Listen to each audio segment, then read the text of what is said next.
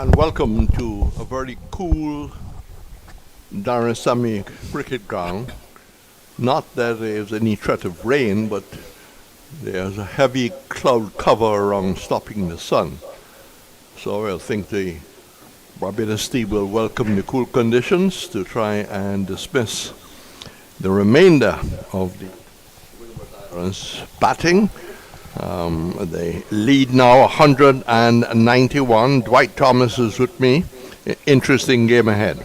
Yeah, good morning to our listeners and viewers. Definitely Reds. We're in for an intriguing day 3. Yes, so I think we were hoping that we would have had this kind of a finish. I suppose the Windwards from their discussions would have been hoping for another 100 runs, and Barbados probably hoping to keep it less. Yeah, if the win was able, anything above 250 lead would be a challenging score on day 3 and day 4 for the Barbados Pride to get. Yeah, so we'll give you the details. Overnight, Hodge not out 77, the Scott not out 20, 203 for 4 or 51 overs, a lead of 191. I think we're going to start with Simmons from the commentary box end, and figures of Simmons, 6 overs, 1 maiden. In fact, it's going to be Ford. I beg your pardon. I thought Simmons was lurking in the area. Ford, 10 overs, 5 minutes, 1 for 26. He's had a good cricket game. Yeah, definitely. So far he's had a really good all-round performance. Bowled really well in the first innings. Was one of the pick of the batsmen yesterday for the Barbados Pride, and so far he's bowled well as well in the second innings. So he starts with a wide first slip, Virgin on second, and some one between post slip and gully.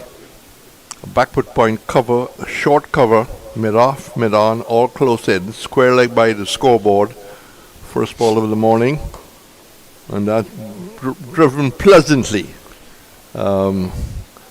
Nice way to start. Duskat, who was a little bit of a cat on the tin roof yesterday, but he survived until close of play on 20. Yeah, in the last half hour, it's almost like he was trying to get out from our discussions, but definitely a much more confident start this morning. He was probably giving Hodge biting his fingernails if he can get the gloves off in time. So he moves to 21. Field changing over for the right hander. Let's see what Profit will settle for. Backward point by the scoreboard. No gully. Wide first slip. Wide second slip. Forward in. Pitched up. Covered up. So yesterday, batting a second time, a lead of 12 Barbados. Salazano, leg before Ford, no score. Meliner, Scott, McAllister bowled Simmons, 14. Atenas called substitute bowl Drake, 77. Ambrose threw his hands away, caught Simmons bowled Warwick on 8. Hodge now at 77. Descat now at 20. And we've had just one run to the addition. Hodge waits. That takes the edge. You see the reaction of the bowler. He probably says, why that didn't carry it? Just dropped in front of the second slip. Yeah, Ford did everything right on that occasion. Very good delivery, getting the outside edge, but falling comfortably short ahead of the second slip.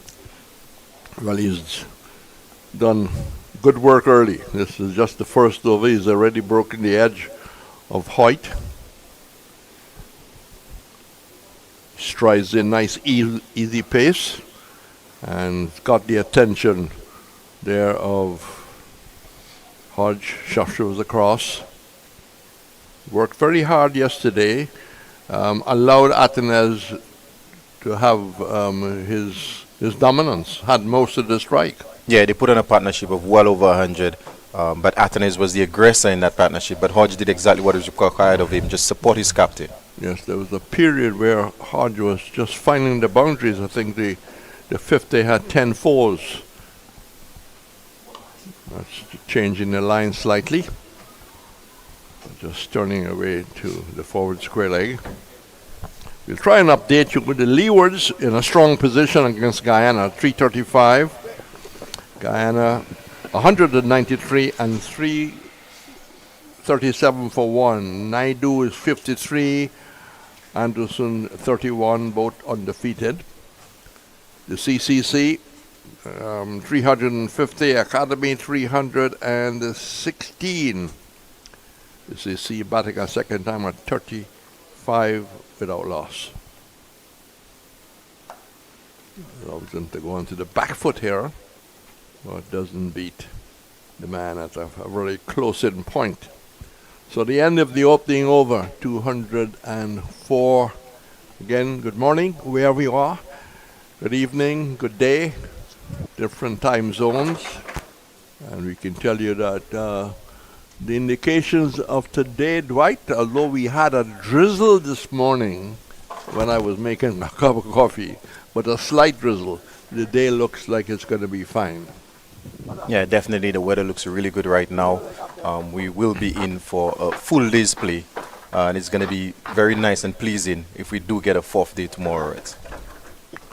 So not Simmons to start. It looks like Drake's will start from the far end. Drake's 10 overs, no maidens, 1 for 42. He has a couple of short spells.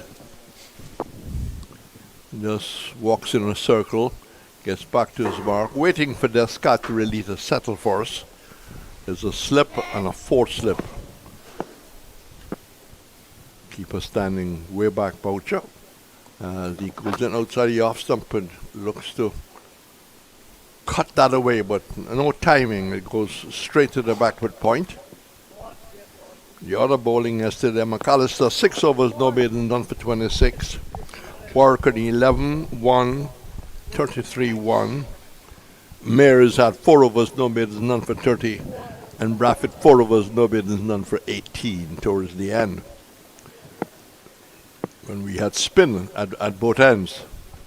The Scott 21. And it's Drake's. Beats him outside the off stump. Following a wide delivery there. That could have easily brushed the edge, but sometimes it doesn't quite go with the bowler, it goes with the batsman. The Jamaica, well, 372, and they're 20 for 3, but the lead is 221. Trinidad and Tobago, 171 all out. De Silva got 80. And Mansingh, the leg spinner, got 3 for 41. That's encouraging. This is encouraging too when he flicks it away towards square leg, but no chance of a second. Mid-wicket was running back. Square leg was attacking the ball. 205 for 4. This game continues to hold, I think, the attention of the Caribbean cricket world and beyond.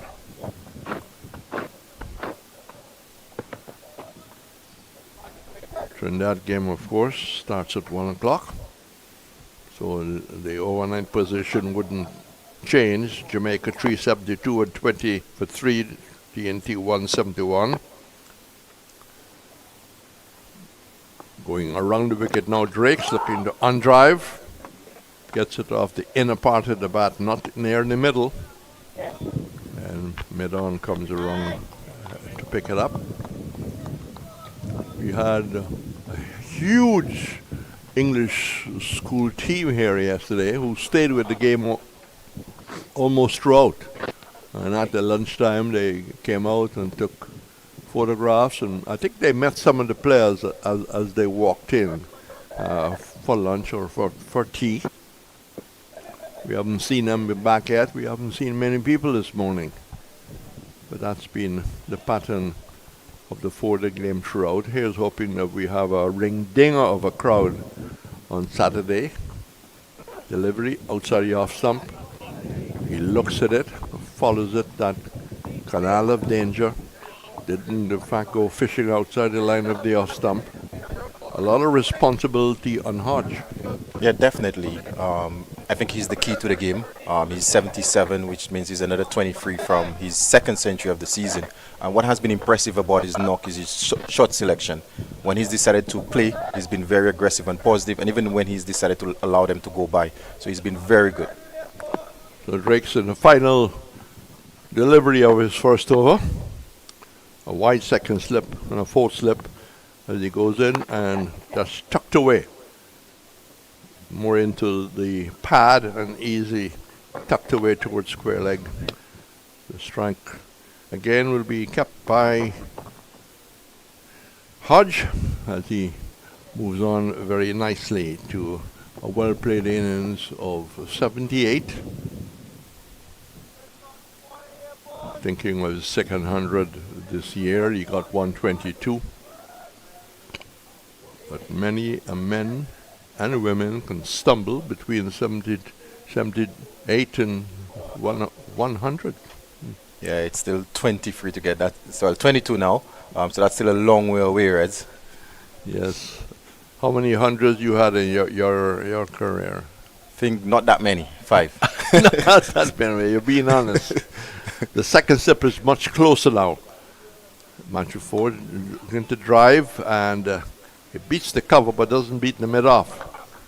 The cover came across and stopped any thoughts of a sharp single and picked up by Braffett eventually. Good coordination between cover and mid off.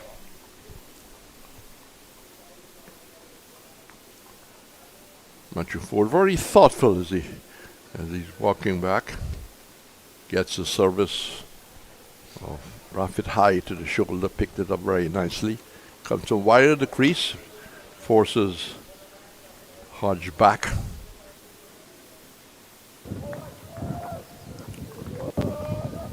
Barbados, like the leewards, in a pretty good position regarding the, as we've been talking yesterday, when we meet the last rung of matches, with maybe Guyana conceding some points today. Yeah, definitely coming into this round they were 4th and 4th, so it would be dependent on what happens in the remainder of this game. Exactly, Ford, and just changing the line, and once he goes outside leg, quickly into position, back tucks a little to the onside. So did, except maybe for one attempted shot by Descott, it's been pretty good discipline. Yeah, exactly what the Volcanoes management would have wanted. If you recall yesterday, first ball of the morning, but the Barbados Pride lost Kyle Myers. Yes. Caught by Ambrose at slip. 55 the partnership. Driving straight to cover, but not with a lot of aggression. Happy just to get to the pitch, but didn't look to go through with the shot. Rehearses a defensive shot. Ford walks back. The sun breaks through for the first time this morning. The flags are being pushed by a nice wind, which is encouraging. It'll take whatever clouds might be around right across the ground, out to Moshi and elsewhere.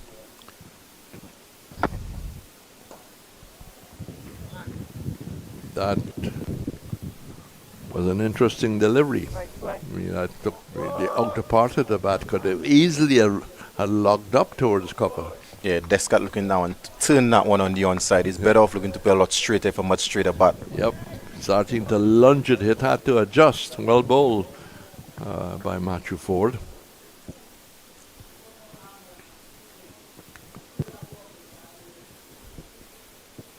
The silly pointers come closer.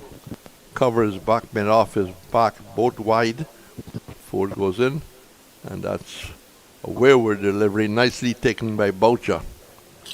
I mean, the amount of times in a game where a keeper will find himself flat on his chest, taking it in the stomach and making sure getting the gloves on it when the delivery is wayward.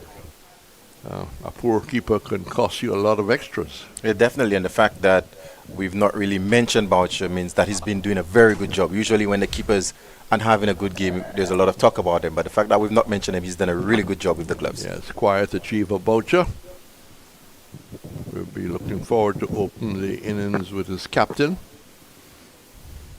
We don't expect any change in the order in the second innings for Barbados. It's Drake's. And, looking for a single. Where is just got going. I don't believe that there was any indication from Hodge to look for the single, but he's that kind of very aggressive all-rounder. He's always sharp to look for the single. It wasn't there. Yeah, there was never a single on, and Descat was halfway down the wicket looking for a non-existent single. That will be a tragedy from the Windward's point of view. It will be celebrated by Barbados.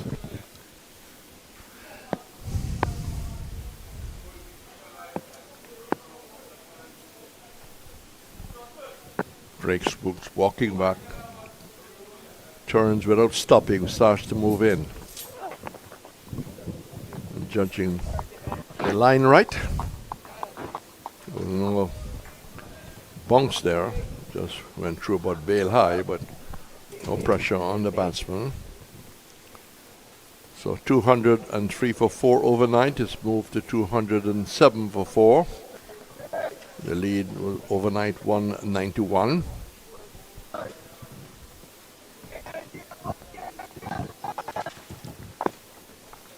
Sun is back, and so is Drake's. Comes off a very straight run, no angle run.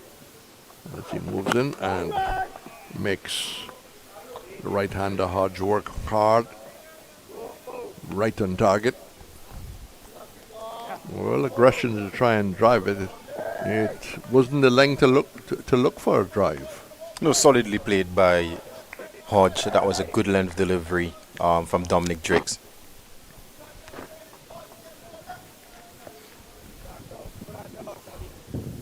We did invite the coaching staff for both the Windwards and Barbados to come over to have a little half-an-hour discussion, but they couldn't because of the pressure of this game on the coaching staff. There's no pressure there for Hoyt as he tucks that. It's going very slowly. They're looking for the second. The return comes in. Boucher whips the bails off, but Hodge is back. Good aggressive running there and well played. He wasn't looking to hit it too hard because he played it fairly softly off the face. They were able to come back for the second run. Yeah, Hodge played that one with very soft hands, realizing there was the opportunity for two because the final leg is all the way back on the boundary, and excellent communication on this occasion between the pair. 209 for 4. And Hodge moving to 81. Slip and a 4 slip. Head well over the ball as he moves into the line.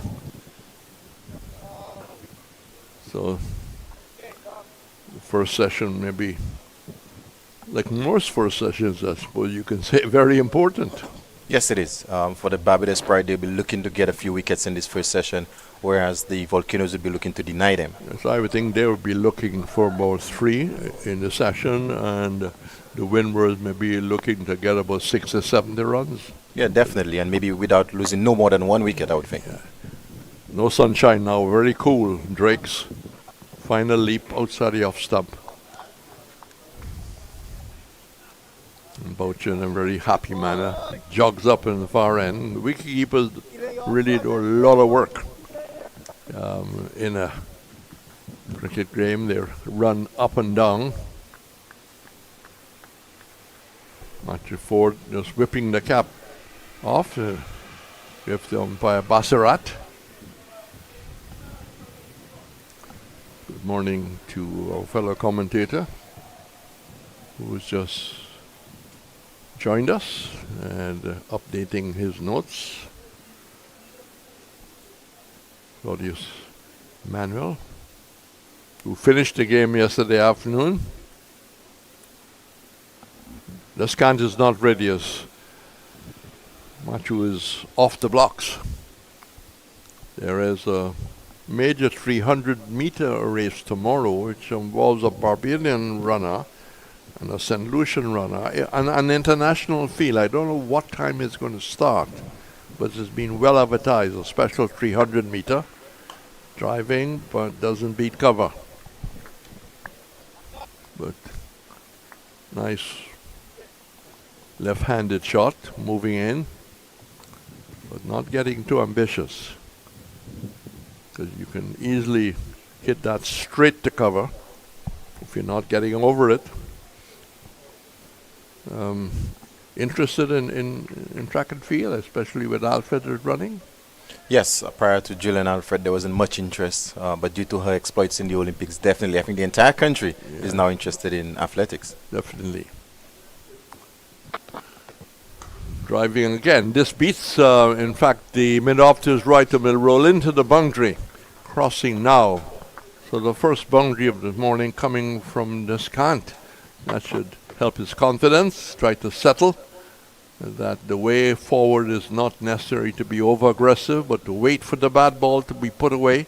213 for 4. And Descant moving to 26. Very nice shot. Yeah, it was definitely a bad ball, but really well executed by Sajak Descat. And I think I could confidently say this is the best shot that he's played in this inning so far. Fantastic looking shot. Short is just about to move in. Not looking for the same kind of drive. It wasn't there for that. It was a little wider, so he had to play wider. Pushed it to cover. Scott just coming on, prodding an area that maybe Matthew Ford is working at just outside the off stump, and be trying to get a little bit of purchase off the seam to bring it back. 4 for 213. This is the 5th to 6th over. As Ford goes in, and that's turned away just for the single. Typical Descant. He's bouncing and looking for the second. Hodge has no thoughts of that. The good thing about it, when you have a partnership going, one must have a very cool head. Yep, definitely, and that's what Hodge has. He wouldn't encourage any nonsense. Both batsmen now doing their own little prodding. And Descant goes all the way up to help. These are the non-strikers then standing wide as Matthew Ford now goes over the wicket to the right-hander. No gully, no fourth slip, 1 and 2. Covering that very well, and he dances across. We did a little bit of a memory lane, which I'll try and come across and provide to our listeners. There's an early game between the Windwards and Barbados, but I'll probably deal with that later. It was played in St. Vincent, but this one is being played at the Darren Army in St. Lucia. Ford in, again forcing the right-hander back, goes across, covers it, and the over is completed. 214 for 4, 414 for 4. Now, where is my look back, if I can find it?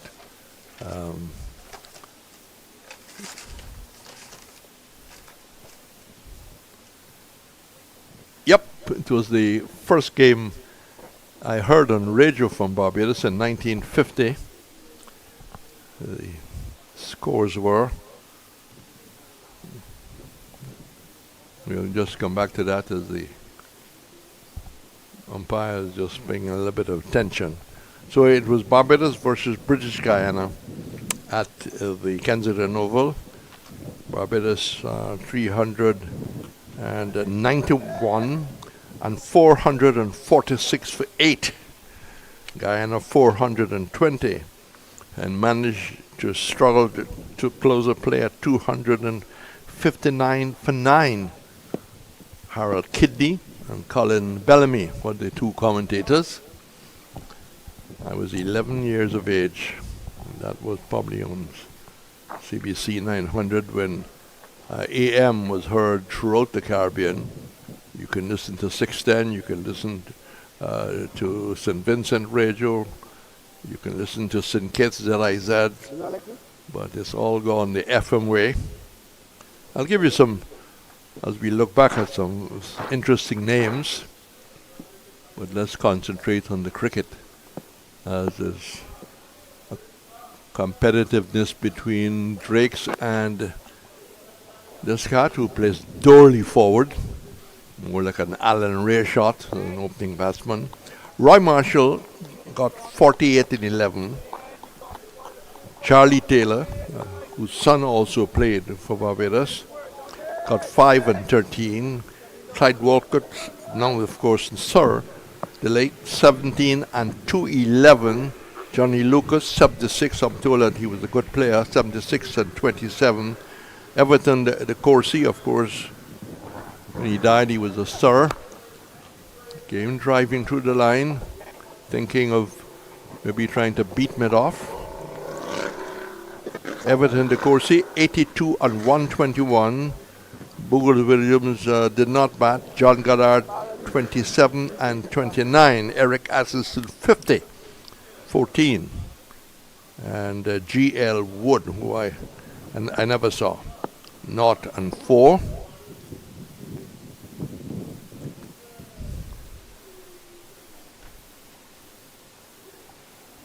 Drakes trying to get on top of that on the bounce.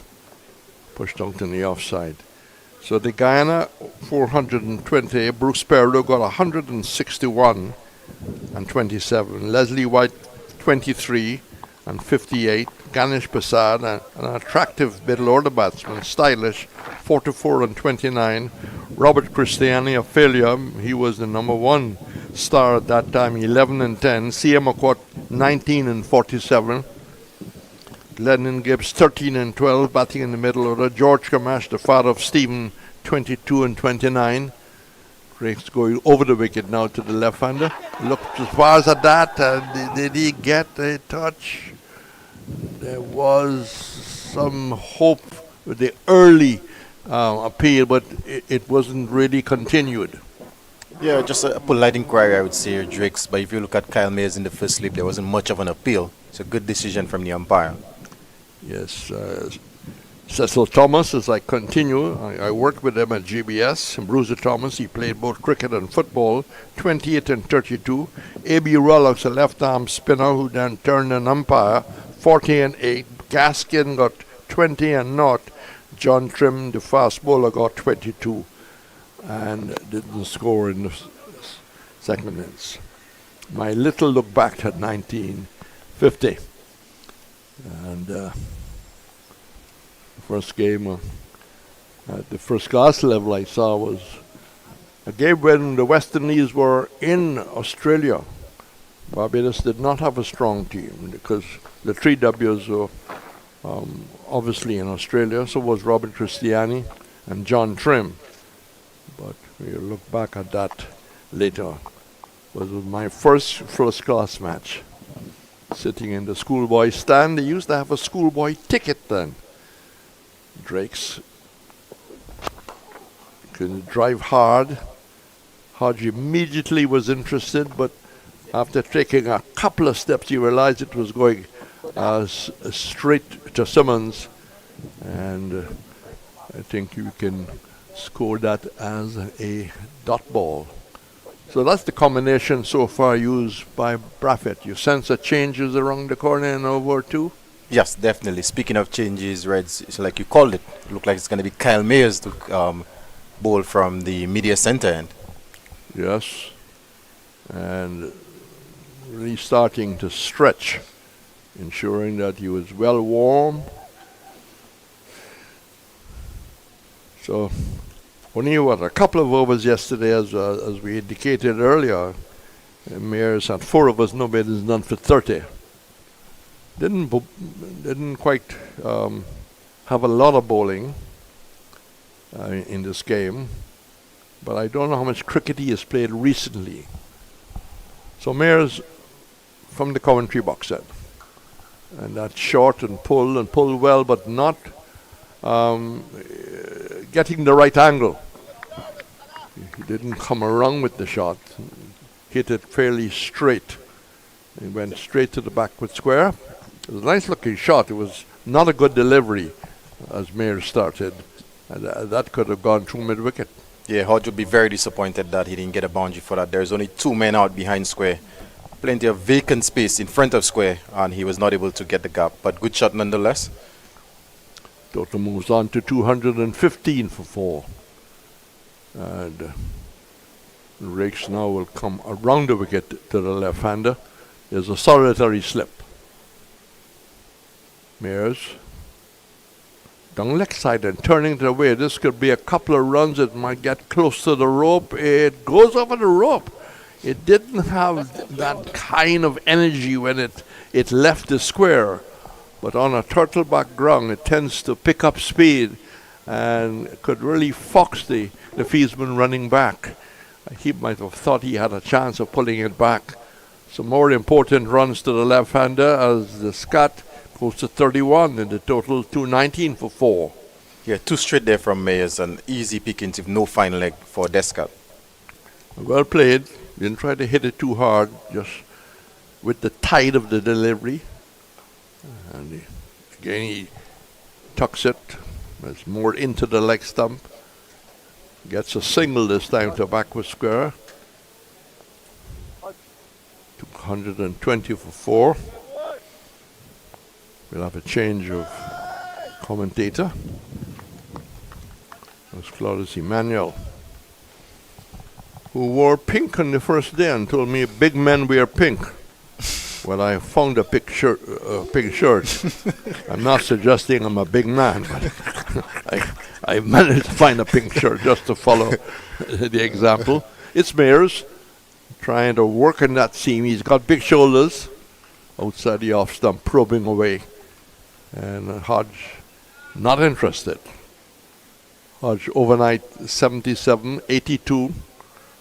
The Scot was 20. He's moved to 32. This is an important partnership, 68. And they came together and stayed until the close, which was very, very important from the Windward's point of view.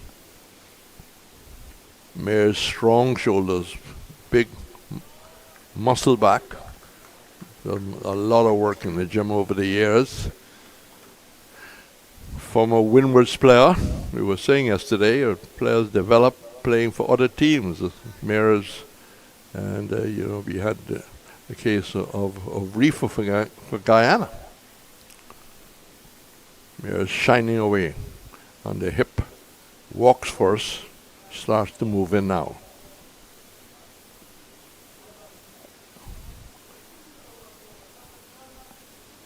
Hodge not interested. Well, you see, 10:30 exactly.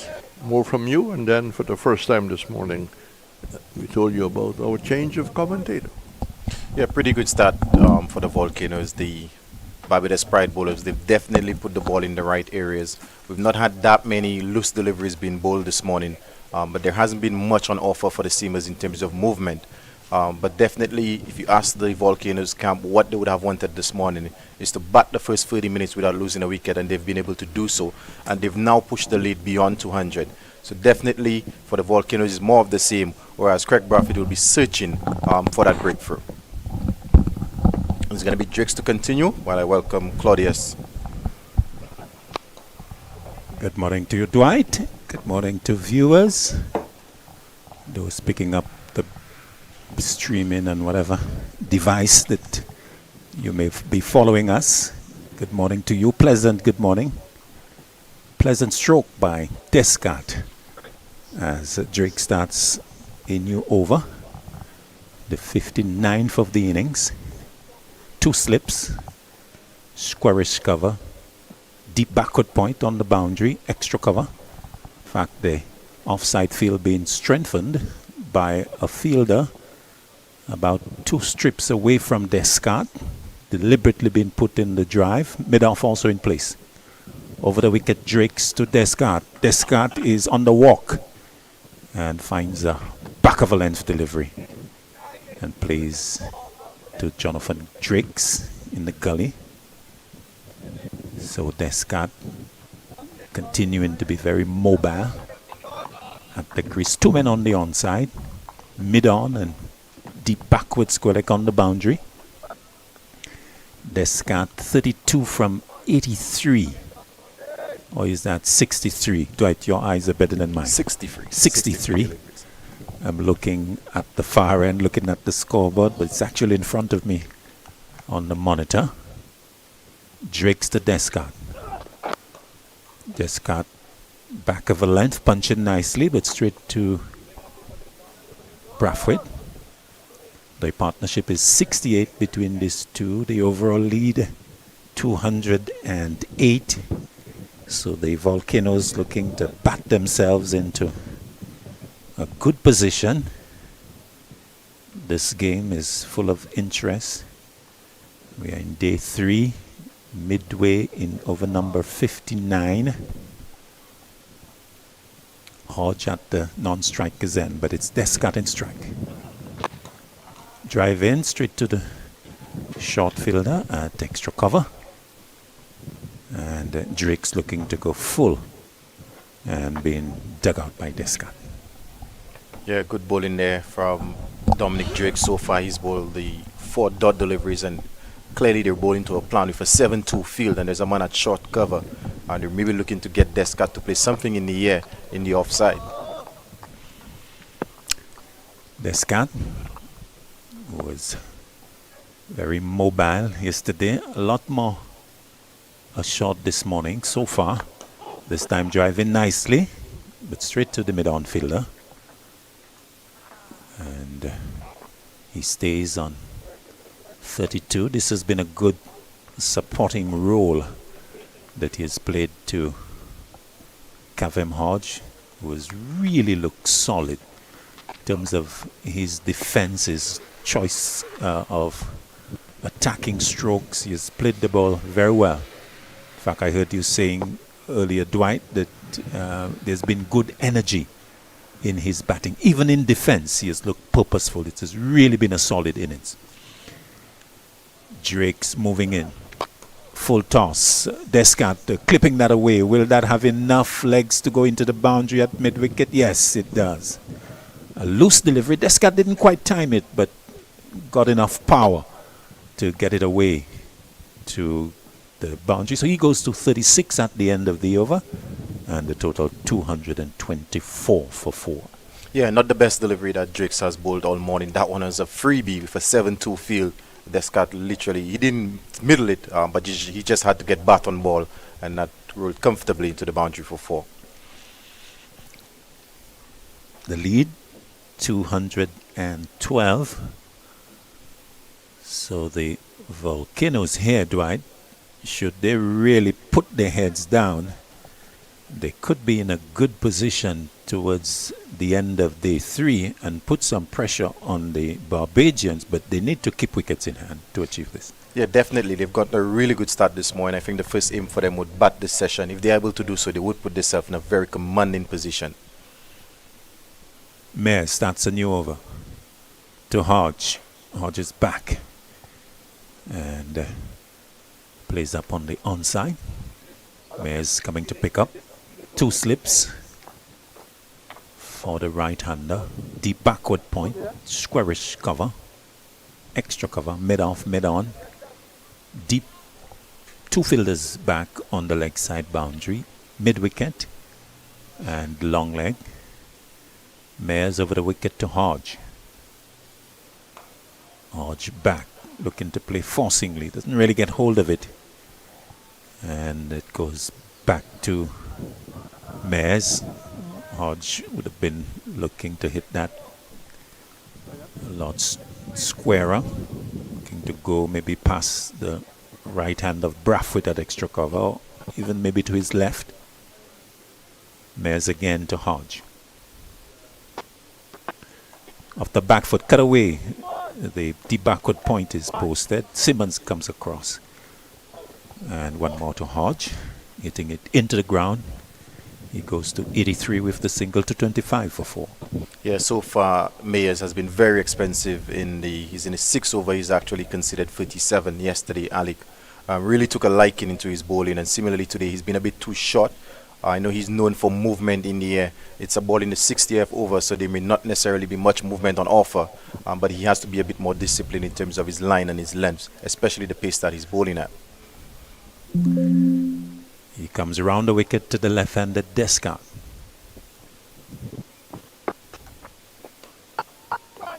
It's one that comes into him, plays it up on the onside, and there is no run. Well, Reds was taking us back down memory lane, and he went quite a ways back in the 1950s. But it would be interesting that if we can continue to reminisce, certainly not all the way back as Reds did, as a delivery clipped away by Descart. Straight to the mid-wicket fielder. Reds took us all the way back to the 1950s and way before our time. Very interesting. Reliving the moments of cricket back in the 50s. Delivery that's clipped away by Descart through backward square leg. They've taken one. They'll come back for the second as Simmons' left-handed return comes in. So the couple taking Descart to 38 and the total going to 227 for 4. Original 4-day cricket would have started way back in 1965. This version of it. So it's been some 59 years of cricket, and it's interesting to look at the winniest teams. I will pose Dwight a little challenge in terms of what the record has been, 1965 to 2024, about 59 years of regional cricket between the 6 main teams. Start of a new over. Drake's bowling to Hodge hooking down to backward square leg and getting a couple as there's good work on the boundary by, looks like, Matthew Ford. Short delivery that was pulled away by Hodge, getting him 2, taking him to 85 to 29 for 4. So Drake's continues in his 15th over. Dwight Thomas, who's the winniest regional team in the 59 years of cricket that we have had? I wasn't around for much of those. I know you were not. I know you were not. Drake's to Hodge. Hodge gets a delivery, good quick one, and he eventually does it as there's good response from Descart. Drake's looking to get around to pick it up. He did do so, but the two batsmen responding well. One more to Hodge. He goes to 86 to 30 for 4. I know you were not around, sir, in 1965, but I'm just posing the question to you. But to answer who do you think your question, is the regional team who has won the most? I know Guyana has been very dominant in recent times, but my educated guess would be Barbados. Yes, in fact, Barbados indeed. You're right on the money. In fact, Barbados has won 24 of the regional titles since they started in 1965. Drake's bowls to Descart. Descart driving. Drake's picks it up on the bounce, but gives away 2 runs now to Descart in a sense, because he fired at the striker stumps, broke them. Descart was in place, and the ricochet going past Boucher. And as McAllister mopped up at fine leg, they came back for 2. So 2 gifted there to Descart. He goes to 42-32 for 4. Yeah, a bit of frustration being shown there by Dominic Drakes. Maybe the fact that he's really put his all in this morning without much success, but just gifting Sajak Descart 2 runs. Descart happy to be in the 40s, looking for a half century here at least, as Drakes moves into him. Gets a good delivery and plays back to Drakes. So Barbados, they've won 24. The next winniest team is actually Guyana, 13. Just a note on the Barbados 24. Barbados actually shared 1 title with Trinidad and Tobago. Guyana, they have won 13. They shared one with the Leeward Islands. Then we have Jamaica 12, Trinidad and Tobago 5. Drakes to Descartes outside the off stump wide, hit into the slip cordon. Drakes does not pick up cleanly. Jonathan, and they take 2 as the ball is eventually fielded close to the third man boundary by Mayers. 2 more to Descartes. He goes to 42. 234 for 4. So Trinidad and Tobago 5, Leeward Islands 4, Combined Islands 1. And there's a team yet to register a title, Dwight Thomas. That's the Windward Islands. And I think they themselves would be very disappointed. It was 2 seasons ago. They got into the last day or the last round where they had a chance, but they fell short. Indeed. Drake's continuing to Descartes, who's driving on the bounce to Drake's. And the over comes to an end. A frustrating one for Drake's, with a number of gifted runs to Descartes, you'd say. Descartes ends on 42 at the end of the over, the 61st of the innings. The Volcanoes 234 for 4, the overall lead 222. Yeah, and this pair has put on 82. When the Pride got Sunil Ambris out last evening, they would have hopes and ambitions of maybe already bowling out the Volcanoes. But this pair has been really good, especially Cavem Hodge. And credit must be given to Sajak Descartes for the way that he's batted this morning. You know, last evening he played a couple reverse sweeps, got into 7 to trouble, but he's looked very confident this morning. Mayer starts a new over and bowls to Hodge, who pushes into the offside. So Hodge 14 runs away from his second 100 of the championship so far. He has faced 175 deliveries, so an indication of how long he has batted. Goes back and plays quietly, and there is no run. So the partnership 82 between these two for the 5th wicket.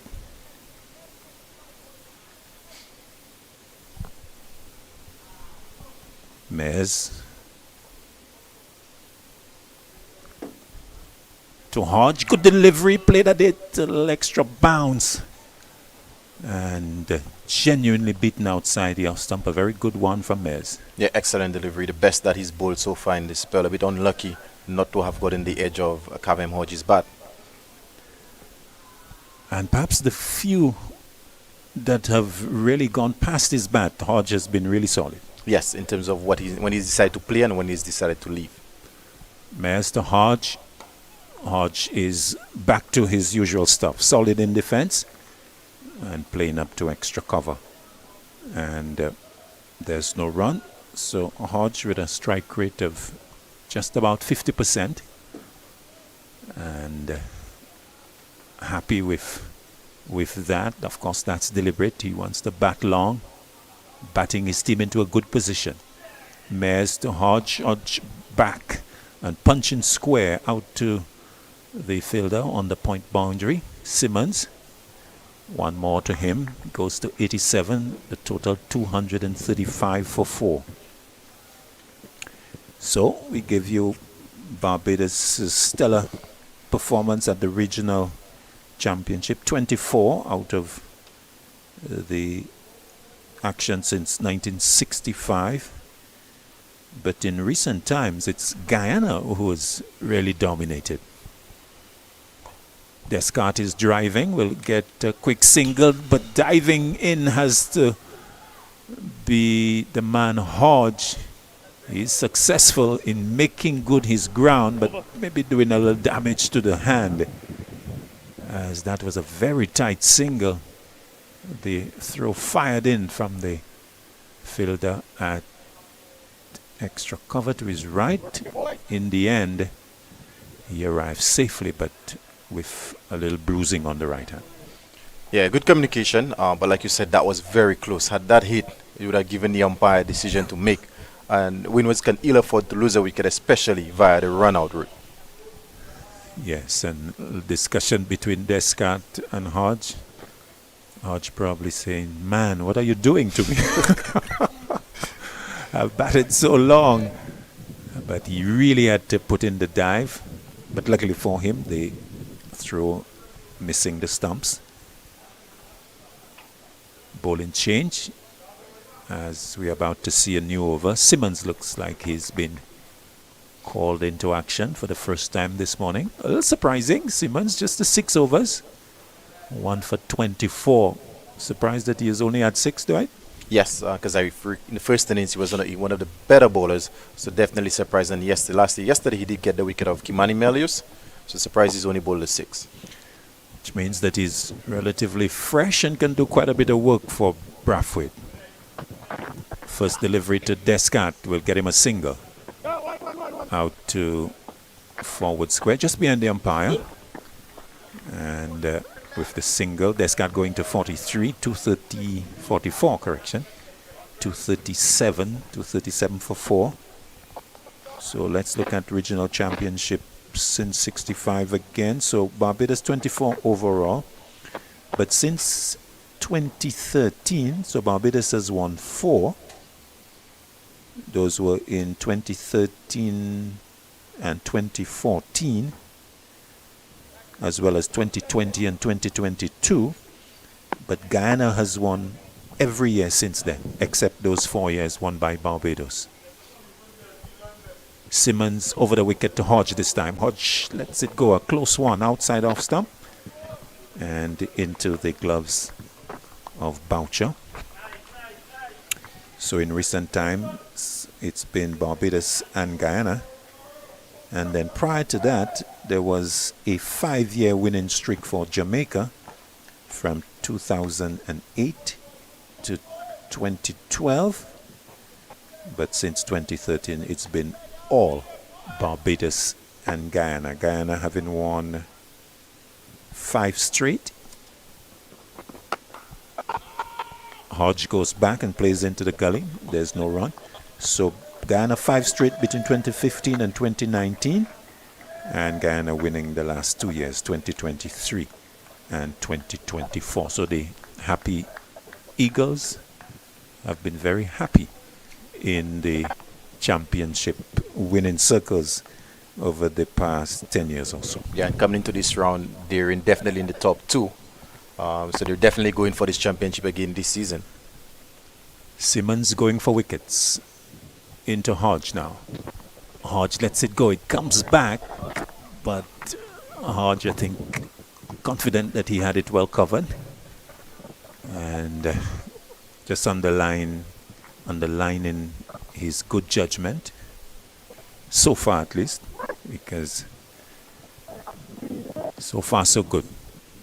We know what happens in the game. You speak highly of a batsman and then everything changes.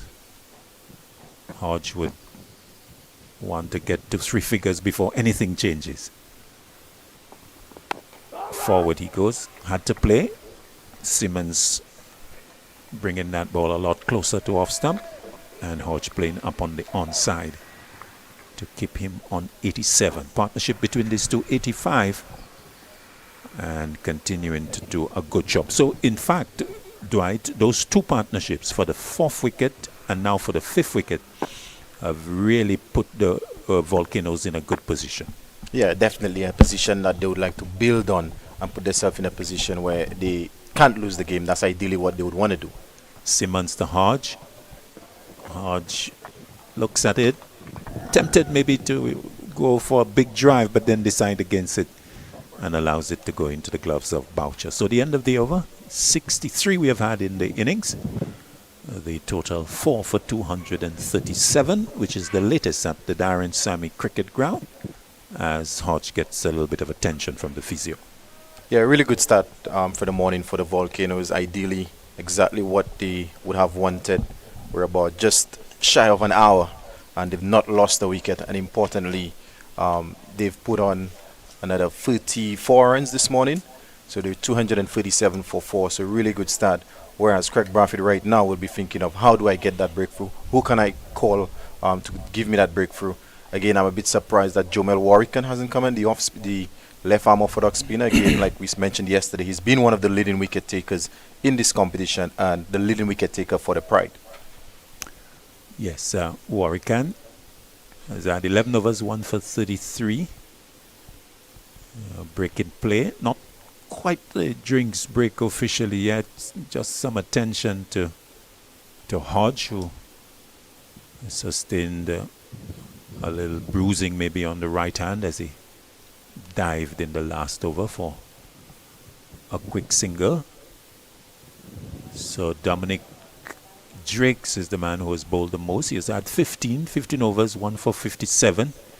Ford 13 overs, 1 for 33. Mayers 7 overs, 1 for not for 41. McAllister 6 overs, not for 26. Simmons 7 overs, not for 25. And Brathwaite has also had 4 overs for 18. Any reason why you think that he has been, maybe we can say, so reluctant to bowl Warwick? Just the 11 overs? I think he's going based off the conditions and what has happened previously here at the Darren Sammy. Because if we look at the overall championship, more often than not, we read the stats in terms of wicket, it has been the spinners at the top of that list. But when you come to the Darren Sammy, from the game that we saw against the Hurricanes and this game, it's more of the seamers that has actually taken all the wickets. Okay, so of the 63 overs, so just the 15 between himself and Warwick. Brathwaite 4, Warwick 11. And so it's been all seam. The Windwards, they have done well in pushing things along from the start. So the day resumed at 203 for 4 with Hodge on 77 and Descartes 20. So Hodge has added 10 to go to 87. Descartes has added 24. The partnership has gone to 85. We've had about 55 minutes play. We resume as Mayers to Descartes goes back and plays down to deep third to get another single, taking him to 45, and the total 238 for 4. So I think we probably have had enough play to indicate that we can go into day 4. A lot of those games tend not to make the distance, but I think this one is shaping that we're going to have some play tomorrow, as outside the off stump, Hodge allows it to go into the gloves of Boucher. So he's 87. The lead 226. So the Windward's Volcanoes here, Dwight, would be looking to push that lead well past 300. Given the situation, yes. And I think if they bat maybe to the last session today, they should be able to achieve that. Mayers to Hodge. Hodge gets one that is into him, turning it out to backward square leg. They've gone for one. The return will come into the non-striker's end and require good work from Brathwaite backing it up. But it was good backing up and good communication between the two batters, successfully completing 2, taking the total to 240. Hodge going to 89. Yeah, the running between the wickets between this pair has been a highlight of this partnership. The way that they've communicated, they've turned 1 into 2s, which has been really excellent. Mayers over the wicket to Hodge. Hodge is turning it and will be looking for 2 again. No, they decide against it. A loud shout of no from Hodge. I think Hodge says enough of those sharp singles, and they settle for 1. So he goes to 90, 241 for 4. Because the ball was played with not a lot of power. It went maybe to the edge of the circle and the fielder had to come from the boundary. And they decided against the second. Round the wicket, Mayers to Descartes. Mayers not quite happy with the approach. So Hodge 10 away from another first class 100. 241 for 4. Mayers to the left-hander coming round the wicket. Forward goes Descartes and is on the walk, as he tends to do, looking to keep it out. So we're coming to just about an hour's play on day 3. This is session 1. Solitary slip in place. Mares to Descartes. Descartes down the track, hitting out towards mid-wicket. Warwicken is posted, and they will come back for the second as a high return comes into Boucher. Descartes inching towards his half centuries, 47, 243 for 4. The over comes to an end, the end of the 64th of the innings.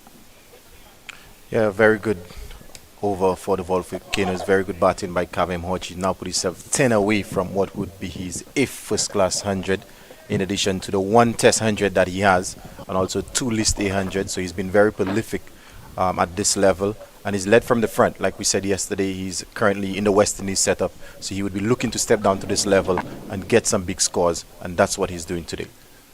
Simmons to Hodge. Hodge plays and misses outside the off stump. And genuinely beaten, suggesting that that would have seemed away the left armour, bowling round the wicket to the right-hander, and this particular one just moving away from Hodge. Solitary slip in Mares in anticipation. Simmons to Hodge again.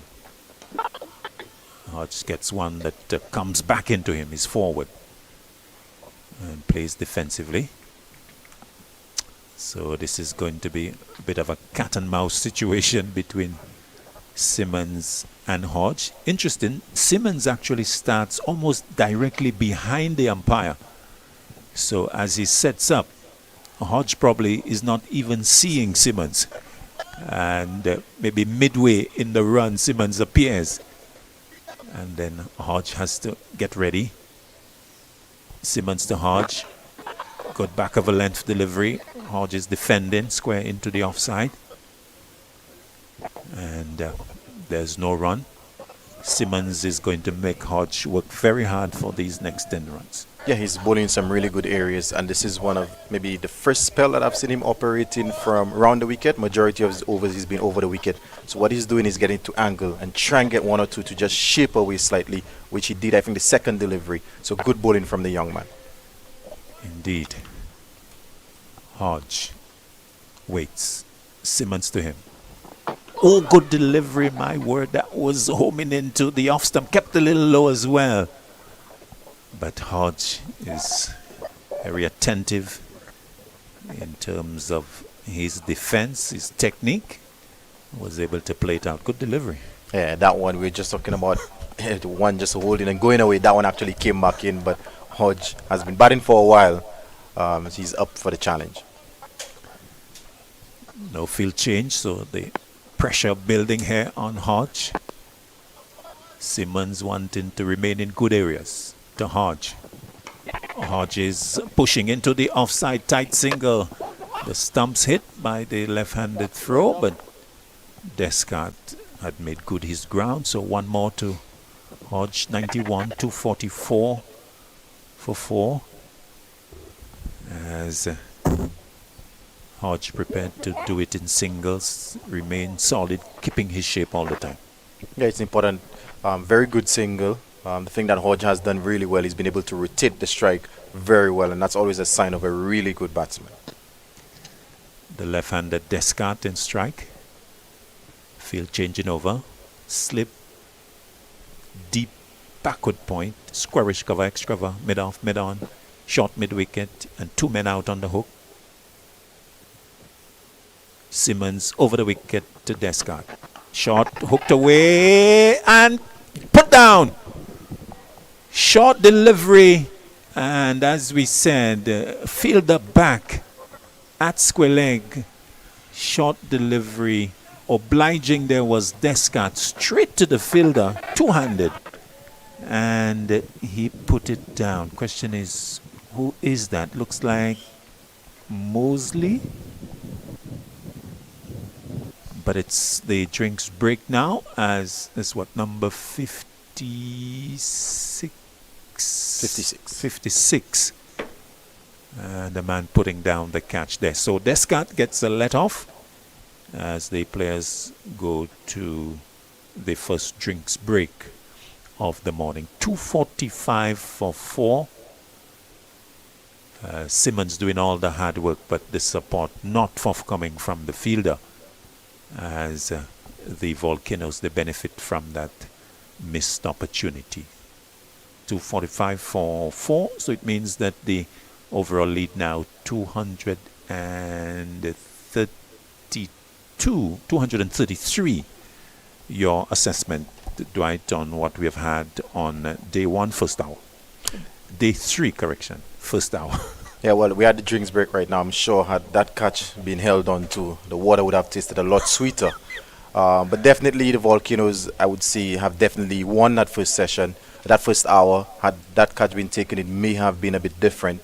But exactly what was required, they would have said, let's not lose a wicket in the first hour, and they haven't done so, and they've been able to push the score on as well by an additional 42. So very good first hour by the Volcanoes, whereas the Barbados Pride, they'll be thinking about how they go about breaking this partnership. Indeed, so the players are refreshing themselves. An opportunity for us to just bring you up to date with what we have had. So day 2 started with Barbados Pride 203 for 4 of 50 overs, Hodge 77 and Descartes 20. Well, in the hour's play, the progress has been that the Windwards, they have pushed themselves by 42 runs to 245 with no loss. And in fact, the opportunity that the Barbados Pride had to dismiss them was not accepted, with on the cusp of the drinks break, Descartes being put down by Mosley of the bowling of Simmons for 47. The trap was in fact set 2 men back, and the short ball came.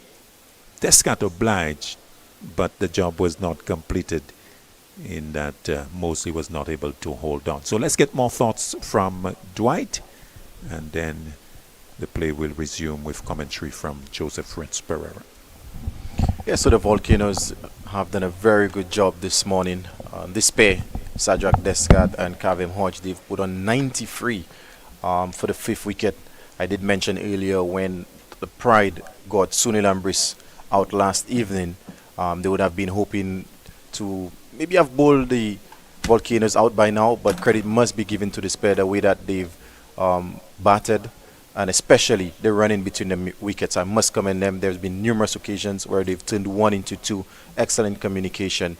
On the other hand, the Barbados Pride will be thinking about how they go about taking this wicket. And we said earlier, it's a bit surprising that Juel Andrew hasn't been introduced. He may be the key to breaking this partnership and also taking the remainder of the wickets for the Barbados Pride. We welcome Reds. Yes, thank you very much, Dwight. And I think the Windwards, as you just mentioned, they've achieved what they wanted of the first hour, 42, but no further loss. The situation is that overnight Hodge was 77, he's moved to 91, and Descartes was 20, he's moved to 48. I'll just go down a little bit of a way back, 1865, when this first class season first started. Barbados versus BG, British Guyana. This was played at the Garrison Savannah. Barbados, February of 1865, Barbados 74 and 124, BG 22 and 38, Barbados won by 138. In September of this same year, at the parade ground in Georgetown, near the small gardens as it's described, Barbados 111 and 116, British Guyana 82 on 146 for 8, and they won by 2 wickets. That was the start of the first game officially between the colonial countries, and recorded in the Pee Wee Wang book along with his Jamaican counterpart, which we all use, but someone should upgrade that. McAllister brought in after the water break. You look at his work yesterday, McAllister, 6 overs, no maidens, none for 26. He probably feels he can bowl right until lunch. Yeah, well, he bowled well yesterday. Only bowled the 6 overs, but what I liked about him is the aggression and the pace that he bowled with yesterday. 245 for 4. This is the sixth over, just started by McAllister. Arms flaring, good delivery. That came back and really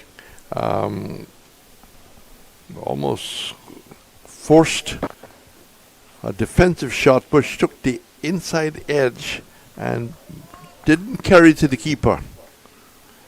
And Gary Leary, he was really tucked up there, the left-hander. Good delivery as McAllister got that to really almost squeeze the batsman, but it didn't quite carry.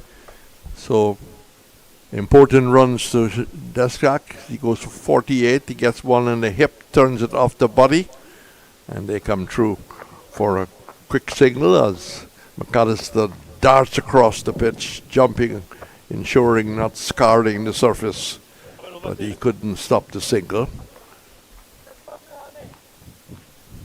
Yeah, excellent shot delivery there from McAllister into the body of Sajak Descat, and he seemed to have gotten hit on the glove. But there's no short leg, so it's pretty safe. Yes. Hit the glove, could have carried it to the keeper. It didn't happen. McAllister goes over the wicket. The ball to Hodge, who's on 91. Solitary slip, fairly wide. Beats him outside the line of the off stump, but I think he pulled the bat at the very last moment. Very cool conditions. We've had a lot of cloud cover. I can tell you that Guyana have moved on to 169 for 1. That's about 15 minutes to go. Machu Naidu is 66, and Kevin Anderson is 47. So he continues to put runs on the board, improving his first-class figures. McAllister bowls. Very good delivery. A real effort ball there. And just missing the outside edge as he plays back and defensively. Yeah, that one, really good pace, really good carry. Completely beating Kavem Hodge. On that occasion, he did not pull the bat inside in time. Excellent delivery. A tourist vehicle stopping to view the game.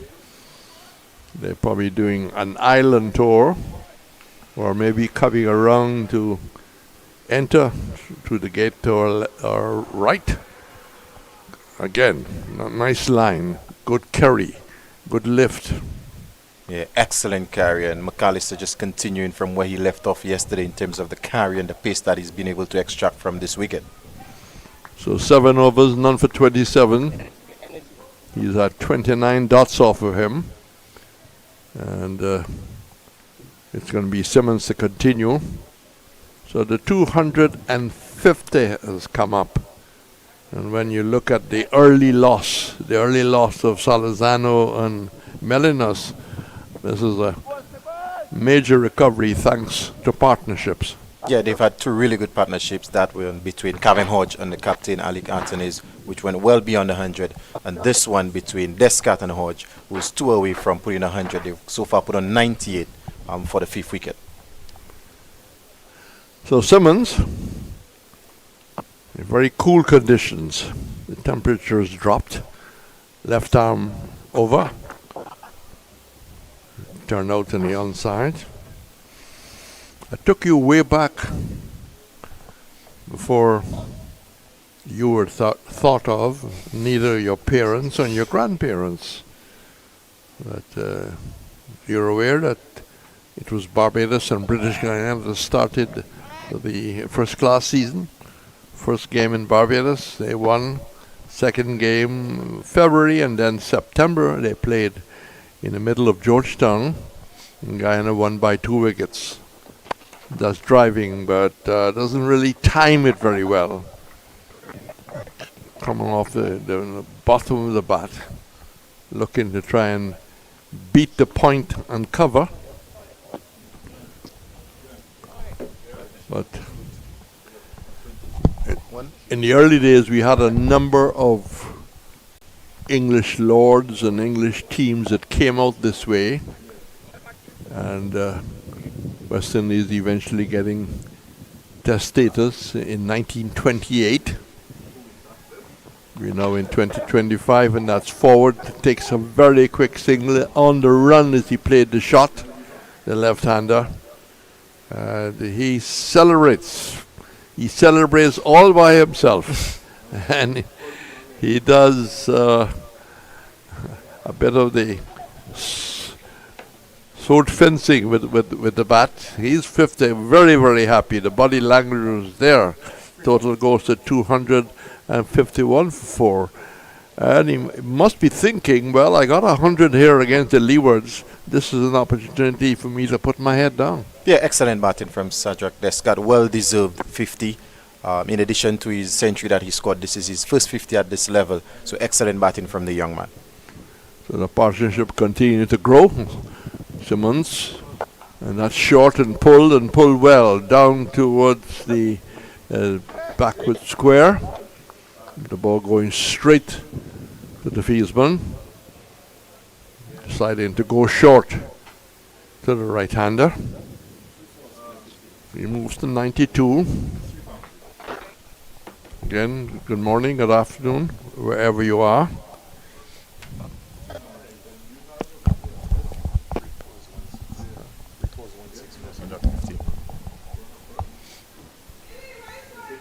The scatters and strike.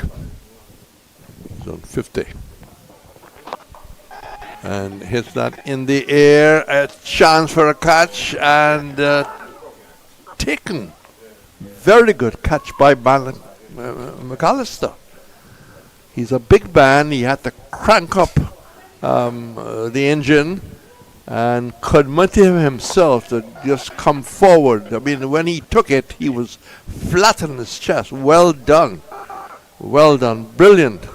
And it probably will take a bit of brilliance sometimes to end a partnership with Deskat going for exactly his 50. 252 for 5. 252 for 5. Partnership of exactly 100. Really all happening all of a sudden. Yeah, very good catch by McAllister. Good diving catch. Made up the ground and put in a big dive. Excellent catch. But Sajak Deskat, I almost feel like he threw that away. Having gotten to 50, I'd like to see him push on, but he played a pull shot just before the drinks break. The last ball before the drinks breaks, he was dropped in playing a similar shot in a similar area. Well, Deskat, he's played his role. Probably said, well, I've done enough. Just about, 11-15, 11-16.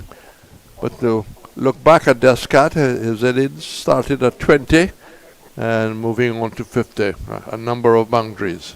Yeah, he had 3 fours and 1 6 in that 50, so really good batting from him this morning. I know yesterday when he started a bit fidgety, but this morning he's looked a lot more comfortable. But excellent partnership, like you said, they did bring up the 100 partnership this pair. Yes, and if you look at the replay, that ball was just about the helmet. It wasn't outside of the right shoulder. So I think he was really not in the best position to really play that shot. But I mean, sometimes you have a split second to decide where it is. But Simmons was in fact pulling it short every now and then. Yeah, that seemed to have been the plan. And like you said, that one was a lot harder to control given the height and line outside the off stump. So New batsman is the young debutant keeper, Leo, who got about a busy little 20 in the first innings. Busy 27. He looked really 27. good on debut, yes. Yeah. Well, his role now is to support Hodge and not look to be too aggressive too early. But very important minutes between now and lunch. Simmons still up, goes for the shorter ball once more. That goes outside of the right shoulder, but he's not looking to hook that early. Hodge will now come down to chat with his young partner. So starting the day at 203 for 4, Barbados have now struck, thanks to a great catch by McAllister, 252 for 5. And let's do some justice to Simmons. Ramon Simmons got 2 for 29 off 9 overs. Yeah, he's bowled really well. Was the pick of the bowlers, in my opinion, in the first innings as well. And he's continued that into the second innings. So McAllister, after taking that superb catch, now continues his part as he moves in away from us. Just back of a length, lifting. Hodges on top of it. Hodges 92. Leo, Demba, John, Tyson and Gaston. There's just the way they have played this season. Demba and John could offer something with the bat. Yeah, John did have 100 in the previous game played here at the Darren Sammy against the Hurricanes. Crystal balls and pitched up, kept low. Boucher did well to just manage to glove it. It didn't carry. How tall do you think McAllister is? About 6'2"? No, I think he's maybe 6'4", 6'5". A big man. Yeah. I haven't gotten close, but 6'4". Carrying a fairly heavy hairstyle. Pitching up, looking to drive. And well knocked down by Matthew Ford at cover. Sun in all its glory. No, the tourists didn't stop. In fact, maybe they did. They might have taken a seat, or a few of them, to the end of the Johnson Charles stand. That's encouraging. It'd be interesting to see what sort of crowd we got on Saturday, because we have a game-on situation here. Yeah, and it's not a working day, so there's more opportunity for the patrons to come down. McAllister once more, probing away outside the off stump. And Hodges not interested. And his development started many years ago when he went to Australia. He talks about the experience, the conditions, the program they were put through. Well, he developed late, but he's been a consistent performer for Windward over the years. He's been a good, consistent performer for the West Indies since he's got in. He's not looking to perform anything with the batters. He lets that go, taking Boucher. Yeah, talking about Kavem Hodge, I did play with him at youth level, under 15 and the 19 as part of the Windward's team. I could tell you one thing about Kavem Hodge. He's one of the hardest workers that you will find. He may not necessarily the most talented cricketer out there, but he's one of those that works the hardest at his game. He got runs against you? Yes, Dominica versus St. Lucia, he did get 100 against us in one of the under 19 games, yes. Right, so you remember all the details. Your highest score at Groseley, where you got, what, 500, you say? 500 in total, but in terms of Groseley, just the one, it was 119. Okay, I want to keep everybody honest here about their careers. McAllister, promising career, bowls it short. Fast bowler who's been around, probably in and out occasion, but welcomes the fact that he is part of this Barbados team as he takes his cap from umpire. At the end of that over, it's 5 for 252 with 68 overs gone. And the batsman who's gone is, in fact, Descat. Brilliant catch by McAllister off the bowling of Simmons for a well-played 50. Yeah, and the Volcanoes lead now by 240 runs.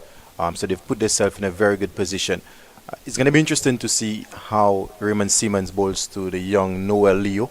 If you recall, in the first innings, a lot of his shots were played off the front foot. So it's going to be important to see how they go about bowling to him. Simmons, that low crouch, straightens up now and bowls it into the hip. More attacking feel for the new left-hander Leo. A slip and a gully. There's a leg slip and a forward short leg. So you can imagine where the length would be. They might offer the drive. That's where the slip and the backward point or the gully is in. But it could be short because of the leg slip and the forward short leg. So pressure on a young left-hander. Now there's Prophet making adjustments. Mares have gone to what looks like a gully. And Mosley has come to slip. And I think that Wickham has gone down to deep backward square. Cat and mouse situation here. He's off the back foot. Nice looking shot. He was quite impressive for his debut. He's off the mark with one. Welcome back. Commons personality, former St. Lucia and Windward's fast bowler. You might say I was a genuine all-rounder. Claudius. Thank you, Reds. And nice to be there with you in a different role. So he's won. 92 to Hodge. Just a correction, Reds. Just you talked about being honest. Not quite Windward's. Not quite for me. Not quite Windward's. Well, just St. Lucia. I was just bigging you up, man. Someone's bowls and that's pulled away quickly in the position as the length was back and the line was wrong. So one more to the total, but you must have come close. Yes, I came very close. In fact, I made the team in 1998. It was the final game of the competition, and I made the team in Dominica. But by the time I got there, the 11 had already been picked, so I had to carry the towels. You didn't go with the original 13, or you went late? Late. The very last game, I got my opportunity, but didn't actually play. Simmons, opportunity here, and testing Leo. Leo resisting the aggressive shot. He knows his game. If you're not a hooker, don't try. Exactly. And don't try and hook too early in any start of a knock. Indeed. So it's a testing situation for him with the two fielders posted, the leg gully and the short leg. So Yes, Barbados looking to pick up another wicket before the lunch. Is almost a little bit of smoke coming across the ground. That's back of a length. I don't know where that's coming from. yeah, it's actually from a cement truck that has just taken off to our left, and every time it does, Reds, it kicks up quite a bit of dust. Well, a man with your connections can report him to the environmental ministry. But it was quite a dust. Yes, indeed. Well, the players didn't go diving. If you're hit by a bee invasion, that I had at Albion against Guyana against Jamaica, that's short. Again, pulling the length back, and he is successfully defended. But have you ever been in any game where there's been a bee attack? No, Reds. Yeah, well, it was Jamaica versus Guyana at Albion, and the commentary was going on, and all of a sudden, this huge body just came into the box and went out. Wow. Well, there was no ball commentary for can about imagine. 3 or 4 minutes. I can imagine. People took cover, had to go flat down, I guess. Yes, but I've seen that happen in a couple of first-class games where you've had to be attacked and people had to go flat down. We did a game in Australia where it wasn't sleet. Sleet came across the ground in Brisbane at the Gabba. Yes, in fact, I remember a West Indies game, a test match. McAllister lifting delivery outside the off stump. Hodges not looking to try and top edge it, or in the white ball game he might have played a different shot. Yes, in fact, it's interesting you say that, because I think one of the things about Hodge that occurred to me is the fact that he doesn't play the white ball. You can see the impact on his red ball game, and I think if you look at him in comparison to the other guys, there's a greater level of confidence and sureness about his stroke play. No reverse sweep, no looking to uppercut. He's looking to, well, let that go. Maybe initially thinking I can flick that down my leg side, I'll pick up a boundary towards the Windward's enclosure, but it was too wide. Yes, sleet, stopping play. And the amazing thing about it, that next day you read that a lot of garages who had their cars for display, some people, new cars, second-hand cars, they were dense by the sleet. In Queensland, McAllister, forward he comes, solid defensive shot, rolling it down to Braffett, who cannot do anything to prevent a single. He played it very softly on the front foot, not looking to drive, no real forearm into the shot as he inches up towards 94. There's more reports, a lot of pressure of people into the 90s. There's a long gap between 90 and 100. Sometimes that could take over an hour. It just depends on the bowling and depends on what you want to achieve the 100 and waiting until the bat ball comes around. McAllister to Leo. Leo flashed outside the off stump, exactly what McAllister would want. Yes, and no feet there from Leo, just standing up and flashing outside the off stump. But I think Leo is anticipating short stuff, because there's the leg gully and the short leg. And Leo, this particular delivery, was not really keen to go back and across. Yes, Braffett has employed the leg gully and the short leg for Simmons, and similarly for McAllister, who digs that mid-pitch, and Leo first crouching and almost backing away in reverse. In fact, and I think the Barbadian bowlers, they remember Leo's first innings performance. 27, 5 fours. I think all of them were off the front foot. And they have concluded that from what they saw in the first innings, he's not that comfortable on the back foot.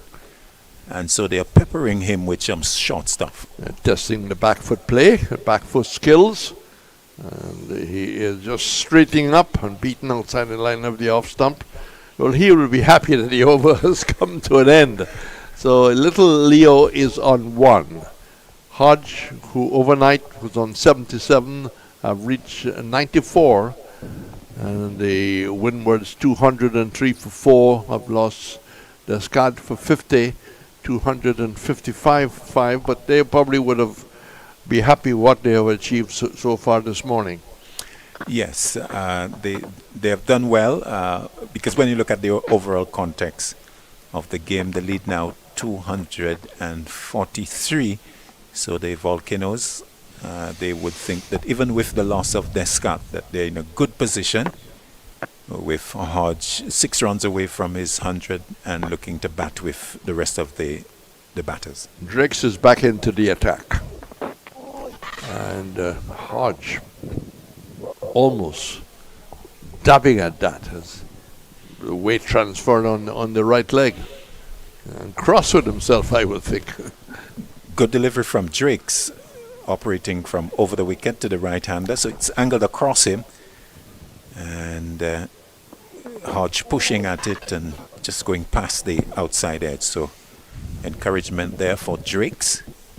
And further support for Drakes because Bradford has put a short backward point. The slip has gone down to third man also. Driving well. Runs here for the Windward. Runs here for Hodges. He goes up towards that very close position of 98. Lovely stroke from Hodge coming forward and just check driving. Not a lot of power, but nice elegant stroke, finding the gap. And all the way to the boundary for 4, taking him to 98. 259 for 5. Both teams had different options. Barbados hoping to pick up 2 or 3 wickets between start of play and lunch, and the Windwards hoping for about 80 or 90. That's short, pulled away, just a single down towards backward square. Pitched in short. And he gets into position very quickly to play the shot, and it's never aerial, it's always like pulled down. Yes, good control, getting on top of it, playing it down deliberately, and getting himself a single, getting himself to 99. Yeah. Let me say good morning to the former Barbados keeper, Mike Worrell, who was good enough to call to say that he was following the action. Mike was maybe unfortunate, maybe not to have won a West Indies cap. He was a good keeper. That's again short this time, not over the right shoulder, but over the left shoulder.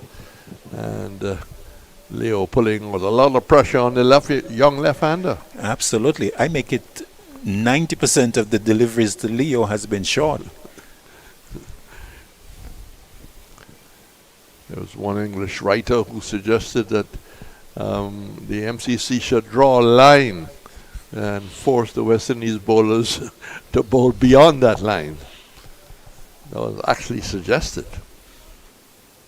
Luckily, it didn't happen. He's short, and I thought for a moment that Gully might have just swallowed it up, but it was away from the gully. It was in the air for a while. So he picks up 2 runs, but the pressure is still going to be on as he moves. He's picked up his 3rd run. They still have Leo at 1. 262 for 5. Leo now, as I said, has picked up his 3rd run. So 2nd spell for the Drakes this morning. Slip, gully, forward short leg, no leg slip anymore, as he forces Leo to get on to his stools. But he handled that very well as he plays it into the gully. Yes, the short stuff persisting to Leo, but the last 2 deliveries of the over showing a greater amount of comfort, riding the short deliveries into the offside, and so looking to blunt the Barbados policy of bowling short at him, because we saw Simmons being replaced by Drakes, but the short stuff continuing to Leo, but decent handling of things in the end by the left-hander. And at each opportunity, Hodge coming down to talk to the young left-handed, the importance of the partnership, importance for them to stay here as long as possible. But Hodge is on 99, 209 balls, 122 this year. He'll be looking to pick up his 2nd first-class century this season. McAllister is not interested in that. Delivery outside the off stump. Hodge comes across and plays defensively. Walks back to his mark.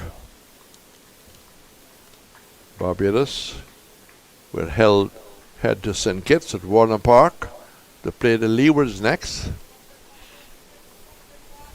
Guyana will be off to Trinidad and Tobago to play Trinidad at the Brian Lara. McAllister pungs in and he doesn't get the 100, looking to pull that. You might have thought that was an opportunity, but it was too quick onto him and he was a little late into the shot and didn't have the leverage.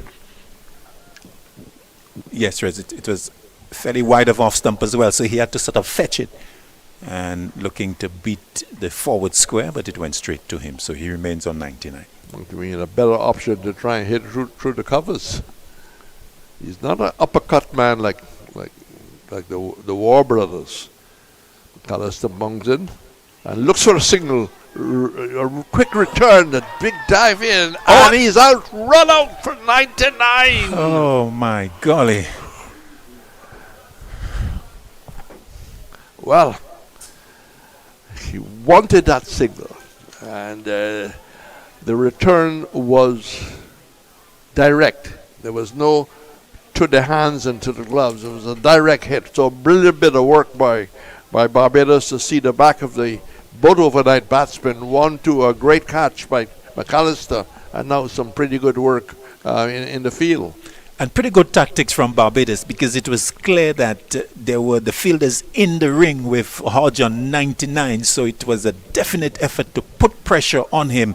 2 deliveries on 99 were dots, and then the third one, Hodge looking to get that quick single. He was quickly off, but good fielding from the man who picked it up, and even more importantly, breaking the stumps at the non-strikers. Yes, a direct hit. Disappointment for Hodge as he goes for 99, but all in all, a very good innings indeed, but just failing to and cross this the line. Opens up the game slightly for Barbados with those 2 wickets falling. I mean, runs on the board is still runs on the board, but I think the Windwards will be happier if they had a lead just over 300 when the innings comes to an end.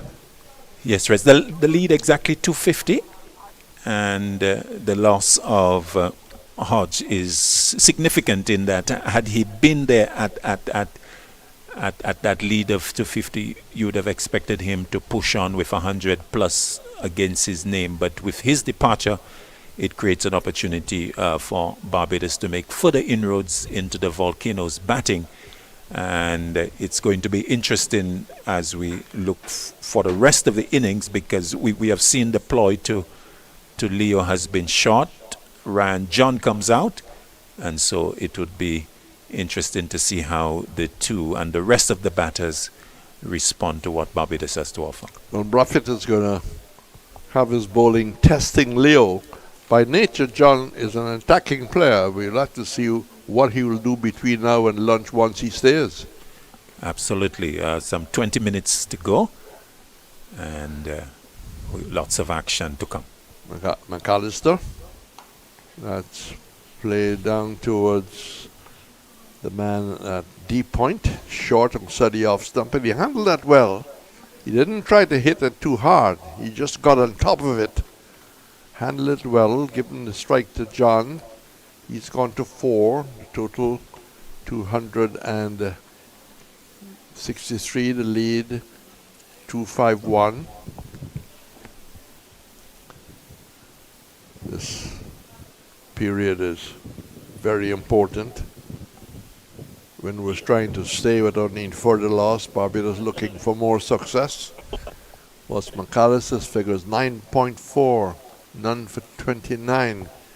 Could feel that he's been a little unlucky. He's bowled with a lot of heart. And he really gives it a tremendous growth. Whoa! And that would have stretched Boucher a bit.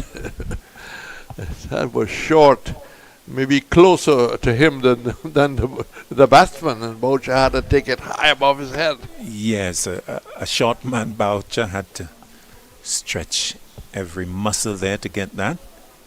McAllister continuing to probe away. He's yet to take a wicket, as you said, Reds, but still lots of energy, lots of effort Yes. for the Barbados cause. And a brilliant catch.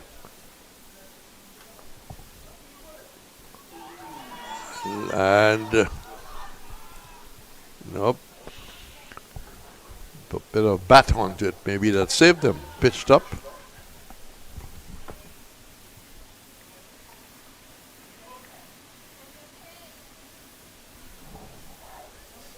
Close thing that. It came back and hit above the knee roll. The Barbadians were quite interested in that appeal, but umpire Basiraf saying not out. Not sure whether there was an inside edge, but perhaps maybe beaten leg, but a good shot. So all of a sudden, what seems to be a very good session for the Windwards with Hodge and Scott. They are both gone, and you have a totally different feeling of the pressure out there and the effort out there and the tension out there. Absolutely. As we indicated a little while just recently, the loss of the wicket, particularly of Hodge, will create an opening where the Barbados Pride team would certainly be looking to make further inroads as we go towards lunch on day 3. It's going to be Drake's to continue to Leo, as he comes in from the far end, and Leo is back and pulls that. Maybe looking initially to maybe go wider, but he gets it to the right of the mid-off, so it seemed to rush on to him, and he might have been a little late, but he controlled it well and picks up a very important boundary at this stage as he moves now to 7. It's an interesting shot. Yes, indeed, looking to go perhaps through mid-wicket, and it rushed onto him, or perhaps he hit it high upon the bat, but importantly to the right of the mid-on and to the boundary for 4. Every run counting now, 267 for 6. As Drake's bowls short and gets what he expects from Leo to go after the hook shot, but did no top edge. Boucher was across, but no appeal. And John comes down and says, you know, the time is 15 minutes to 12. Forget that shot. Yes, short and maybe the height, a little too high for Leo to get hold of it, but he certainly went after it. Yes. Looking to push things along. 2 men out on the hook. And McAllister is lurking on the boundary. That's short, and he's a much better player, comfortable player with the ball outside the off stump. Gets a single, brings John into strike as he moves towards double fingers. Leo inching up. The board a little slow to add his total. Leo 9. Standing very wide.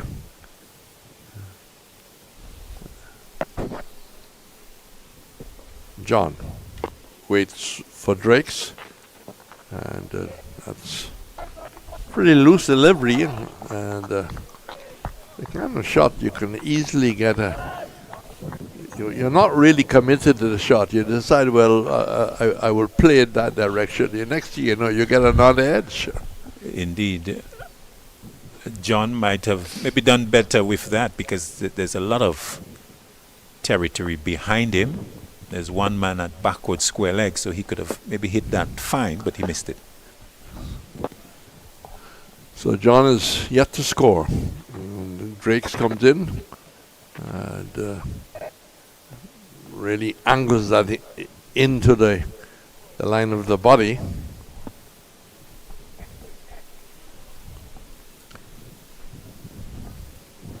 Barbados sensing that they have a chance here to get the advantage, but they know these two are quite capable of looking for runs at the same time. Leo is not without many shots, as he saw in his innings of 27. He's a non-striker, Leo. John, who got 100 against the Leewards, 2 slips in the gully. Delivery which he hits high and running back there, Simmons, he wouldn't get there. It goes over the rope, but not a good shot. He wasn't in control at all, and must mount himself very lucky. And I wouldn't be surprised if I see somebody running out with a glove, more with a message to say, look, let's try and stay there until lunch. Well, actually, Red, I think John would suggest that he was in control. It was short, and he deliberately hit it over the head of mid-off, sort of a tennis-type stroke. And he was actually celebrating the boundary with Leo at the end of the over, as the Windwards looked to really respond to the short stuff from the Barbados Pride. The total going to 272, so the lead 260. Well, he was celebrating for the boundary. He was celebrating getting off the dreaded knot. Both. So I thought that he was might be looking to hit it over cover, but where he eventually went did bring runs. Leo is under pressure as McAllister will move in. Leo is 9. McAllister bowls, and that takes him on, I think, on the body, or it came off the bat. Okay, let's see the signal. There is none. Came off the bat. So strike rotated. He moves to 10. The total inches up to 273 for 6. We'll try and give you the scores in the other games as they become available. But it's going to be a very interesting last round. The West Indies PR people need to be really pushing to get attendance because of the interest. Solid 4 defensive shot. The coaching manual will approve. Did you play many games against Ignatius Kadir? We were talking about Boucher, keeper. Did you play with or against? Didn't play a lot of games with him. In fact, when I started at youth cricket, Caddy was towards the end of his career as a national player, regional player. I actually benefited quite a bit from him in terms of coaching. Delivery came back.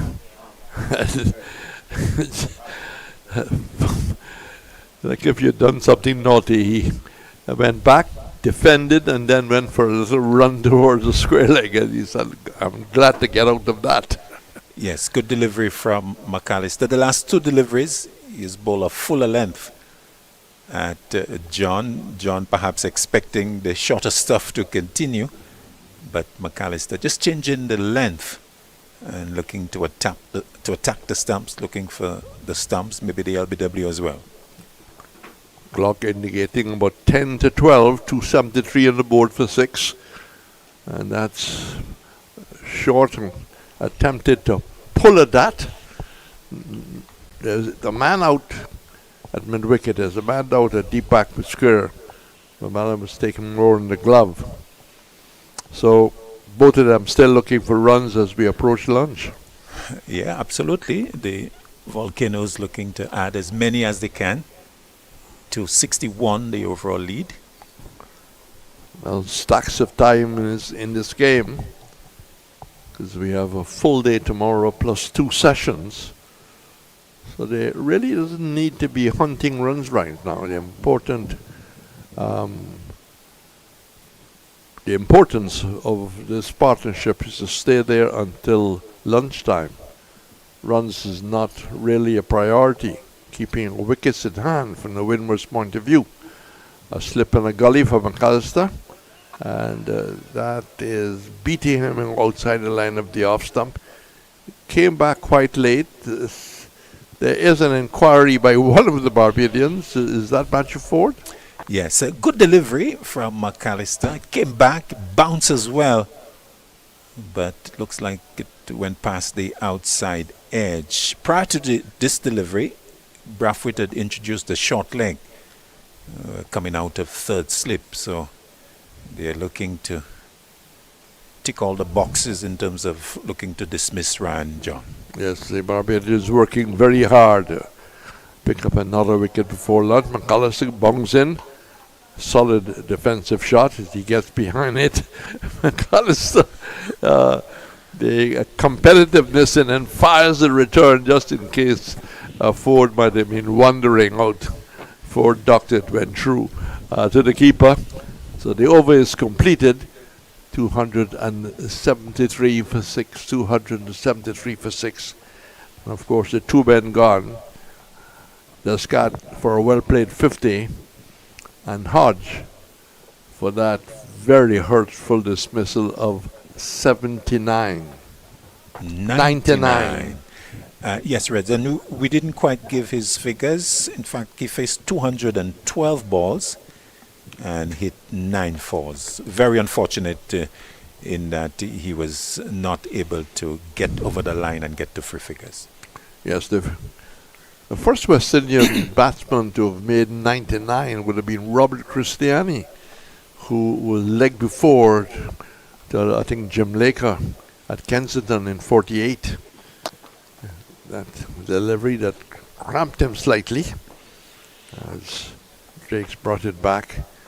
And before that, I think there was an Australian called Titchfield who was the first man to make 99. Robert Christiani saying to me that he wasn't happy to have joined that club. Yes, dubious club to be part of, Reds. Yes. And I mean, Christiani only got 100, test 100. He was a good batsman. But it's a club with many members, Reds. Oh, many members. One more is Foster. Steve Waugh. Yeah. We also have had some 199s as well. So, forward short leg, much more attacking field, looking for the close catches. He goes onto the back foot and plays that very well, down towards the back foot point. Much more happier when it's short outside of the chest area. Yes, he has handled it with greater level of comfort when it's there. When it's at the shoulder and looking to play on the onside, he's not been that successful. Partnership of 12, but that is not really the focus. Focus is occupying before lunch is called.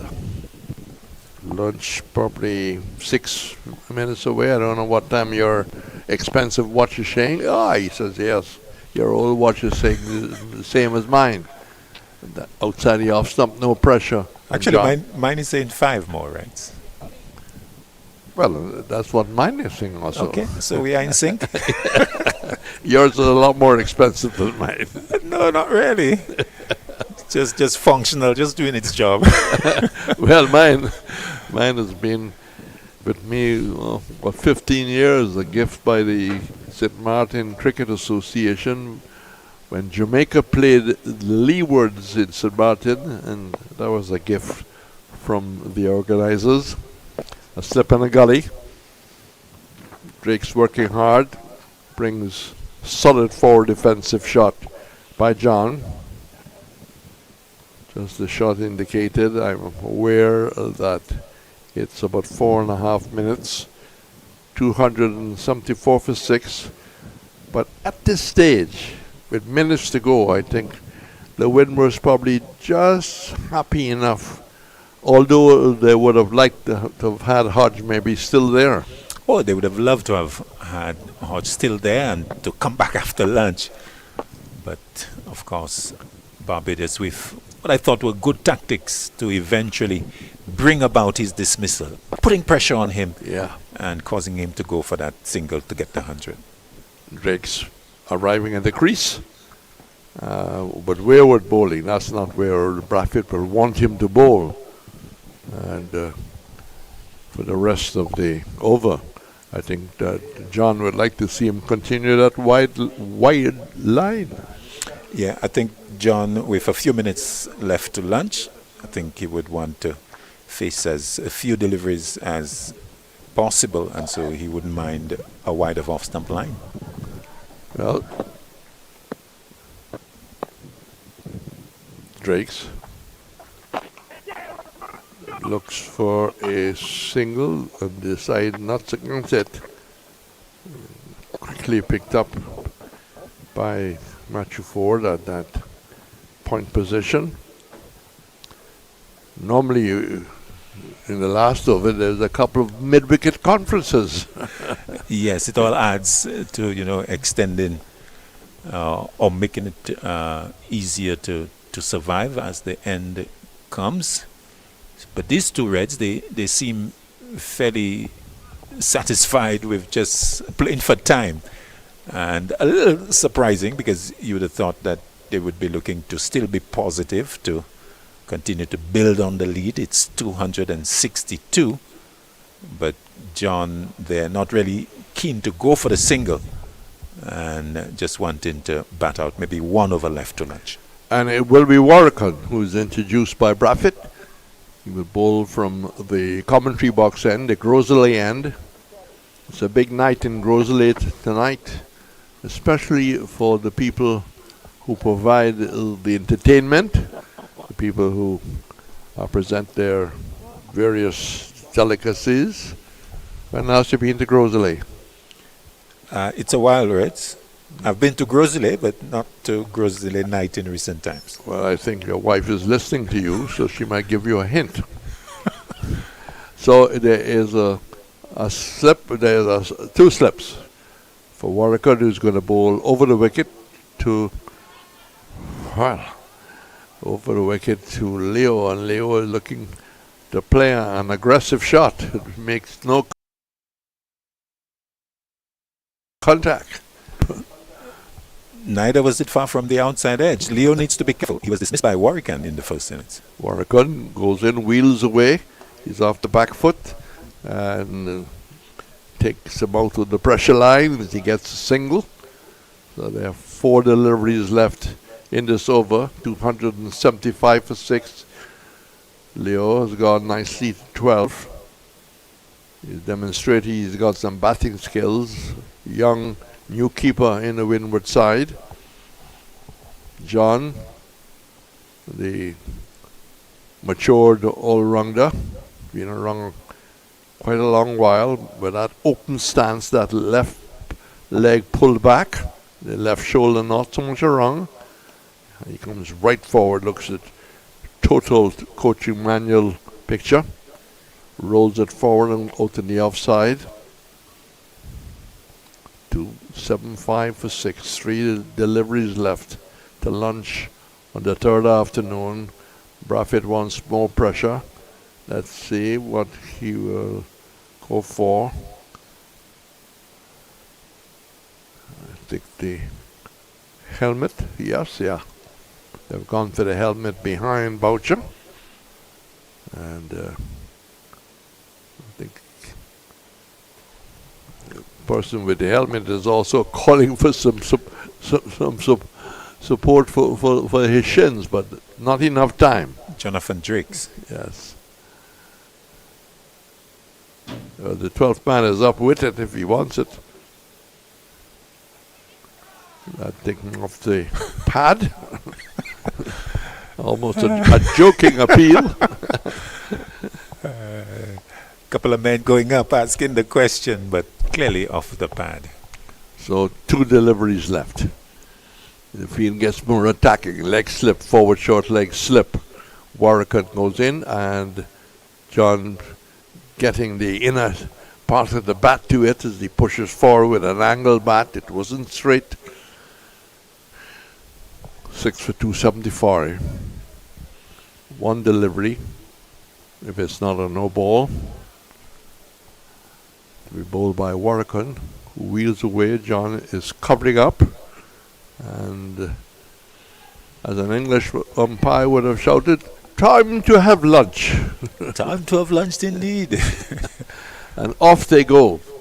So this very tense game between Barbados and the Windwards continuing from the very first ball we virtually had Claudius. 275, starting the day at 203 for 4, 275 for 6. And I would think that despite the loss of Hodge and Descott, I think the Windwards will probably achieve what they wanted, but there's still more work to be done. Absolutely. So they've added 72 in the session for the loss of those wickets of Hodge and Descat. So I think the Windwards Volcanoes would be pretty satisfied with that. 6 wickets down, so they've got the opportunity to really push on. But the overall lead 262 as they look at it in the overall context of the game. So I think the Windwards would be happy. Barbados has done reasonably well in the morning session, considering the 72. They would be happy to see the back of Hodge, who really played well. So all in all, maybe the Windwards outfit a little bit more satisfied with the overall state of things, but it really sets it up nicely for the post-lunch session on day 3. The overall lead 262. So the Barbadians would want to come out after lunch, Reds, to wrap up those remaining 4 wickets, while the Windwards would want to continue batting and push the lead beyond 300. Well, let's do some justice to the efforts of the Barbados bowling. McAllister, 11 overs, none for 30. Maybe unlucky not to have picked up a scalp. He bowled well. Yes, he's bowled extremely well. And he employed lots of energy, but no success in the wicket column. So Matthew Ford, 13 overs, 5 maidens, 1 for 33. Rahman Simmons, 10 overs, 1 maiden, 2 for 31. Jerry McAllister, 11 overs, 1 maiden, none for 30. Dominic Drakes, 18 overs, 1 maiden, 1 for 74 on the expensive side. Mears has had 8 overs, 1 maiden, none for 47. And Warrican has had 12 overs, 1 for 35. Braffett has not bowled today. So enjoy your lunch, enjoy your tea, enjoy your dinner wherever you are, taking the pictures from the Darren Semi, and we'll be back in about 35 minutes to tell you what has happened, what's going to happen, or what is happening after lunch.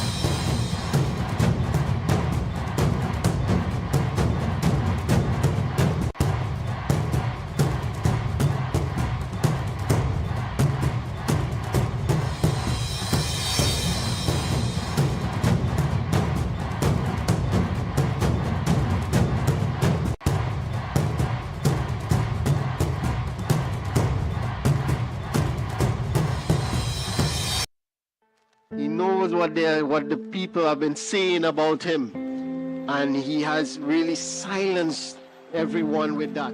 Age is truly just a number. This has been a flawless knock from Jason Mohammed. He's been methodical and calculating. He has really shown relentless perseverance in reading the game.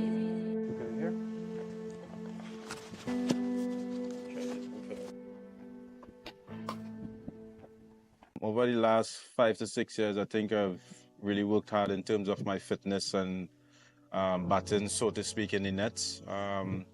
As you said before, I think there's one thing I really want to accomplish is playing Test cricket. Not sure if it's going to happen or not, but I know this will be obviously my last opportunity.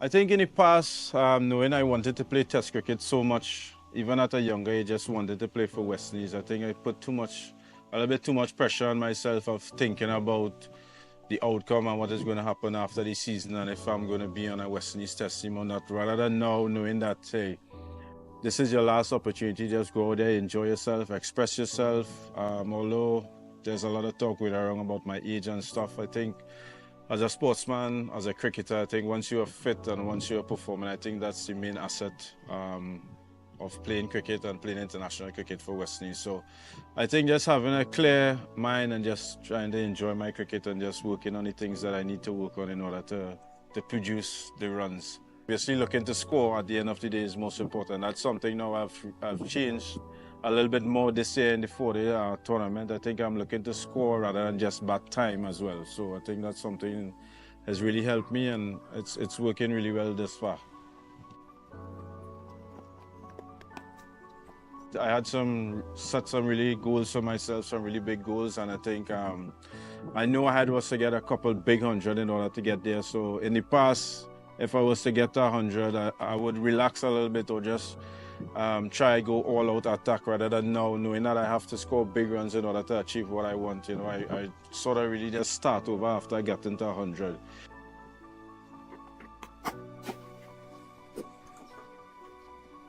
Myself, I just want to be remembered for someone who has really worked hard. Obviously, I've gone through a lot of difficult times in first-class cricket and in my career, but you know, I've never given up. Some people might have, and then with everything else happening with age and everything, I know a lot of people would have walked away. So I just want to be remembered for someone who was strong mentally and always had the love and the passion for the game and always worked hard to achieve whatever I think I wanted to achieve in this game.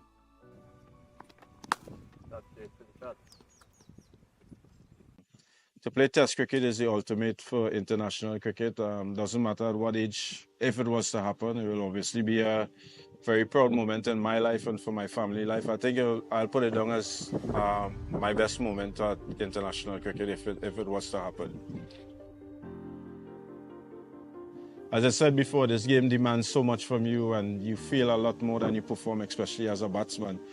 I think at certain periods of time, when things wasn't going my way, even self when I was doing well and wasn't being selected for certain times at West Indies cricket, I think I would have walked away, but I'm grateful that I have a very strong family background, especially for my parents who have supported me from day one. And being married 10 or 11 years now, my wife has really been a strong part in my career as well. You know, she's someone who has always motivated me and said, hey, let's look forward for doing great things. And I think they are the main reason why I'm still here and while I'm still performing. And now is my time sort of much to give back to them, to say, hey, I'm grateful and thankful for the support that you guys have given me over the last couple of years.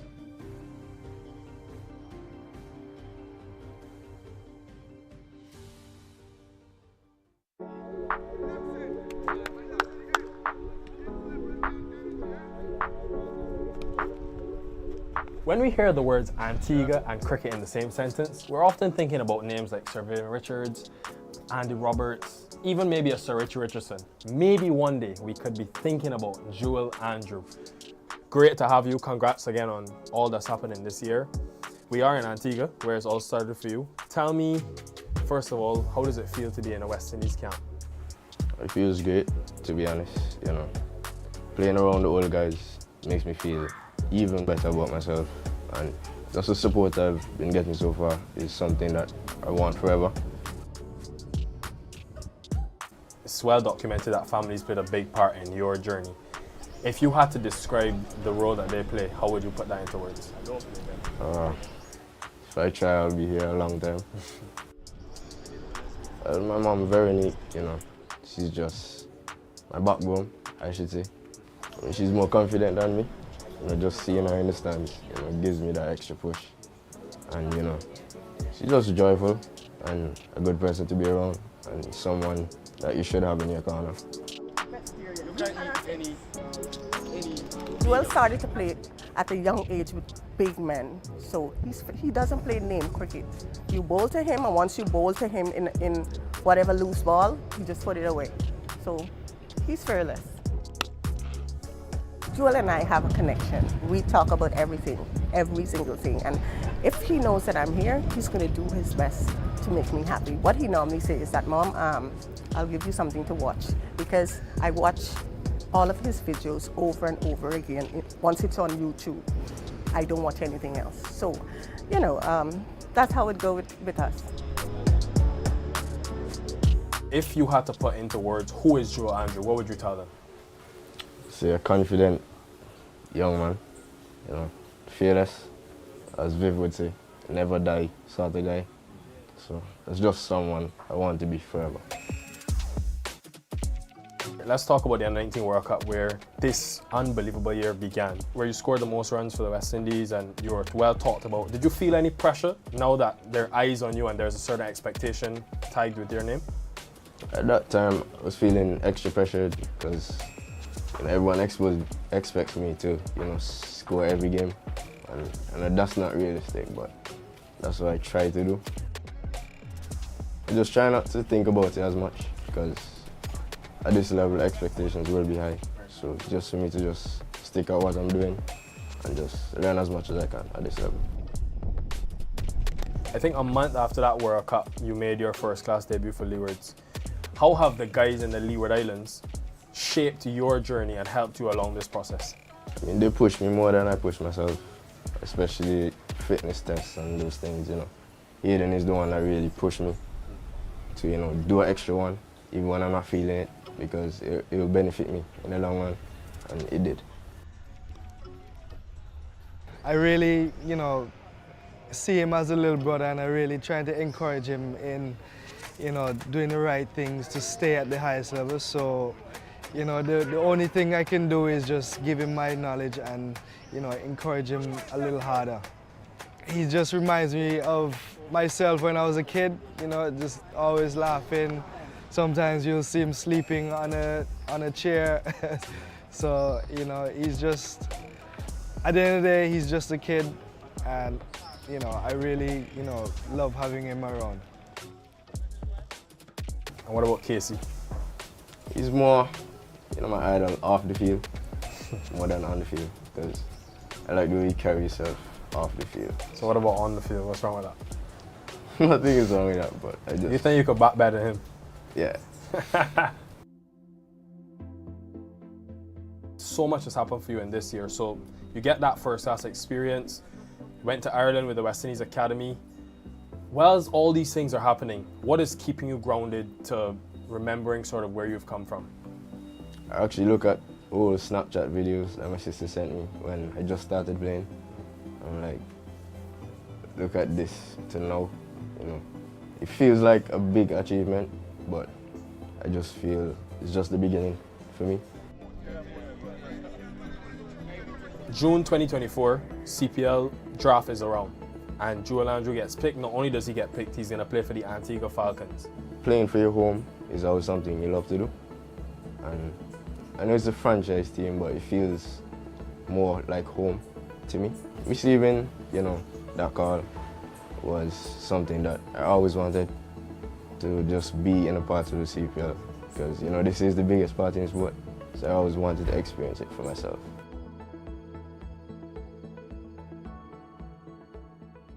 After the CPL, West Indies call up. Where were you exactly when you got that call that you were going to be part of the West Indies setup? What was your emotion? I was actually on my way back home from the CPL, and I cried instantly. Because, you know, just receiving that from the coach, that I would be a part of the team, it made me feel good about myself, and it's something I always wanted. That squad was captained by Shea Hope, who you've always said is your biggest idol. Why Shea Hope? I mean, he's just cut above the rest in my eyes.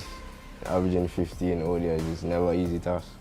So that's something that I want for myself. So if I see it in someone else, you know, I could just always emulate it, try to bring it into my game. So third ODI comes around, getting your cap from Azari, who is obviously working his way to be one of the great Antiguan cricketers. What did that moment feel like? I mean, he's more of a brother to me than a teammate. We go way back in terms of Antigua and club cricket. So receiving my cap from him was a special moment that, you know, I would cherish forever. If you are to play in Antigua, to hear the rally around the West Indies, to be part of cricket with Antiguans all around you, what would that mean to you?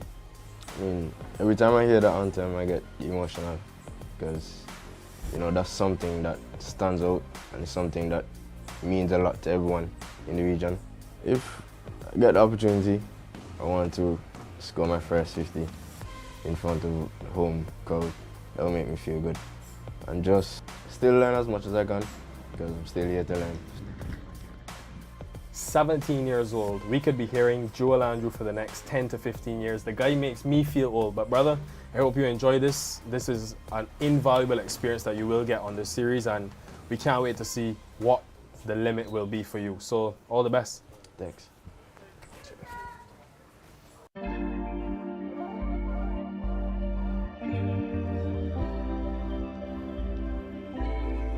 Not this trio.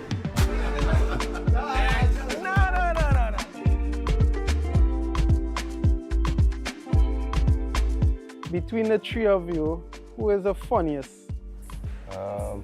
Between you and Jaden. Yeah, funny at all. Yeah. Between Andy and I for sure. Yeah. And who take the longest to get ready? Me. Always waiting on this man to go for dinner. Always. Who is most likely to be late? No one really. Jaden got Me. Important things. Important things, Nobody late. But like if it's dinner, casual, I think me, for sure. Jaden cuts it Yeah, close. Who lifts the most in the gym? Then between Andy and I.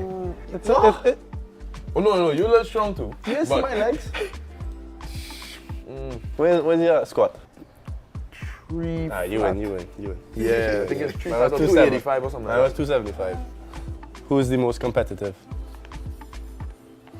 It varies. It depends on what we're doing. Yeah. Table tennis. These two can't beat me, so I just always win. I just always win anyway. If it wasn't cricket, what other sport would you like to play professionally and why? For me, I'll pick track and field because that is what I used to do before. So for me, if it's professionally, I would always go back to that. It would be easier. Football. You're not good at all. Yeah, I used to play football and it wasn't good. You mad? We're mean on a game. No, but you're mad. Yes, fine. Yeah, I have medals for football. They give out participation medals too? No. Squad banger from outside the box. Right. Top corner too. You. I would choose football because I actually played football at a decent level. Okay. I played the highest school Next. football level. Wait a minute. Next. Hey, I have an intercol game, eh? I've played intercall final and like big sellout stadium. About 5,000 people watching. Who do we think did the best at school? Definitely not me. Not me at all. Why that question? Jaden. I don't have a choice. Who is the toughest opponent or player that you have faced in your test career? Probably say like Josh Hazelwood because of his skill. Yeah, I think he was one of the toughest bowlers I've had to face so far. Can I say it's just about enjoying the battle this far for me. Only one man I could call. Drew. What Ben Duckett? Nah. He only do it for one game. Drew do it for 6 games, you know. From the Caribbean Oh, wow, yeah. To England. It Oh, have to be yeah, Joe Root. yeah. Joe Root. Yeah. Gives you nightmares? No, he's not giving me nightmares. It's just... He's make you think a little bit. Yeah. He's make it hard work. He's make it hard work, yeah.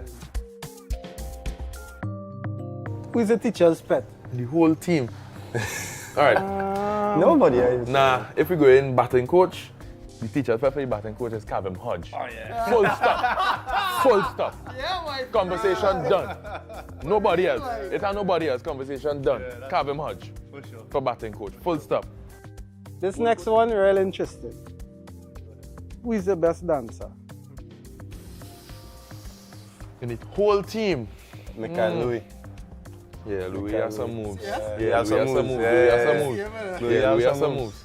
Shema would say he has some moves too. I never see it, so you can't say.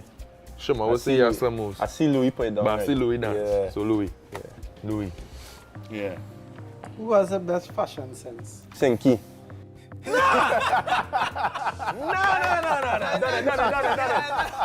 Next. Cut. Nah, you're doing that for spite. You're doing that for spite. Casey has the best some dress. Casey fresh when Casey always fresh, yeah. Alright, this one I can probably say Sinky. Who is the loudest? You don't need to answer Sinky. That's the man. That's the man. Kevin Sinclair. Kevin Sinclair. Come on, man. I'm gonna tell you out, man. This is an easy one. Who has the worst taste in music? Don't say me, eh? If you only say me. So who are we gonna call again? I don't know, it's not me. You are the worst taste. You listen to country music, bro. What's wrong with country music? Everything wrong with country music. I listen to soca, I listen to dancehall, I listen to country, I listen to Afrobeats, reggae, you name it, I listen to everything. When? All the time. Who would you call in an emergency? Anyone out of you two? Yeah, anybody Yeah, there. anyone out of these two? Yeah, Anybody there. definitely. Yeah. Anyone. And who deals the best with pressure? I think one name that stands is just Craig. Craig for sure. Yeah, Craig does Yeah. be real calm. You No can matter never the tell if he's situation, taking yeah. on anything or not. Yeah. Can't tell what he's thinking. He's just. So yeah, Craig. Easily Craig. What has been the most memorable moment in your test career so far? You go first. I would like to say my test 100, but I think beating Australia in Australia is probably most memorable. As a team, personally, it would obviously be test 100, but I think beating Australia, especially in the Gabba, where it's their fortress. For me, it had to be my first 5-wicket haul. And not even the 5-wicket haul, it's just the fact that we win the game. And how we win the game was close. That is the most memorable thing for me. Yeah, I remember watching you jumping.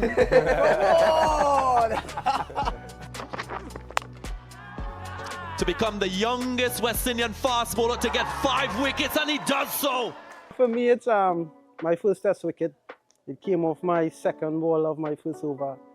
So that is something I cherish as well. And we have a picture with that one. Yeah. Hands up. Who is the most naturally talented cricketer? In the team, Alec boy. Yeah. Alec Gifted. just look the part all the time. Discuss the friendship that we have with each other on and off the field.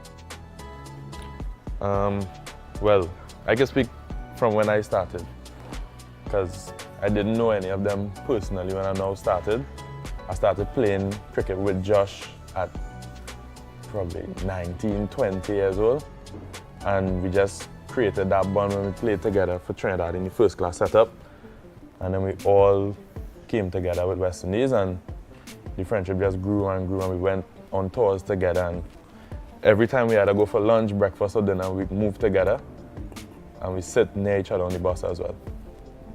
Yeah, I agree. It was something just natural. It was just natural from the beginning. You know, we fight, how we could say it, we go to war together, so we always just lean on each other when it's that time. But it's something that's come natural. We know each other, so like on the field, I would know Jaden bowl a bad over or something. I'd try and cheer him up a little bit. I'd know Andy's emotions when they're not going his way. Yeah, it's a nice feeling to have two of your best friends on the team.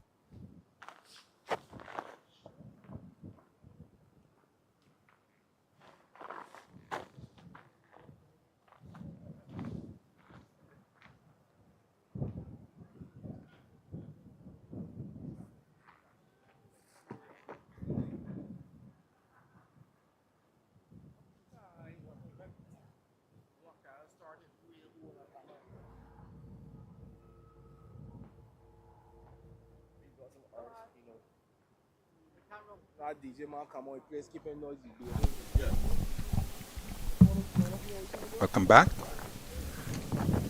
All the action after lunch. The Volcanoes 275 for 6. I'm joined by Dwight Thomas as we look forward to continuation of the action here at the Darren Semi Cricket Club. Yeah, good afternoon to our listeners and viewers. We had a very good first session. Volcanoes put on 72 for the loss of 2 wickets. They've now pushed their lead to 263, so we're in for a really good session, Claudius. Absolutely, as it's going to be, interestingly, Bradford to start. A little surprising. First delivery after lunch to Leo.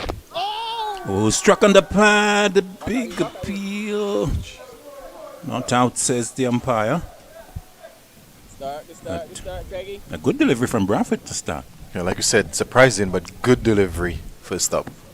Bradford to Leo. Leo forward and will open his account after lunch, pushing into the offside for his 5th run. That will go into 276 for 6. Yeah, surprise, Craig Bradford. First up after lunch there. Maybe that's the plan since there's a left-hander. Maybe the off-spinner taking the ball away from Leo. Or it could be a luncheon discussion. Maybe. Most likely. Right-handed John in strike. Hitting on the bounce back to Bradford. Get back in this groove, fellas. So 72 in that pre-lunch session. 2 wickets going. That of Descartes. And then Hodge. Loose delivery down the leg side. They take a single. Let's look at the umpire. Leg bias brushing the pad as the Windwards get one more. 277 for 6. So Descartes was the first to go. He was caught McAllister. Wonderful catch off the bowling of Simmons after he had completed his half century, going for exactly 50. Bradford to Leo. Leo ignores it outside the off stump. So a diving catch by McAllister. He was at the long leg position. Back on it. And the hook miscue from Descartes. Leo is again driving. And he finds the mid-off in Drakes to complete the over. So the first over after lunch on day 3, the Windward Volcanoes 277 for 6. 13 to Leo and 4 to John. Yeah, tidy over. First over after the lunch break. Good tidy over by Craig Bradford. It's going to be interesting to see the approach be employed by both Leo and John. Like we said in the first session, 73 runs added. 72 runs added for the loss of 2 wickets. I'm sure the Volcanoes will be hoping for a similar session. If they do so, they will push their lead well past 300, which would put them in a commanding position. So the Barbados Pride looks like they're going to bring in another spinner. So 2 spinners being used. We haven't seen a lot of spin here in this game. On a few occasions we have had them operating in tandem. That's what's happening now as Warwican will come into the attack. Ball into John. First delivery. John is forward and plays up on the offside, and there's no run. So Warwican 12 overs, 1 maiden, 1 for 34 will move in. This is his 13th over. Balls to John. It's out into the offside for a single. John goes to 5. 278 for 6. We are telling you about the pre-lunch dismissals. Descartes, brilliant catch by McAllister of Simmons for 50. And then Hodge, long innings. But it ended in disappointment because he was run out on 99 looking for that 100. Back goes Leo. Doesn't beat the extra cover fielder as Warwican is over the wicket. The score remaining 278 for 6. Slip and silly point. Warwick to Leo. Leo back and plays to the silly point fielder on the bounce. So partnership of exactly 100 between Descart and Hodge. Leo is driving edge past the slip and will go down to the third man boundary and will get into it now. So a big drive from Leo. It came off the outside edge, went between the keeper and the first slip. Mares put in a big dive to the right, not getting hold of it. Maybe perhaps brushing the fingers. A letter for Leo. He gets a boundary, goes to 17, 282 for 6. Yeah, Leo not in control of that. Not the sort of shot that you'd want to see only the second over in the post-lunch session. Warwick again to Leo. Leo is coming forward, beaten outside the off stop. That one straightening and going past the outside edge. Luckily for him, the back foot was grounded. So Boucher not whipping off the bails. So umpires maybe just miscounting there a little and eventually calling for the over. So the end of the second over after lunch, 282 for 6. Leo is 17 and John is 5. The overall lead 270. Yeah, and it looked like it's going to be Craig Bradford to continue. We did mention it was a bit surprised to see him taking up, but the second new ball is due not too long from now, so that may very well be the reason that he's brought himself on to give the fast bowlers a rest so that they could come in with that second new ball and try and clean up the Volcanoes innings. Indeed. We've had 78 overs, so that new ball due in 2 overs time, and Barbados looking to take it maybe straight away. Brathwaite with the 79th over to John. John goes back and plays to mid-wicket. He's got long off, long on, deep mid-wicket, deep backward square, deep extra cover, solitary slip. Brathwaite to John. John is forward and hitting it back along the track to Brathwaite. Only one thing that's happening about it. Short mid-wicket and short extra cover, as well as backward point. The 2 inside the circle, used in the one-day game. Flighted delivery, down the leg side. John attempts to swing at it. Doesn't make any contact, but will get the single. In fact, he does make, no, he doesn't make contact. Umpire Benwari a little late in the signal. So 1 to the total. John stays on 5. 283 for 6. The left-handed Leo will come in to strike. Brathwaite to Leo, who's forward. Boys, Plays towards the extra cover fielder. Solitary slip in Mares, backward point, short extra cover, short mid-wicket. All of the fielders on the boundary. Swinging at it is Leo, doesn't get hold of it, it goes along the ground and brings McAllister off the mid-wicket boundary. 1 to Leo. Run number 18 for him, 284 for 6. 1 delivery left in the 79th. Brathwaite to John. John drives but hits the non-striker and will not get the single as the over is completed. So 284 for 6, 79 overs have been bowled and lead 272. Yeah, Craig Bradford almost trying to buy a wicket there. Giving very generous flight to both Noel, Leo and Ryan John. But so far they've resisted the temptation. So Warwican will continue. We believe this double spin attack is to hasten the arrival of the new ball. We are in the 80th over. So we'll put that theory to the test at the end of the over. Warwican to Leo,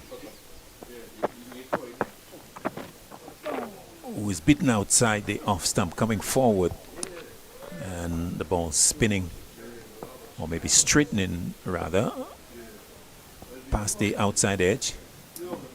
Warwican again to Leo, flighted delivery, driven in a portion of the bat, and fielded by Brathwaite at the mid-wicket position. His total remains 284. John calls Leo down for a chat. John has intentions of batting all afternoon, Dwight. Yeah, and Leo has to be mindful because he's playing for turn, but we've not seen much turn on offer. Warwican over the wicket to Leo. Leo back, turns it, wants the single. It's easily taken to the left of Brathwaite. Leo goes to 19, 285 for 6. Just checking to see if any of the seamers are limbering up. Just saw Simmons maybe doing a little bit of stretching. This is the 80th over. Will the Barbados Pride take the new ball? That's the question. We'll get to know that soon. John in strike goes forward and takes that on the pad. Where's the big fast bowler McAllister? He's on the edge of the circle. No limbering up from him. So it may be that we could have maybe a few more overs of spin, but you sense that the second new ball is not far away. It's officially due at the end of the over. Slip and forward short leg. Warwican to John. Flighted delivery. John is not looking to go for the big drive. Just very content to play carefully, defensively. Got 100 here against Leewards. John forward in a portion of the bat will get him a single past the short leg towards the backward square leg region. 1 to John at the end of the over, the 80th of the innings. Windward's Volcanoes 285 for 6. Leo is 19, 5 to John. The third umpire, Johan Williams, running onto the field, perhaps with the new ball. And yes, handing the new ball over to umpire Banwari. The question is, yes, the signal now coming. And so Barbados taking the new ball immediately. You called it right, Thomas? You're right on the ball. Yep, and it's going to be the seamer in Raymond Simmons of that new ball in hand. And yes, Simmons marking his run up and getting ready to let the Windward Volcanoes batsman have the shiny new cherry. And we've seen a lot of short deliveries in the pre-lunch session. And with new ball in hand, with the lower order facing the music, I think we're in for some exciting stuff, right, Thomas? Correct. And it's going to be interesting whether they continue with that short ball ploy or the fact that they have a new cherry in their hand, whether they decide to pitch it up and look for some movement. So Ryan John will be the batsman in strike. 2 slips and a gully to start off. There's a fielder at deep backward point. McAllister stretching away, perhaps will take it from the other end. Extra cover, mid-off, mid-on, mid-wicket, and a deep backward square. With the second new ball, Ramon Simmons from the far end. Over the wicket to John. John gets a good delivery.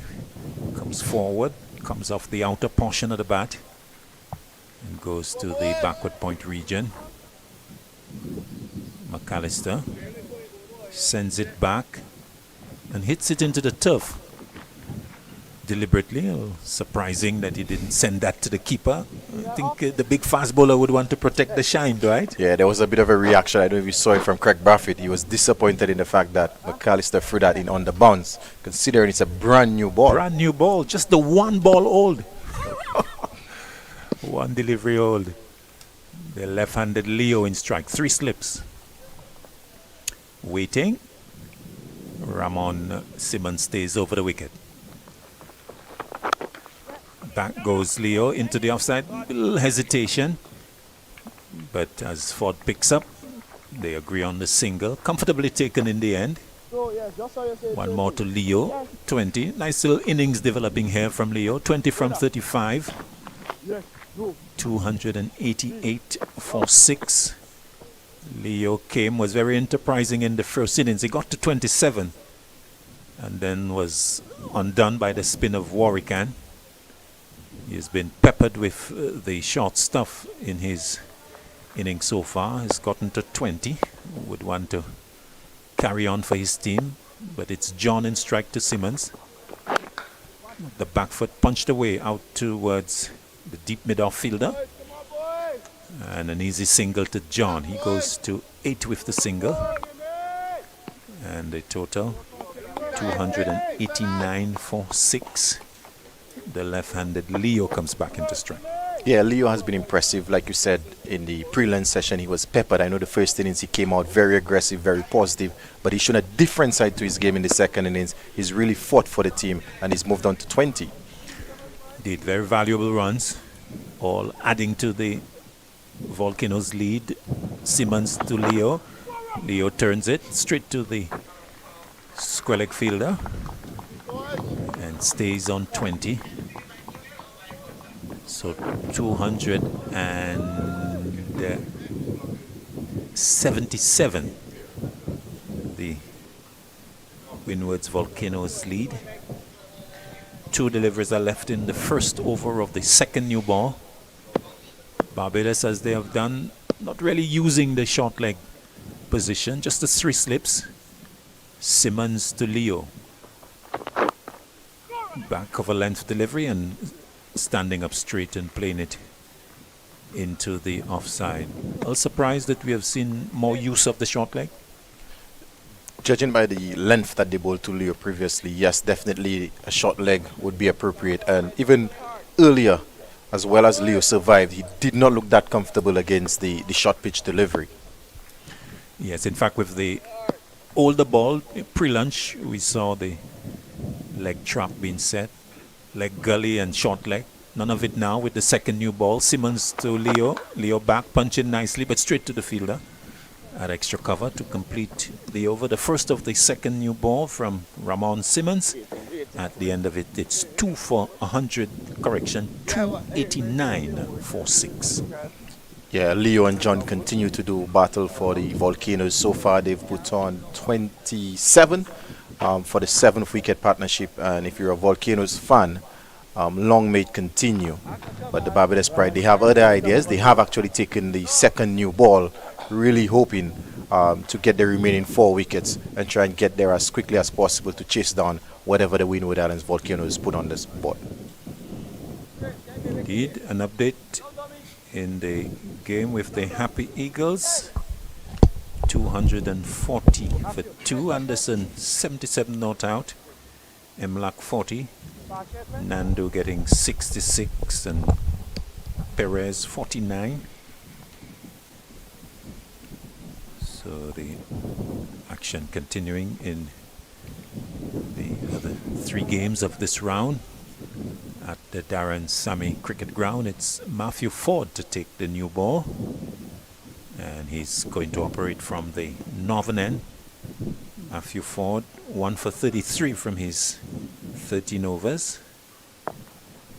And he's going to be coming into the right-handed John. And just the 2 slips. A little surprising with the second new ball. Ford to John. John gets the delivery that's angled in, turned away to the right of the forward square fielder. Jonathan Drakes. 1 more to John. He goes to 9. And the total 290. 290 for 6. This is the second over of the Coming wrong to you, Elio. second new ball. So Matthew Ford 13 overs, 5 maidens, 1 for 33 before this. And he's been entrusted with the new ball. It's noticeable that the Barbados Pride using Matthew Ford with the new ball and maybe not the more aggressive McAllister. Yeah, a bit surprising, but that would mean they're probably looking to swing the ball a bit more as opposed to the short ball ploy we saw prior. Indeed, in this delivery to Leo, been pitched up foolish length outside the off stump, a little way shape on it to interest the two slips and the fine gully. Leo taking a close look at it. Ford operating around the wicket, looking to angle in and straighten with the delivery that's outside the off stump. Much closer to the off stump on this occasion. Leo drawn into it, not with a full-blooded stroke, maybe just lining it up and seeing that it's wide of off stump and allowing it to go for the most part. Extra cover mid-off. It's a fielder at deep backward point on the boundary. Long leg, forward square and mid-on. Ford to Leo. Leo gets the delivery that's a lot closer to the off stump and has to play and punches it in the offside in defense. Matthew Ford picking up 290 for 6, the lead 278.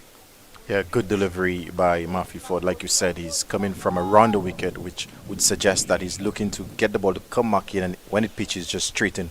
But Leo right up to it looks really solid in defense. Leo 20 from 41. Holding the innings together, keeping the Barbados Pride in the field.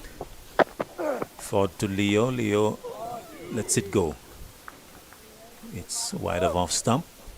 He's happy to make Ford expend the energy. Looking for a much juicier type of delivery that maybe he can hit into the covers. So Barbados Pride with that lead of 12 on first innings, meaning that the 290 is effectively 278 as they look to reply. Delivery floated almost outside the off stump. Much slower delivery, looking to tempt the drive, but no contact made at the end of the over. So at the end of it, it's 290 for 6 with 20 to Leo and 9 to John. Yeah, Matthew Ford getting a bit of movement in that over, just away from the left-handed Noel Leo. But he's actually just starting it a fraction too wide. Anything outside the off stump so far, with the exception of the last ball, due to length, Noel Leo offered a shot, but he's comfortable letting this go by. Simmons to continue. 11 overs, 1 maiden, 2 for 34. He'll continue. Let's give you the rest of the bowling figures. McAllister, McAllister, 11 overs, 1 maiden, 0 for 30. Drake's 18 overs, 1 maiden, 1 for 74, expensive. Mares, 8 overs, 1 maiden, 0 for 47. Simmons to John. John back, they'll get a quick single out square into the offside. As the total goes to 291, John into double figures. Leo on 20 coming into strike. Warwican, 14 overs, 1 maiden, 1 for 41. Bradford, 6 overs, no maidens, 0 for 20. And we give you Ford, 14 overs, 5 maidens, 1 for 34. Ramon Simmons will now bowl to Noel Leo, who's on debut. As he waits. Simmons to Leo. Leo play and a miss outside the off stump. As Boucher takes. So Leo, as we said, 27 in the first innings. 20 here. Different type of innings. It was swashbuckling stuff in the first innings. High strike rate, some pleasant strokes. In fact, counted 5 boundaries. different story in the second innings. Driving nicely, but straight to the fielder. And it was those type of strokes that we saw in the first innings when the length was full. You gotta have volley on this occasion, but hitting it nicely, crisp sound from the bat, but just too straight at the fielder meant that he couldn't score. 291 for 6. Leo loves those fuller length deliveries. Yeah, and he would be disappointed either side, left or right of that fielder. He could have gotten a boundary, but what we've seen is very strong on the front foot. Simmons to Leo. Leo sent back in defense and therefore can't score. 291 for 6. Leo looking to bat on and on and on for the Volcanoes. Ryan John supporting him at the on striker's end. They know the importance of them staying there, and of course as they do that, opportunities are there to increase the lead. It's now 279. Edged and taken. The end of Leo pushing an uncertain bat outside the off stump. The outside edge taken, and the low catch two-handed by Lenico Boucher. The fall of wicket number 7 as Leo goes caught at the wicket of the bowling of Simmons for 20. Barbados getting a wicket with the second new ball. Yeah, exactly what they would have wanted, having taken the second new ball, but very good delivery from Raymond Simmons. That one just slightly moved away from Noel Leo, but I'm sure he's going to be disappointed. That was a delivery that he could have left. That was well outside the off stump, but Raymond Simmons is rewarded for the efforts that he's put in. Yes, just hanging the bat there outside the off stump and presenting a fairly comfortable catch to Boucher. So success for the Barbados Pride, and they would be happy, Dwight, that the second new ball has brought them the success quite early on. Yes, exactly what they would have wanted, having taken it. But incoming is Kenneth Demba. If we recall the last time we were here, Hurricanes versus Volcanoes, there was a very good partnership between Demba and Ryan John, so the Volcanoes would be hoping for a repeat or something similar. Both these batsmen have batting ability, so Windward Island still has a lot to offer in terms of batting. So Demba with a half century on that occasion, and he combined well with John, who went on to get his first class 100. So the Volcanoes would still feel that they have the resources to really push the lead to 300 and maybe well past it. Barbados, of course, looking to make further inroads and looking to wrap it up as quickly as possible. I think the Barbados would not want that lead to go beyond 300. Yeah, I think from a Barbados standpoint, but I pose that question to you. What do you think the Volcanoes would be comfortable with? As many as possible. Yes, because it's still good batting conditions, so you don't want to limit yourself. First delivery to Demba. He allows it to go into the gloves of Boucher to complete a successful over from Simmons. The 83rd of the innings, 291 for 7, the latest score at the Darren Sammy Cricket Ground.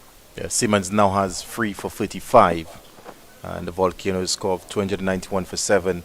So very good going right now. I think the game is evenly poised in my opinion. Like you said, there are still very good batting conditions out there, and we still have the best part of an entire day tomorrow and almost 2 sessions left today.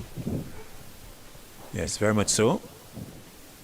Matthew Ford getting ready to continue.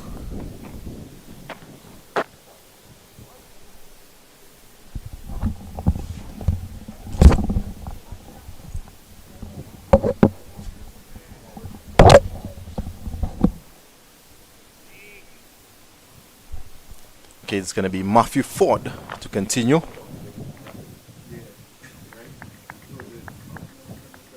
And it's going to be bowling to Ryan John, who's on 10 of the 33 deliveries. He's looked very solid so far. That's full, and Ryan John drives through the cover region, and that's going to go over the boundary. Yes, it goes over right now. Fantastic looking shot there from Ryan John. Matthew Ford over pitching on that occasion. And textbook stuff from Ryan John. He now moves on to 14, and the Volcanoes push the lead by 4. Score now 295 for 7. Matthew Ford so far in his 15th over. He has 1 for 38 so far. He's got the second new ball in his hands, and he's definitely trying to get some movement. But Ryan John on that occasion was equal to the task.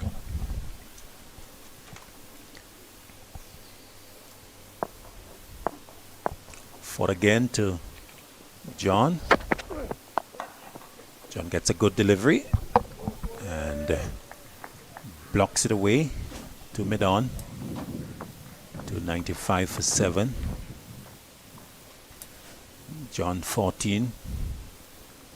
And the responsibility here for John, no doubt, would be to continue to bat with the rest of the order. So now with Demba, Tyson and Gaston to come. And they want to get as many as possible. Ford to John. John plays a naughty stroke. Looking to dab that down to third man, and is lucky that there was no touch as it went to the keeper. Yeah, not the best of shots there from Ryan John. That one was short wide, and what we would describe as almost a nothing shot. Almost catching practice. There's 2 slips, so that could have easily gone to Kevin Wickham or Kyle Mayers in the slip region. It could also be described as a getting out stroke. Yes, yes. Very loose one from John. Ford again. And this time it's a lot straighter. And struck on the pad is John. As the total remains 295. 2 deliveries are left in the Ford over. 283 the lead. This is after lunch on day 3 of this encounter. It's been a gripping encounter. Just the 12 runs separating the teams on first innings. Ford to John. John turns it fine, beats the keeper, and will go into the boundary at fine leg for 4. In fact, it's from the pad. So leg by being signaled, but the Volcanoes would not mind. 299 now with the boundary. As a loose delivery there coming off the pad and eluding Boucher. The lead 287. And Ford just losing the radar on this one there. Yeah, much too straight on that occasion. He is actually getting some movement in, but that started way too straight. 1 delivery left in the over. Ford on target. And equal to it is John to complete the over, the 84th of the innings. At the end of it, it's 299 for 7. The overall lead now 287. We'll have more thoughts from Dwight, and then it's going to be Redsborough. Yeah, 287 the lead. When it starts getting above 300, I'm sure the Barbados Pride would start to worry. But Ryan John is on 14. He's looked good so far for his 14 runs. And like we mentioned previously, the last innings, the last game against the Hurricanes, he did have 100 here. So he would have very good memories of batting here and the batting conditions. Still very good batting conditions. We are day 3, second session. But the batting conditions are still very, very good. And I'm sure Ryan John would have his sights set on getting a really good score. Not only for himself, but for the Volcanoes as well. Welcome, Reds. Yes, and this game continues to hold the audience anywhere. It's really been an outstanding low-scoring game so far. That's just outside the off stump. Shall we look for the signal? It knocked on. The non-striker wasn't interested. Maybe Ford might have been.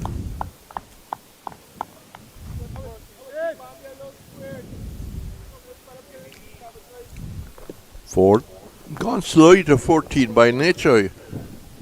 He's an aggressive player, but he is probably just put the brakes on. Yeah, I think given the situation, he realizes the importance to whatever score the Volcanoes can get, so he's batted within himself. Simmons, who's good figures in this game, 2 slips and 2 slips in the gully. I think he was hoping there to beat the mid off, but the timing wasn't there. Simmons walking back, 12.2 overs, 3 for 35. Number of very important events upcoming in St. Lucia. There's a major reception tomorrow here at this ground about the 2025 Semi-Pro League. That's turned out in the onside. Good single. That's turned away to forward square leg. And when we have time, we will look at the start of the local SPL competition, which I think starts next weekend. We'll get the details Dwight may have on it. But let's stay with this game. 300 has come up. So, small score in the first innings, and I think the batting side has done well, 300 for 7. Yeah, they've applied themselves a lot better, and the 300 came in just 84 in the 85th over. John with that left leg pull back, a very open stance. Tries to get a single towards the square leg umpire, but finds the man at that short square leg forward. So, a major improvement. But if you put runs on the board, you give your bowlers a chance. Yeah, and the pressure of chasing possibly on the final day could be telling. Yes, we have a lovely game on potential situation on Saturday. We hope to get a crowd. Simmons working towards that, lifting the delivery, well bowled, well handled. That came off a goodish length, and Ford had to respond. There's netball upcoming in Barbados, the Gene Pear competition. Gene Pear for the younger generation, the brilliant Trinidad and Tobago shooter in netball. Later, the Minister of Sport in Trinidad and Tobago. Simmons almost there. That's a hit in the air, a chance for a catch, and it's Warrican taking it, judging it well, and Barbados striking well after the luncheon interval. Good judgment there by Warrican. He started and stopped just to make sure that he wasn't going to get too far under it, and then pushed on a little bit and just went forward to take a very good catch, a very good wicket struck by Barbados. 300 for now for 8. 300 for 8. And I think the aim, I suppose, from the winner's point of view, is to maybe offer a target of just about 300. Yeah, and they've lost 2 wickets, so they're 12 away, so this 300 is starting to look even more and more difficult. The fact that the Barbados spread have taken the second new ball, Raymond Simmons has been able to strike twice with that second new ball. And again, the short ball proving the downfall. Yes, so far with the second new ball, he's pitched it up, but he surprised Ryan John on that occasion with the short ball wide outside the off stump, and he was not able to control it, presenting a simple catch for Warrican. Well judged by Warrican. Didn't start running like mad towards the ball. He had 2 steps, stopped, picked up the ball coming towards him, and then just went forward. Simmons, 13 overs, 4 for 36. So the young man would like to have a 5, I'm sure. End of the over. So he has time to think about continuing. In the meantime, McAllister, who's really given 110%. Big heart. and showed good catching skills, very good catching skills. When he came in from a long on position to hold on to a very low catch, had to dive forward. 300 for 8, McAllister. And that's clipped off the back foot, but going straight to Brafitt at like an extra cover position where he ended up, but he was not an extra cover. He was at a short, wide mid-off. There's a backward point. There's a mid-wicket. Man deep and backward square. They're both on the boundary. McAllister once more. And driving at that, I think he will be encouraged by that. Slow delivery. Well bowled. Yeah, good delivery there from McAllister. He's been bowling well the entire game. He's bowled better than his figures would suggest. He had 1 for 38 in the first innings, wicketless so far in the second innings, but at times he's actually bowled without luck. Yeah, sometimes, you know, you pick up the scores the next day, you have no idea. A man get none for 40. You don't know how well he did bowl. McAllister ball once more.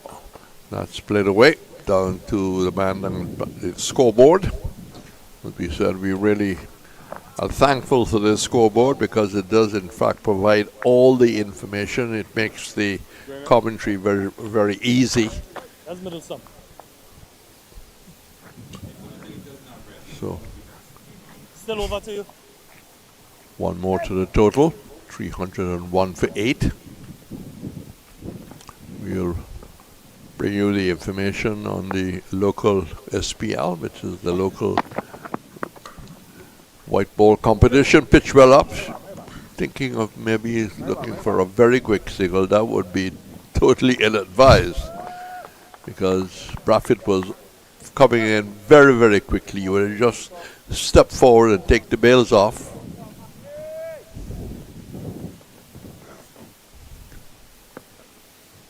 $301 for 8. This is the 86 over. As you heard, the new ball being taken. McAllister probing outside the line of the off stump, going through to Boucher. No attempt to play at it by Gaston. Denver is 2. Tyson to come. 301 for 8.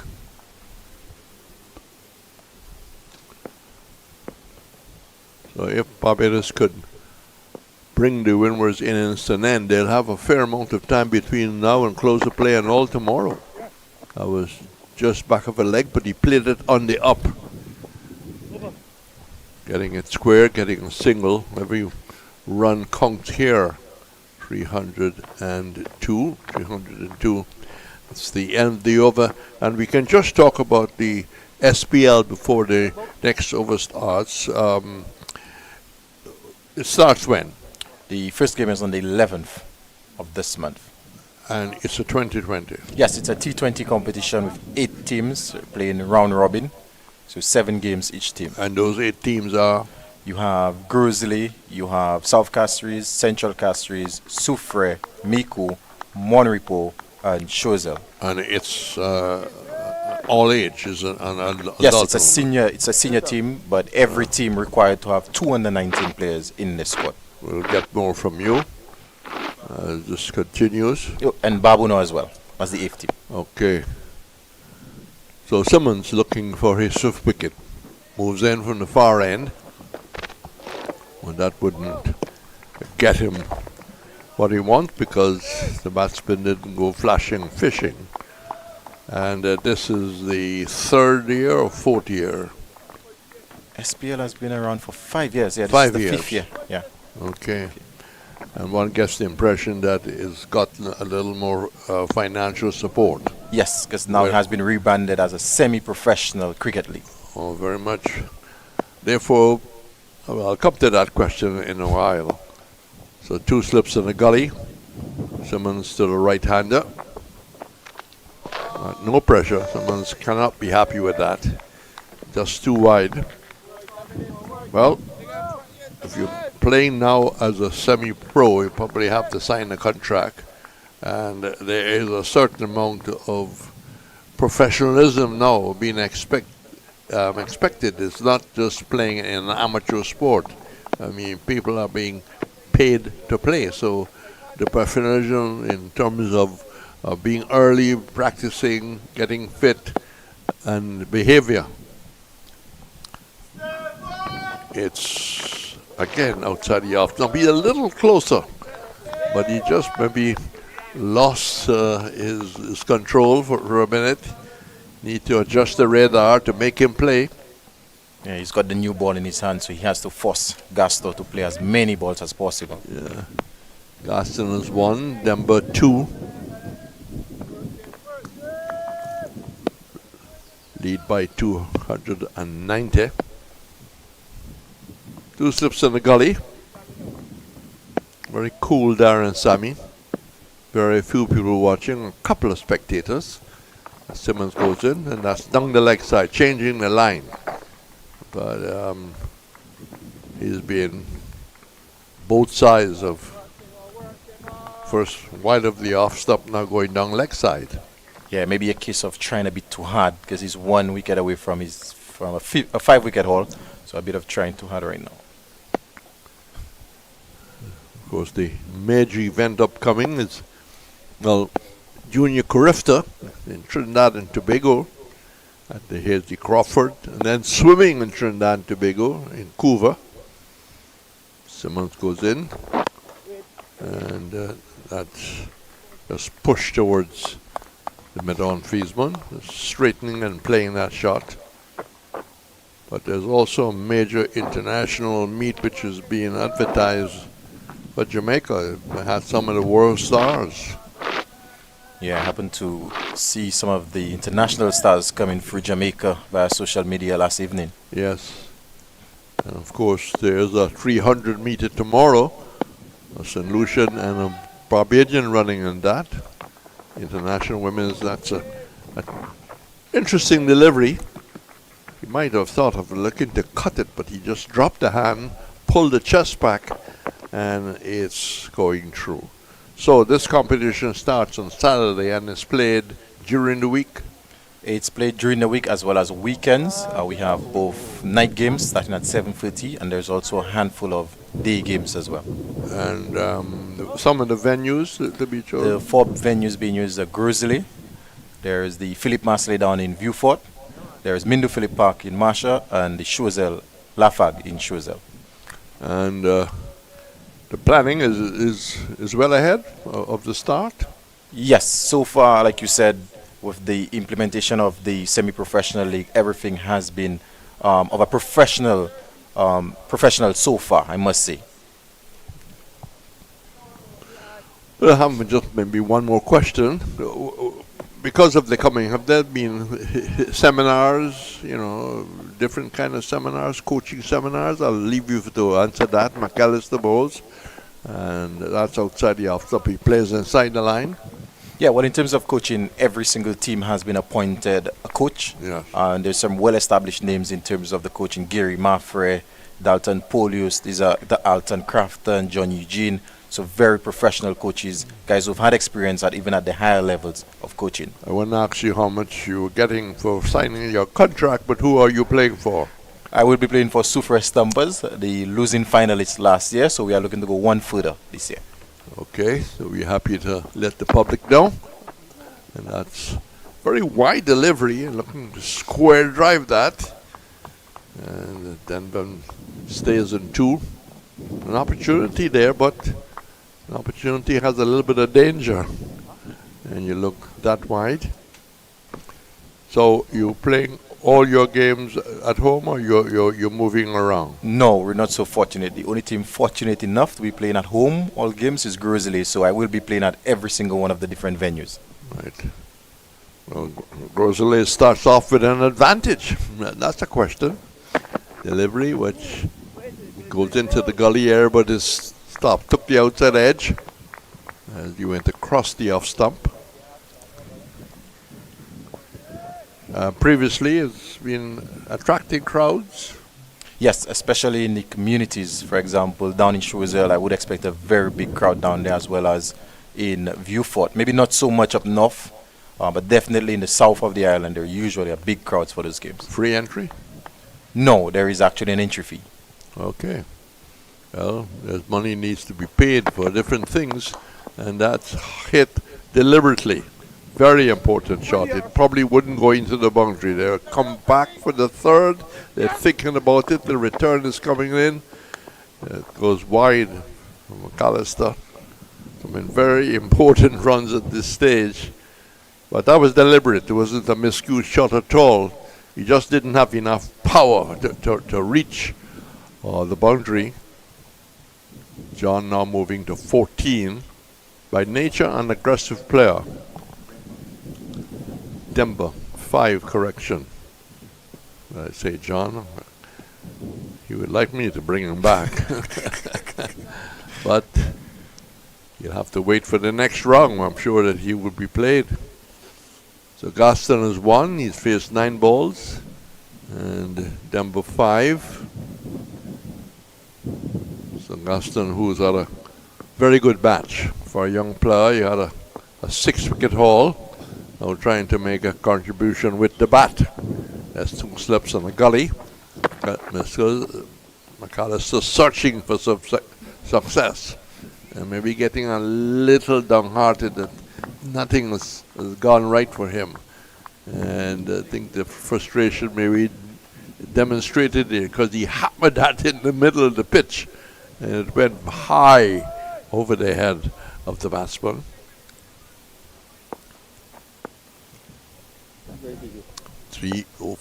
5 for 8. McAllister goes in once more. As caught at slip. Pushing up the delivery. And pushing the delivery that was wide. It took the outside edge. And good carry to the slip fieldsman, who was able to come forward and take it very cleanly. Yeah, similar to the dismissal of Noel Leo. That ball wide outside the off stump. There's no real reason to play a shot at that. Just catching practice, I would say, to first slip. But excellent catch nonetheless in the first slips. And just reward for McAllister for the efforts that he's put in. Yes, just reward. And I think the crowd, the Barbados team is around him, saying, well bowled, well bowled. I will say, well caught too. Yes, definitely. The catching so far, especially in the slip region, has been very good from the Barbados Pride. So it's coming down to the end. 9 for 305. Can the last wicket pair fiddle a couple of runs? Barbados will want to end it right now with the next delivery. But it's the end of the over as McAllister gets some water and actually almost toasting the head back as he walks away with whatever brand of water he may be drinking. Talking about things happening, there's a major final at Border tomorrow. It's the Pepsi final. It's a 50-over final. And 2 clubs who have had great history in Guyana, the Demerara Cricket Club and the Georgetown Cricket Club. The DCC is where maybe Clive Loyne and Lance Gibbs is from. The GCC, Stephen Camash, Ronnie Sauron, just to mention a few. Carl Hooper also played for the GCC. But that's the 50-over final. So a lot of cricket to be played on the weekend. And of course, next Wednesday, the final round will start. Barbados heading to St. Kitts. And Guyana heading to Trinidad. I just asked Dwight to check on that latest update from the Leewards game. Guyana responding well when last we checked with Anderson and Imlach together. Simmons goes around the wicket, and that's a woof. Deciding that There's no need to look to push for singles.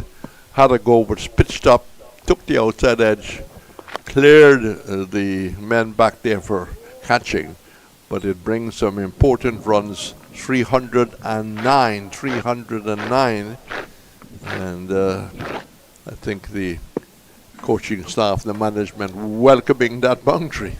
Yeah, not the most convincing of shots, but I think Demba has decided that he's trying to get as many as quickly as possible.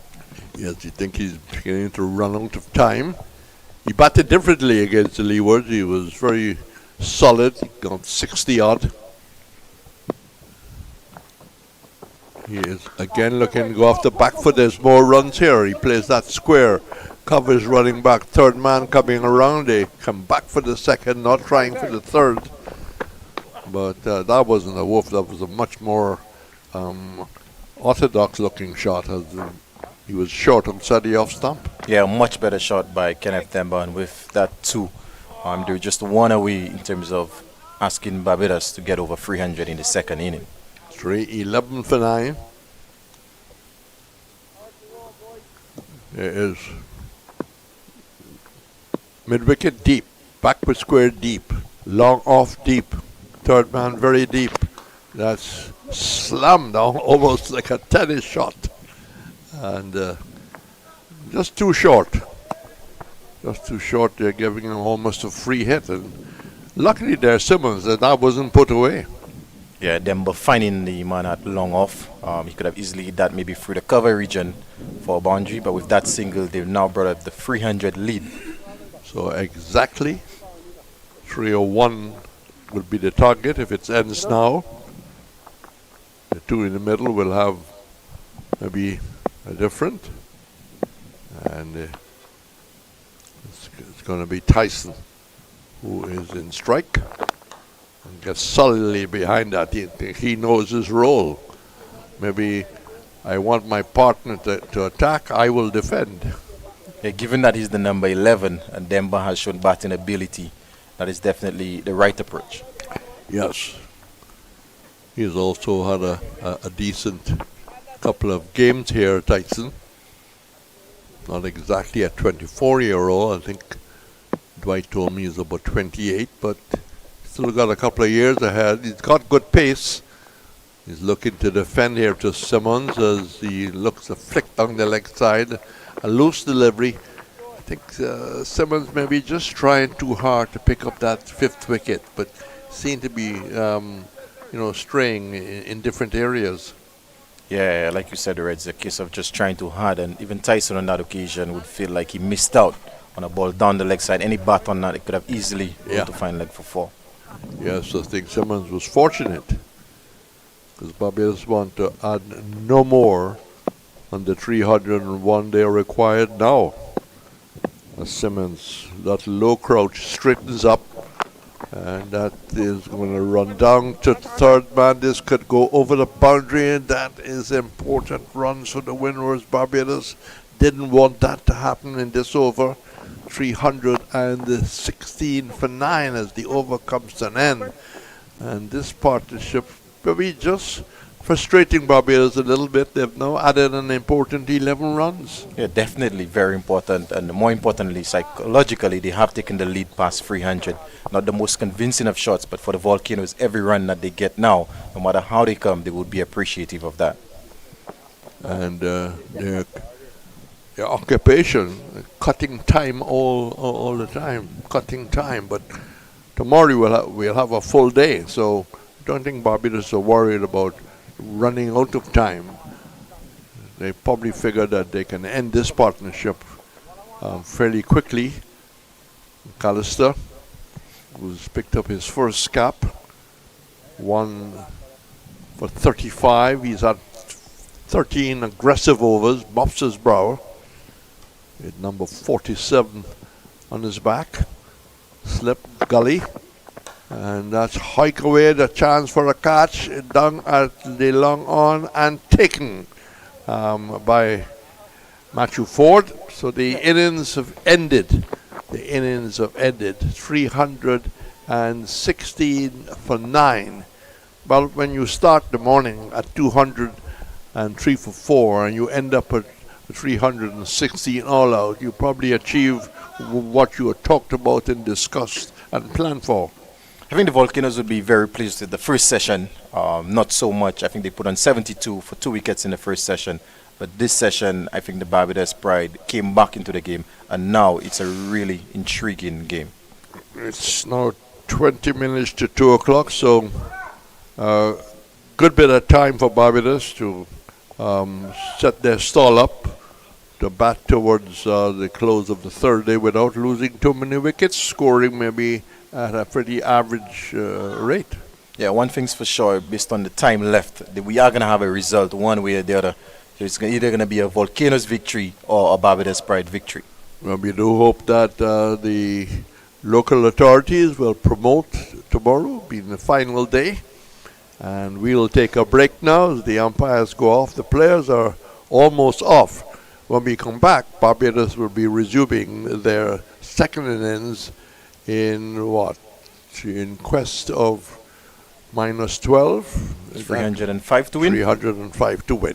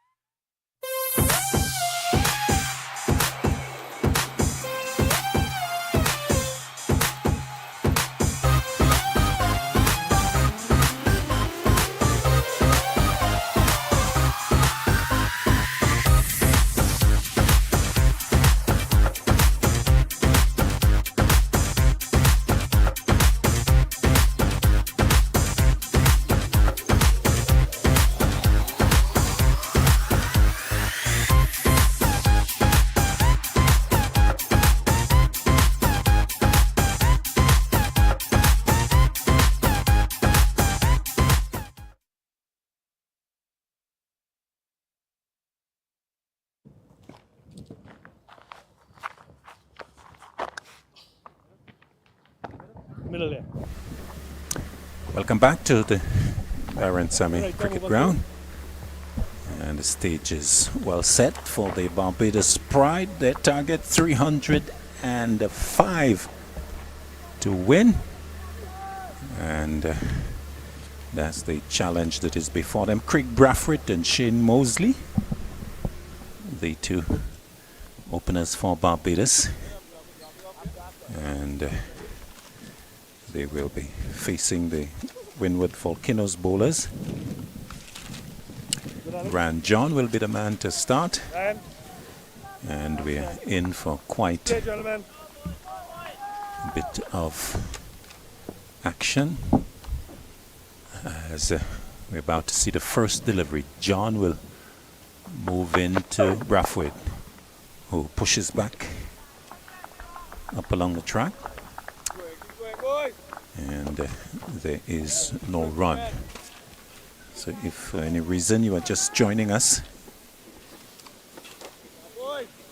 Windward's Volcanoes been bowled out for 316 with 99 to Hodge, 78 Atenays, 50 Descart and 20 to Leo. And for Barbados, Simmons 4 for 47, 2 for 35 McAllister. And John to Brathwaite. Brathwaite will get a quick single to get him off the mark as he just pushes it up on the offside to the short mid, to the onside, to the short mid wicket position. And before the fielder can come in, the Barbados Pride captain is away. So is Barbados Pride, 1 without loss. And they're looking for that target of 305. You would recall Barbados had a lead of 12 on first innings. Volcanoes 186 all out. In reply, Barbados Pride in the first innings 198. And in the second innings, Pride 316. On the back of those half centuries from their West Indies men. Atenays 78, Hodge 99. 50 from Descart. And John will now bowl to the left-handed Mosley. 2 slips and a gully waiting. John to Mosley. Mosley turns it in the air through square leg out towards the boundary, but Gaston will pick it up from the backward square leg. So Mosley is also off the mark with the couple, taking Barbados Pride to 3. And the required runs, of course, 302. Bright sunshine, nice breeze blowing. We have had that breeze all throughout the game. And keeping the players nice and cool. John, midway through the first over, to Mosley. Gets a delivery that's wide, angled across him. And he allows it to go into the gloves of Leo. The scoreboard indicates that we have 49 overs. So 49 overs. We are about 45 minutes away from the tea interval. And so lots of time left in the game. Of course, we have all of day 4 tomorrow. So John to Mosley. I think it's a good delivery once a single. It's not on as he's sent back.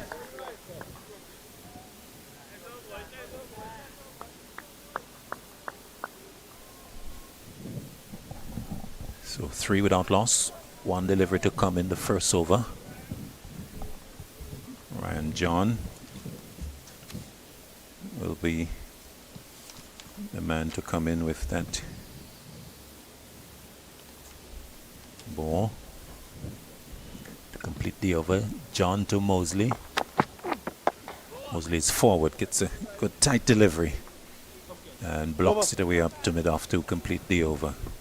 So the first over of the Barbados Pride second innings, they are 3 without loss. So in the first innings, 186, Ambrose 110, Noel Leo 27 for 19, and Drake's 2 for 48. Barbados 198, Matthew Ford 43, Mayers 40. And the bowling figures, Gaston 6 for 52, Ryan John picked up 1 for 34, and Tyson 3 for 49. And so not surprising that Alec Athenaise has called the young debutant Keon Gaston to use the new ball once again. We saw him in the first innings get the ball to swing away from the right-handers, particularly when it was brand new. 2 slips and a gully for him as he starts to Brathwaite, who's forward and plays it with an open blade down to Melius, who comes from the backward point boundary. And Brathwaite is away off Gaston. In the first innings, Brathwaite didn't score off Gaston. In fact, he went driving and was caught by Hodge off of Gaston for 1. Big wicket for the debutant, that of the outgoing West Indies captain. So Gaston will fancy his chances against the big fish in the Barbados Pride batting. Mosley is the one who is getting ready to face him. 2 slips and a gully. Backward point extra cover mid-off. Gaston to Mosley. Mosley gets a delivery that he stands up straight to and plays into the offside. Ambrose is there. And there is no run. So you may see a little surprising that only 2 slips are being used by Athenaise. On the onside, he's got long on, himself at forward square and mid on. Gaston 6 for 52 in that first innings. To Mosley. Mosley back and plays up to mid on. And there's no run. So Gaston in that first innings, we saw him using a much fuller length and getting the ball to swing away. He has opted to go back of a length, particularly to Mosley, or maybe just looking to set up the opener with sending him back and then to produce a fuller length one. Gaston to Mosley. Mosley gets a fuller length one and homing into the leg stump as to dig it out, plays it up to mid-on. So good start here from Keon Gaston, young man on debut, just 21 years old. And really a dream start for this young man who hails from the Monrepo area, community on the eastern part of the island. Very proud would be his father, Bernard Gaston, police officer. As he sends Mosley back, plays up to mid-wicket.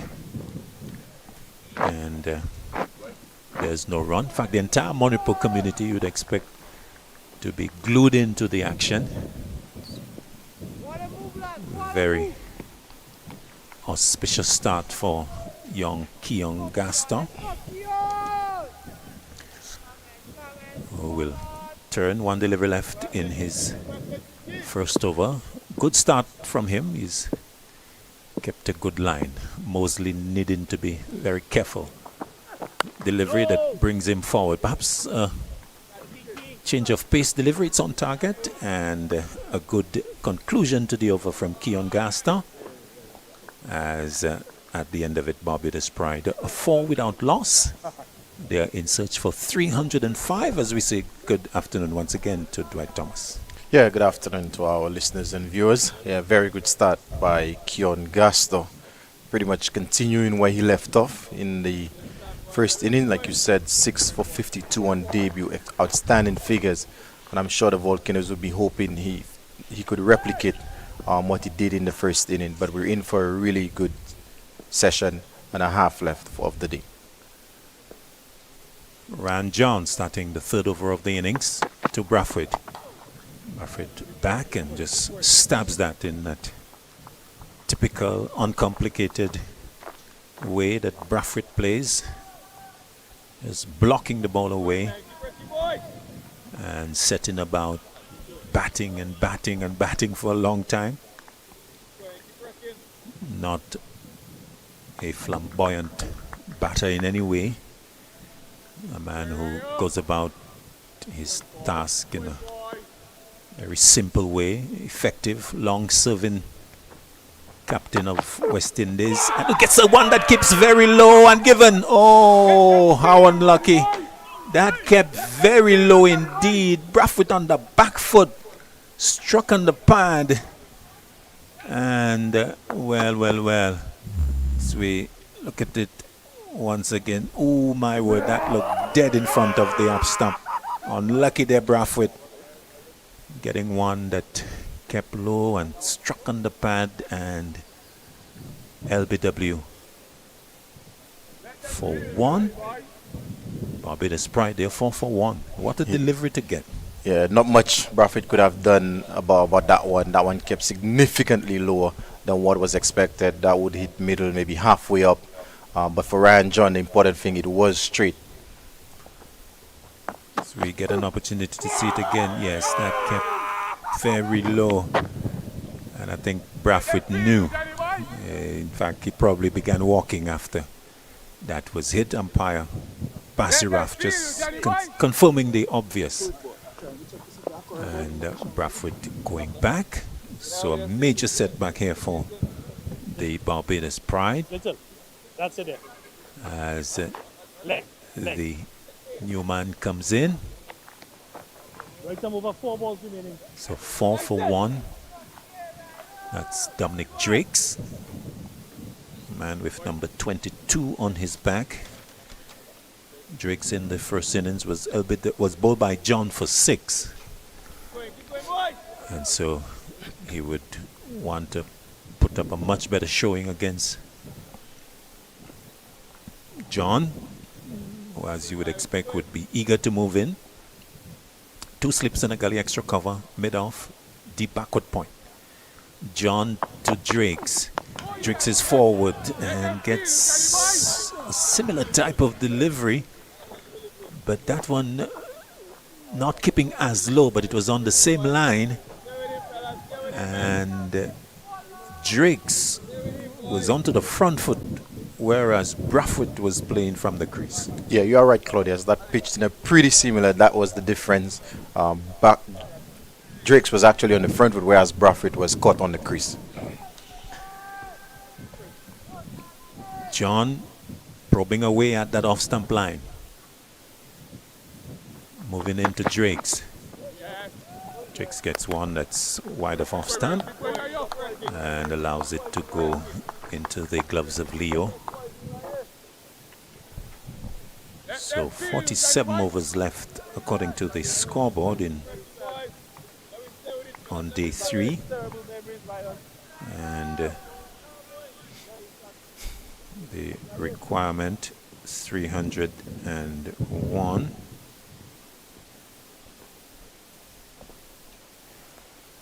So, of course, we've got all of day 4. John to Drakes, Drakes forward. It's a delivery that's bang on target. He's equal to it. Playing up to the onside and picking up. So Brathwaite, like I said, 1. He's actually been dismissed for 2. 1 in the first innings. So not a good game for the big fish in the Barbados Pride batting. Yeah, and having stepped down from the captaincy, I think he would have been wanting to come here and make an impression. Unfortunately, he wasn't able to do so. John to Drakes. Drakes forward and defending well into the onside to complete a wicket maiden for Ryan John at the end of it. Barbados in search of 3 or 5. They are 4 for 1. The wicket of Brathwaite. Yeah, really good start by the Volcanoes, the Windward Island Volcanoes opening bowlers. Having put the 304 on the board, they would have been hoping for an early wicket, especially make use of that new ball, and so far they've been able to do so. And like you said, the big wicket of Craig Brathwaite, a man who's played 99 tests. So that's as big as it's going to get in terms of regional cricket right now. And it's going to be Keon Gaster to continue, the man who picked up 6 in the first innings. He'll be bowling to Mosley. Gaston to Mosley, wide of off stump, and Mosley allows it to go into the gloves of Leo. But let's go back to that Brathwaite dismissal. We have made the point consistently of the quality of the surface. What happened in that delivery? Because that didn't seem to be a delivery that really should have hit him that low, one that kept uncharacteristically low. Yeah, definitely kept a lot lower, but again, maybe Brathwaite was caught on the crease, maybe a little bit more forward. Gaston bowls to Mosley, who will get a single to mid-off as the total goes up by 1 to 5 for 1. So you're suggesting that had he been on to the front foot, he could have negotiated it? Yeah, because if it was the following delivery to Drakes, was similar line, similar length, but the difference is Jonathan Drakes was onto the front foot. He didn't keep as low as the previous one, but he negotiated quite comfortably. But again, it's a day-free wicket, so I'm sure there may be a lot more of that to come. Yes. So you'd expect as the game progresses, 1 or 2 will misbehave. Drake's driving straight to mid-off as Gaston is full into the middle and off stump area. And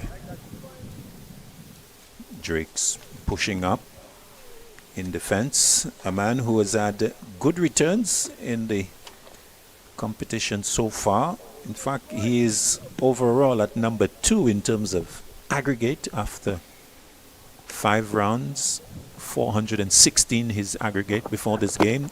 A delivery that is again looking like a change of pace. We have seen maybe 2 deliveries recently from Gaston where he appears to be holding back the odd delivery. Yeah, it seems like he's almost rolling his fingers across the ball. So definitely mixing up his length and his pace as well. So Jonathan Drakes, 416 runs aggregate. Couple of hundreds in there. Gaston to Drakes gets one that comes back into him and has to be very careful against the young Gaston. Plays it into the onside, but Gaston keeping the batsman honest. Yeah, predominantly got the ball to go away in the first innings, and this time around in the second innings we've seen him with the ability to get 1 or 2 to come back in. So excellent bowling from the young man. So he comes in once again to Drakes. Oh, doesn't come in. Not happy with the approach and just running right through the crease. So Jonathan Drakes, 416 runs aggregate, 200s, 117 versus West Indies Academy, and then 108 versus Jamaica Scorpions, also picking up 70 against the Guyana Happy Eagles. So a man in form. Gaston to Drakes. Drakes is kept quiet as he gets a good delivery and plays up on the onside. And there's no run. The end of the over, another good one from Gaston. 4 overs have been bowled. Barbados Pride 5 for 1 in search of 305 for victory. Yeah, good testing over there from Gaston, testing Drakes' defense. Like you said, he's currently second on the leaderboard in terms of runs scored, so it's going to be important for the Barbados Pride that he gets a score. He's so far this season been the leading run scorer for the Barbados Pride, so a lot will be dependent on him. And with Shane Mosley, who's missed most of the season, and did not get that many in the first inning, so I'm sure he's going to be hoping to get a score here. Yes, in fact, I make that probably Mosley's first game of the season. Stand corrected. But in the first innings, Mosley was bowled by Tyson for 22. He's facing up to Ryan John, who comes round the wicket to him. And Mosley allows it to go by. So Barbados all of 300 runs away from the target. They have lost their captain and the West Indies top man, Craig Brathwaite, who of course has relinquished the West Indies captaincy. But as you would imagine, he would want to remain in run-scoring ways. In fact, suggesting that it was to concentrate on his batting that he was giving up the captaincy, wanting to continue to produce for West Indies. John sending Mosley back. Got confused there with Ryan. Of course, Ryan Hines, the assistant coach of the Barbados Pride, very much with the team, would be hoping that these two can put up a partnership and bat for the rest of the afternoon. Yeah, half an hour from tea on day 3. John, 2 slips and a gully in support. Moves into Mosley. Mosley gets one angled in. Punch to mid-off. Good work by Atenes. Sliding away. Getting the body in behind it. Keeping Mosley down to just a single. Mosley going to 4. And the total 6 for 1. Jonathan Drakes comes in to strike, the right-hander. Yeah, good cricket all round. Good looking shot there by Shane Mosley. But excellent fielding by Alec Atenes to keep it to 1. So Atenes happy with just the 2 slips. As John over the wicket to Drakes. Drakes back and just guides it down to the backward point boundary. Gaston with the return. One more to Drakes. In fact, he gets off the mark with the single from his 9th delivery. 7 for 1. 2 deliveries left in over number 5. The left-handed Mosley comes in to strike. John to the left-hander is round the wicket. Mosley struck on the pad, but going well down the leg side. So much so that John not even interested in the appeal. So to come for Barbados, Boucher, Drakes, Dominic, Ford, Mayers, McAllister, Simmons, Warwick and Wickham. Not in that order, just reading it off the scoreboard as it is listed. In the first innings, the order was Brathwaite, Mosley, Drakes, Wickham, Mayers, Boucher, Ford, Drakes, D, Warwick and Simmons. Driving is Mosley, and Drakes taking a few dangerous steps out of his crease, having to go back at the end of the over. A tight one from John, just the two runs coming. Barbados Pride 7 for 1 in search of that 305. Yeah, pretty tidy start from the Volcanoes bowler so far. John has bowled the 3 overs, only conceding the 5, and he did get the wicket of Craig Brathwaite. And Keon Gaston has also bowled 2 overs for 2. So definitely pretty tidy start. Of the 5 overs that they've bowled so far, they've only conceded 7. So exactly what they would have wanted, especially with the new ball. Gaston with his 3rd over. Just the 2 runs conceded. He's into Drakes. Drakes clipping that nicely on driving, but straight to mid-on. And Tyson in the way. no run. So Keon Gaston. I'm told that Keon Gaston, in terms of age cricket, didn't actually play under 15, or is it that he didn't play under 19? There's a story to that. Under 15. Under 15. So he has developed quite nicely. Beaten outside the off stump. What a delivery. That was pitched up. The appeal going up, mostly from the slip cordon. Gaston himself not going up. A good delivery, pitched on off stump and seaming away from the right-hander. A genuine top-class delivery from a young man. Yep, that was a peach of a delivery. That was some of the deliveries that he bowled in the first innings. Excellent delivery, slight movement away. And perhaps making a case for a third slip. Just a 2 on a gully. Gaston again to Drakes. Wide of off stump, and this time Drakes doesn't have to play. He doesn't. Into the gloves of Leo. So Keon Gaston was not around at under 15, but has developed so quickly that he has overtaken some guys who would have played under 15, getting into under 19 cricket and making the transition to senior cricket. He has developed quite quickly indeed. Get your thoughts on that after this delivery. That sends Drakes forward. He plays into the offside. There's no run. Yeah, definitely.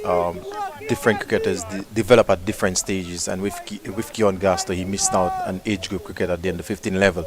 But ever since, he's developed into a very good bowler, and he's developed quite quickly. Like you said, I think it's only 2 or 3 years he's been part of the senior team, and he's now graduated to the Windward senior team. And picking up 6 on debut against seasoned players. And is demonstrating good control as he comes into Drakes. Drakes is inside edge up to mid-on, looking to go through the offside, and inward movement on this occasion. So Gaston demonstrating the ability to move the ball both ways. Yes, and that is what has been impressive. Because locally we all are very much aware that he gets it to go away from the right-handers. But what he's shown so far in this game, he does have the ability to bring one back in, and that is very important, especially at this level. Yes, and it's quite impressive given his youthfulness, the amount of control that he has, skill level as well, as he brings Drakes forward. Good delivery on off stump, maiden over, an impressive one. At the end of it, 7 for 1. Drakes is 1-4 to Mosley. More thoughts from Dwight Thomas, and then it's going to be Joseph Redsborough. Yeah, excellent start from the 2 opening bowlers from the Volcanoes. They've been putting the ball in the right areas, asking the right questions of the Barbados Pride's batsmen. So definitely Alik Atanes, as well the coaching staff, would be very pleased with what they've seen. They have picked up the early wicket, which is very important, whereas the Barbados Pride would be hoping that Jonathan Drakes, who's been the leading batter so far this season, gets them to a score. And Shane Mosley playing his first game does have West Indies experience, which would suggest he's a very good player in his own right. And it's going to be John to continue to Mosley. And he drives that one. John fields off his own bowling. Welcome, Reds. Well, nice bit of action. Maybe next time around, you can even take the lead in the next game. So, Brafic got a stinker.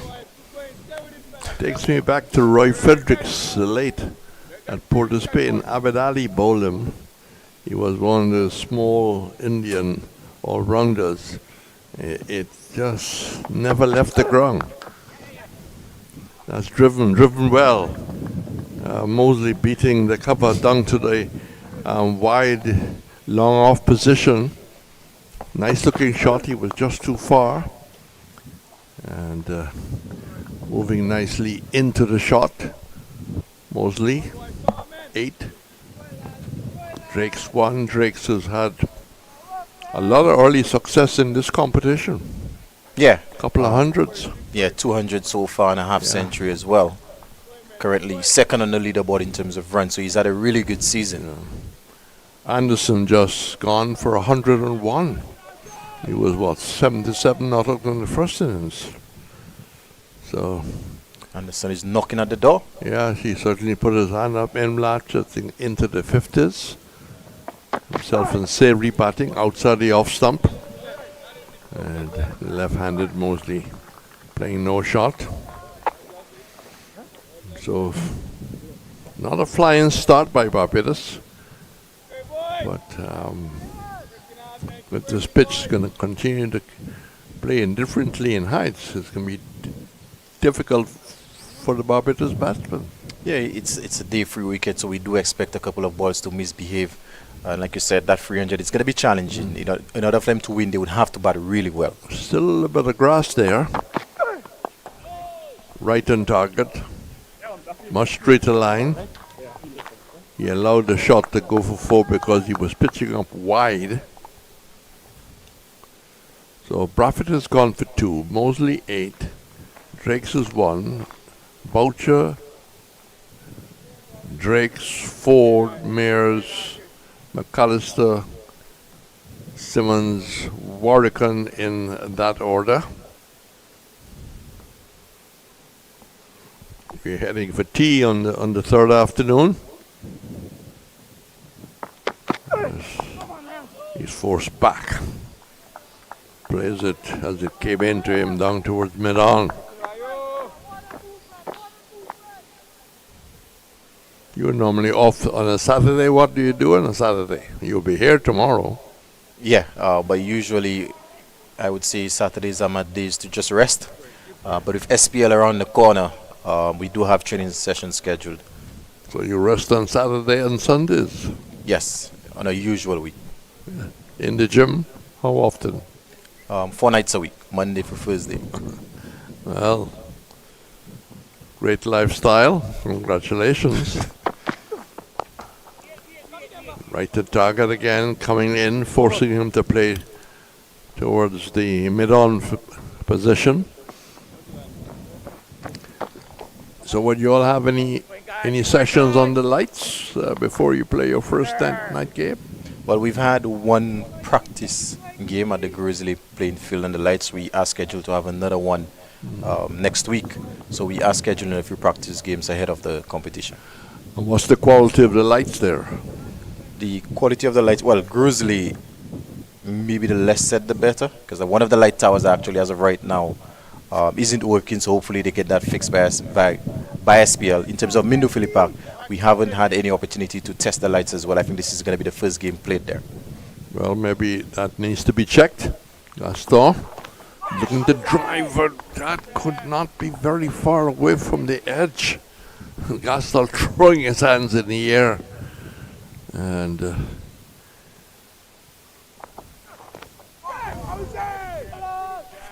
yeah, Gaston continues to challenge Jonathan Drakes. He's beaten the bat on a couple of occasions. Testing times for Jonathan Drakes. Yes. 30 years of age, I'm told. A late developer. No, wayward delivery, no pressure. There was an article about where has he been all this time, you know. But, you know, sometimes, you know, it's very competitive to get into a side. You know, I have known over the years that people can get runs in the trial matches or at the club level, and they probably, at that time, difficult to have broken in. Maybe that's the story why he's come on so late. It's outside the off stump, going in. But you don't get the kind of runs that he's gotten by buying it. So he's one of the names, along with Anderson, for example.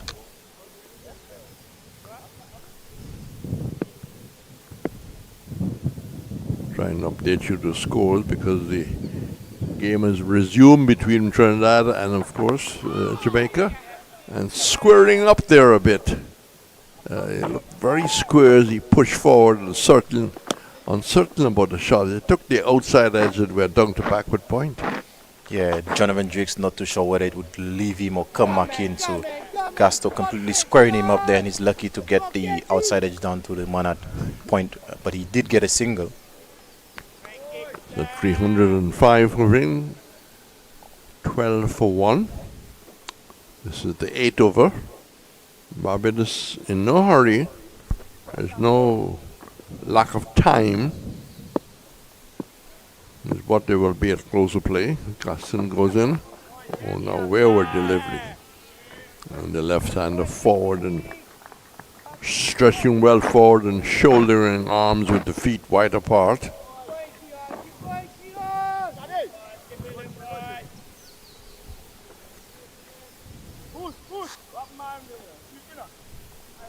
It's almost as if this ground is at peace with the world.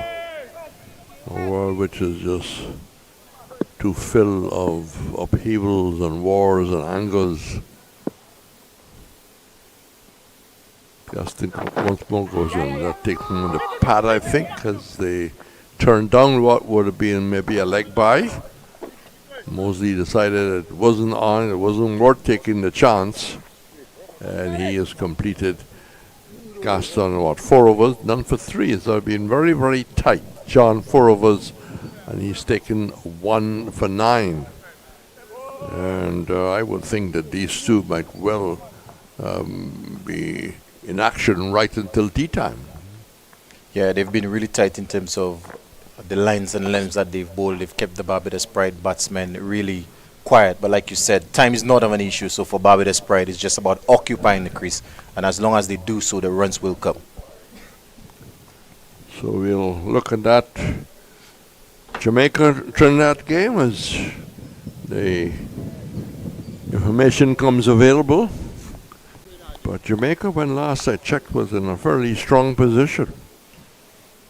Trinidad really had a very below par first innings, right on the line of the middle and leg stump, and playing forward and playing straight down towards the mid-on. What can I tell you? Well, let me see if I can pick up that game. Guyana are 314 for 3, with Anderson gone for 101 of 241 balls. Naidu 66 and Perez 49. Let's see what's the lead. They are 172 on, with 7 wickets standing outside the off stump.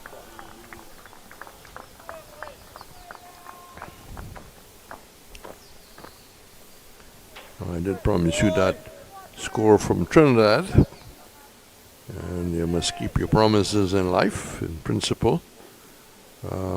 CCC 238 and 169 for 2. Academy 316, that's who's got runs in the second innings. Jeremiah, he's a Grenadian. 101, 107. Should be playing next year, maybe, hopefully. Pitch well up. He would have been selected for the Windwards, but I think he got a scholarship to go to a Trinidad institution. So he ends up playing for the combined campuses. But he's been putting together some very good scores.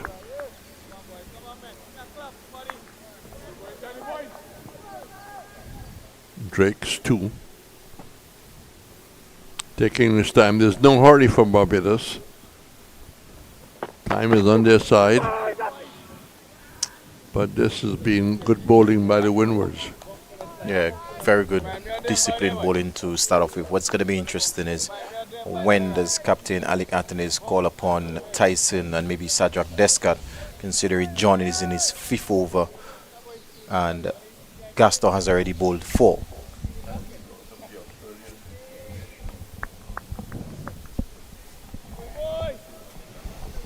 The next bit of action here on this ground, other than maybe local cricket, local activity, possibly football, will be the South African A Tour.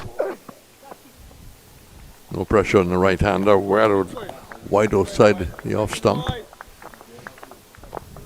Well, certainly the SPL needs a lot of publicity. Was there a lot of media blitz about it yet? Yes, there's definitely been a lot more in terms of marketing for this SPL as compared to other competitions that we've had. Well, semi-professional, that's a step forward. But that's a responsibility of the players to play and behave as professional, not only off the field, not only on the field, but off the field in normal life as you move around St. Lucia. Well, that's to come. Barbados will hold the opening test. And Grenada and Jamaica. I think Jamaica's still hoping to have a day-night, but that's not being confirmed. For the Barbados test, the West Indies 1975 team, led by Clive Lloyd, will be celebrated. We haven't got the names of who may come, but there's a possibility of getting maybe at least 10. It'd be nice to see the great Rohan Kanai at Kensington. Driven nicely, nice right shoulder into that shot. You a lefty or a righty? Right hand. Right hand. Your favorite player? West Indies? Favorite West Indian player? Ramnara Sawan. Sawan. Sawan. Would have been my, yeah. Your favorite international player? Michael Clark. Michael Clark. Your most admired bowler, fast? Fast bowler? Well, I'm a big fan of Alzari Joseph, so yeah. Okay. That struck in the middle and he was playing across. Pitch well up. Dwight? As we watch this on the replay, that one came back in, maybe just missing the leg stump and maybe just pitching outside the leg stump. I would say good decision from the umpire, but nonetheless very good delivery from Gaston. Yes, he was trying to take advantage through forward square leg, made wicket, and took the opportunity. It nearly cost him his innings. 12 for 1. That's not a good delivery, but batsman not looking to swing at it. Taken by Leo. Do you see an on-change Windward side for the next round? In terms of the 11, well, in terms of the squad that they selected, it's actually going to be for the next 2 rounds in terms of the 11. Yep. In terms of options, maybe I would love to see Juel Eugene get a game. I know he's been toying with the team the entire season and yet to get a game, so it'd be nice for him to get a debut. There's 2 slips and a gully for the left-hander, and that's again down the leg side. Difficult take for Leo. He is keeping him a bit low, and he recovers well. Now, young Eugene, a bit of an all-rounder. Where would he bat if he gets in? I think that's the challenge that the selectors and management of the Volcanoes would have. Because if you ask me, the one area that, well, the main area that they've struggled is opening batting. And I don't think Jonel hasn't opened at any level. He's more of a middle-order batsman, like you said, who also bowls off spin. That's looking shot. That went through and got down to the boundary. He's been diving hard on the shoulder. Is that Tyson? Yeah, Tyson. A bit of a misfeel, I would say. He should have done a lot better than that, but very good shot nonetheless from. Seemed to have started late. Seemed to have got off out of the blocks very late. Athletics on the weekend, international, and a lot of junior Carifta teams all over Jamaica, Barbados, and Lucia, just naming them, and others. They'll be having, no doubt, some workout sessions. That's outside the off stump. No shot from the left-handed Mosley. 16 for 1. We have, I think, 2 overs before the interval. Yeah, and then it looks like it's going to be a change of bowling. I know you mentioned how long would Athens keep John and Gaston on, but it looks like it's going to be Tyson, who's had some success here, to continue from the media center end. You know, we just need to cater for our viewers who might have been away. We can just look back. Overnight, 203 for 4. At lunch, 275 for 6. Yeah, the Windward Islands did very well in the first session. It's the second session where they lost 4 wickets, Reds, for just over 30 runs. Yes. I mean, they would be disappointed if that effort. Yes, Barbados certainly won the last part of that. So 305 for win, 16 for 1 Barbados. That's pushed up towards mid-on. Tyson.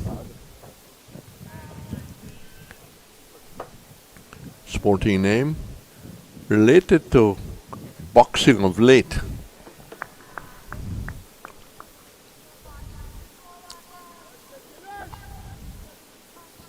But he will be happy to know that a great fast bowler carried his name for in Northampton and England. That's pitched up too wide, and the correspondent movement across, just opening the face and getting the right shoulder involved, getting a single, takes it to 17 for 1. 17 for 1. Like I said, there's a major reception here tomorrow evening at this ground, because the semi-professional league will be restarting soon. I don't have a date, but it was maybe planned to have all the potential sponsors, all the potential players, the media here tomorrow evening at the pavilion on the far side. Solid looking defensive shot. Tyson brought in just before touch and go, but I think we'll have another over after this. Yes, just the halfway through this over, there's every chance that we may get one more before the tea interval. So walking fairly quickly back here, Mar, but not in a great hurry.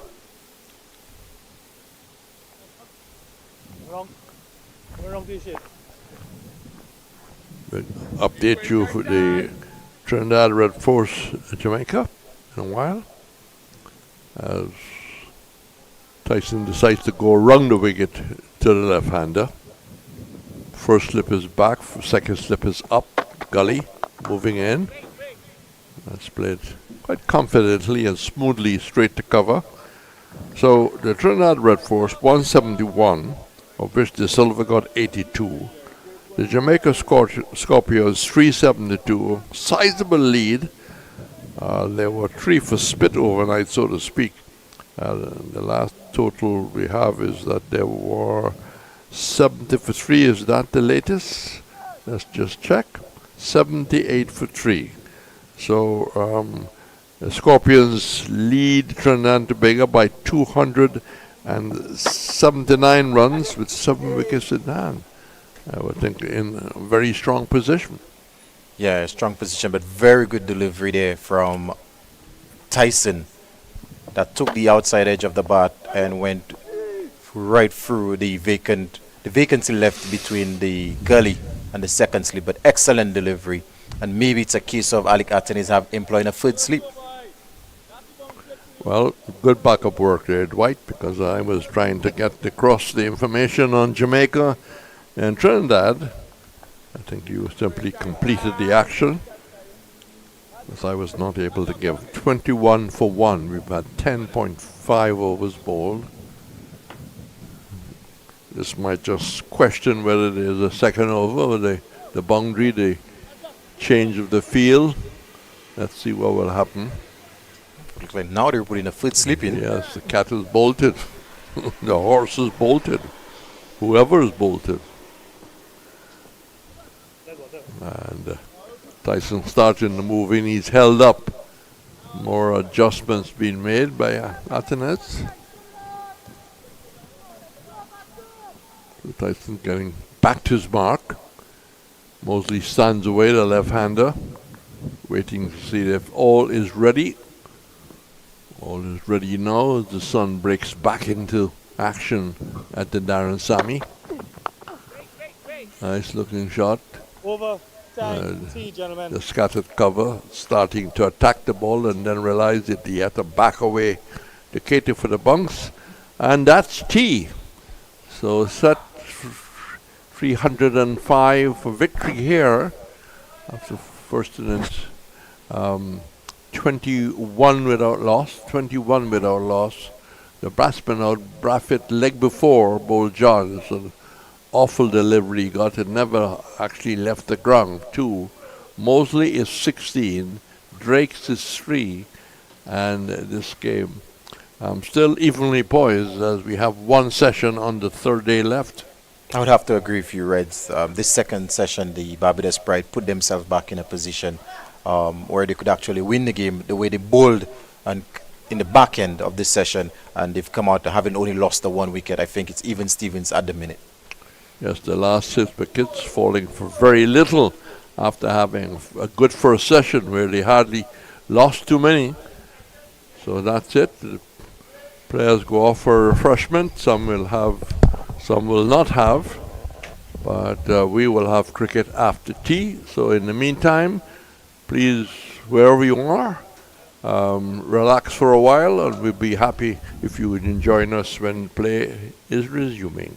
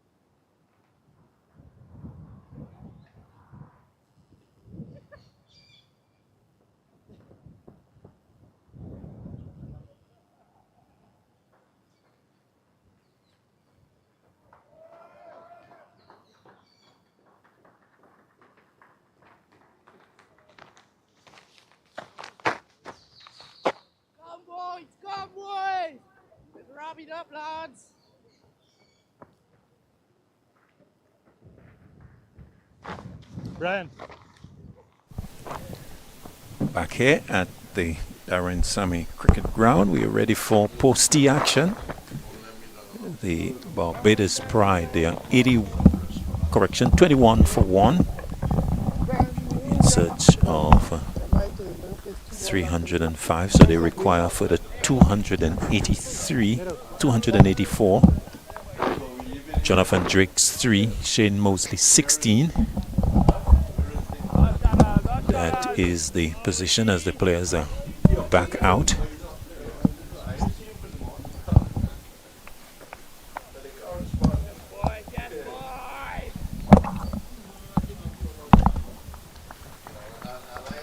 Alec Athanaze will start with a new bowler. Descart will be the first one to bowl, and he's going to bowl to Drakes, who plays punchingly off the back foot for a single as the Barbados Pride, they away after T22 for 1. This is going to be a session where 38 overs are projected to be bowled, so we are in for quite a bit of action as Dwight Thomas is with me. So Dwight, the game still very much wide open, we'll have to say. You think Barbados in the advantage, or is it Volcanoes, or is it even Stevens? Right now I would give Barbados Pride the slight edge, but this session could go a long way to determine who will be victorious. 2 slips and a gully for the left-handed Mosley. Descart over the wicket to the left-hander. Strive in nicely to the right of the mid-off. Gaston is quickly across, and so Mosley opens his account after T. He goes to 17, 23 for 1. Yeah, very good start after the interval for the Volcanoes. Surprised to see Sajak Descart operating. But Keon Gaston bowled 5 overs in his previous spell for 7. Very disciplined. Let's see if Descart could continue applying the pressure. Athanaze persisting with 2 slips to Drakes now, who gets one outside off stump. It's coming in towards the right-hander, but it's sufficiently wide of off stump so that there's no danger as Drakes allows it to go into the gloves of Leo. So Barbados Pride, no pressure on them in terms of time. I think it's a question of whether they can discipline themselves and to pace themselves properly outside the off stump. Good delivery. Be a few inches further back in terms of length, just about on the same line. And good from Descart, keeping Shane, in fact Jonathan Drake's interested. So good probing stuff, particularly the last 2 deliveries. Descart again to Drakes. Drakes off the back foot, plays it nicely. Straight to the fielder, Tyson, on the boundary. Backward point, 1 more to Drakes. Goes 5, 24 for 1. Nice crisp sound coming from the bat. And Drakes looks a good player, and he has produced in terms of the runs that have come from his bat this season, and one who would fancy his chances to getting a big score here and take Barbados Pride to that target of 3 or 5. Mosley in strike, gets 1 wide of off stump and allows it to go into the gloves of the keeper to end the first over after tea. Barbados Pride 24 for 1. Good testing over, first over after the interval. Sajak Descart only conceding the 3. For the Volcanoes right now, it's just a matter of trying to get 9 wickets Whereas, like you said, for the Barbados Pride, it's not necessarily about getting runs. It's just about occupying the crease. Because if the Pride are able to bat until this time tomorrow, you would think by that time they would have been victorious or pretty close to it. Yes, 37 overs in the day left. That's what this scoreboard is showing.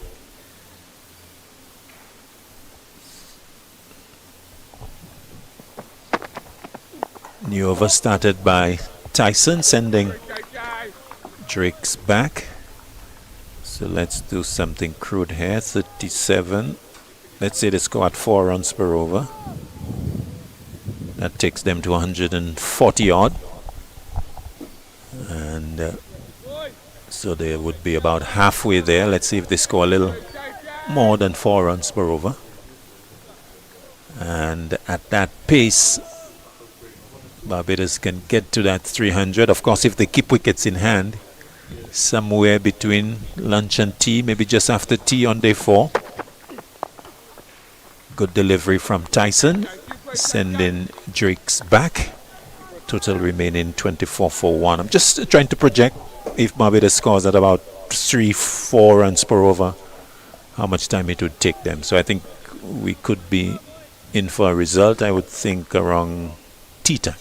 Yes, that's if the Barbados Pride are to be victorious, whereas the Volcanoes would be hoping maybe by tomorrow morning they would have already bowled them out. Probably after lunch. We'll have to wait and see.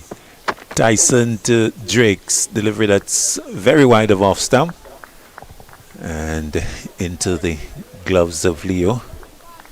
Of course, potentially the Volcanoes, they really need 9 deliveries that can produce wickets. Of course, they'll not come in quick succession. They'll be strung out over a number of overs to get those remaining 9 wickets. And that's what makes the game interesting. Who will get to their target? 9 wickets for the Volcanoes, 280 odd runs for the Pride. Tyson sending Drake's back and playing to Melius. There's no run. Yeah, just observing Tyson and what he's been able to do for the Volcanoes in the 2 games that we've witnessed there. He seems to be the enforcer, the man that is charged with getting wickets. He may not necessarily bowl long spells, but short bursts, very aggressive bowling.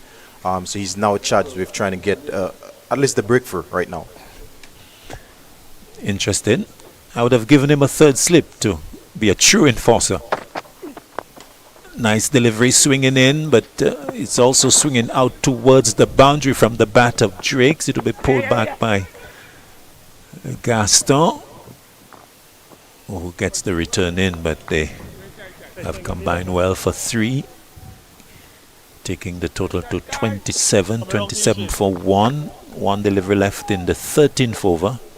So Dwight, so if he's an enforcer, why not give him the 3rd slip? Yeah, I'm in agreement with you. I'd love to see a 3rd slip, and even one of the overs prior to the interval, he did get Mosley to edge one through the 3rd slip, vacant 3rd slip, immediately after the 3rd slip was put into position, but it was a bit too late.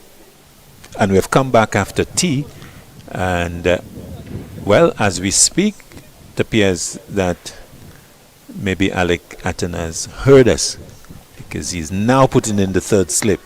Way to go, Atenes. So 3 slips on the gully in position as Tyson will go round the wicket to Mosley. Outside the off stump, driving a little loosely, and the over coming to an end. 3 runs coming from it. The 13th of the innings. Barbados Pride in search of 305 for victory. They are 27 for 1. Yeah, Mosley a bit too loose on that occasion. But so far, Drake's, like you said, very easy on the eye. Drake's looks like a very classy batsman. I know he's only scored the 8 so far, with the exception of when Gaston bowled Billy's bat a couple of occasions. He looks rather comfortable and looks like he enjoys driving the ball through the covers. And so far, this pair, Mosley and Drake's, they've put on 23 for the 2nd wicket, and the Pride will be hoping long may this continue.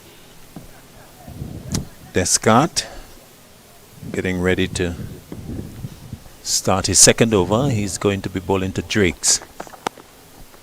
Gets a good delivery, good stop by John at the gully as well, as Drakes was looking to run that down towards deep third. So he stays on 8, 27 for 1. Descartes coming in first change and looking to keep things quiet.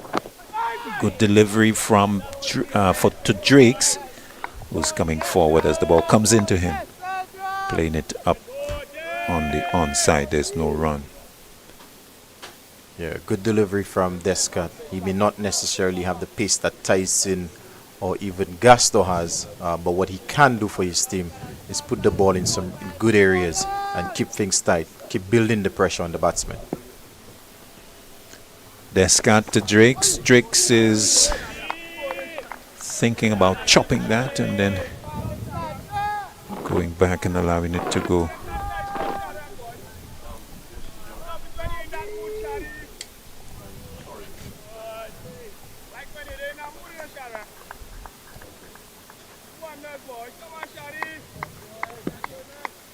Descartes coming in again to Drakes. Drakes off the back foot plays nicely again, but straight to the fielder at the backward point. Quite a bit of elegance in Drakes' stroke play as he goes back and punches the ball nicely. Straight to the fielder. Gets one, goes to 9, 28 for 1. Yeah, he looks very good and he's looking more and more confident by the ball. But very good field placing by Alec Atanis to have the deep point. He's played numerous times, he's played that shot, but has only gotten one. So excellent field placing. Descartes to Mosley now. Outside off stump, the left hand allows it to go.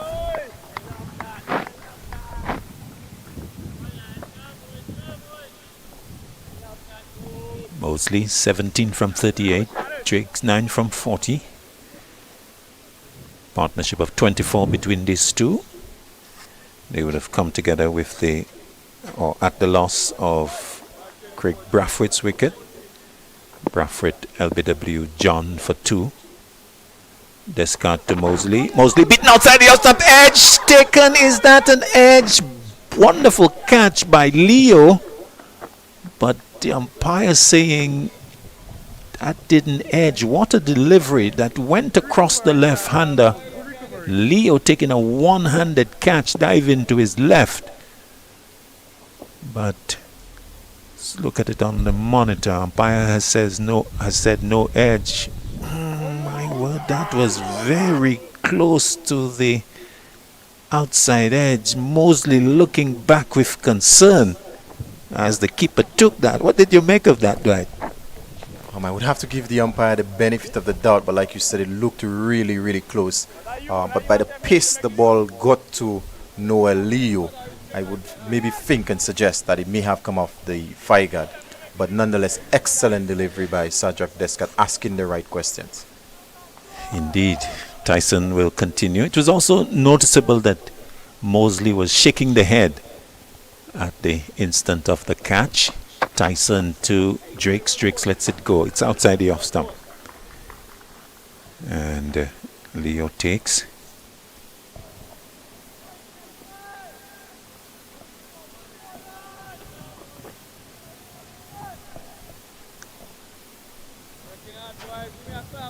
Tyson coming back.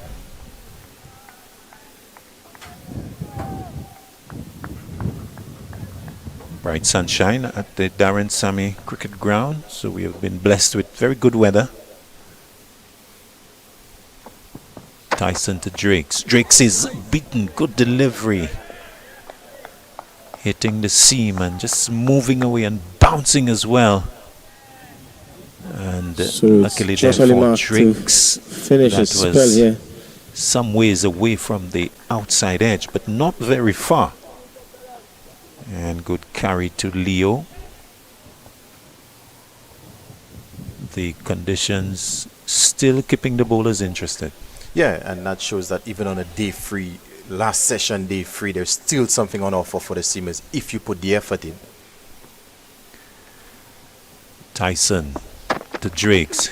Drakes jumping back will get the single into the offside. One that takes him to double figures. Barbados Pride 29 for 1.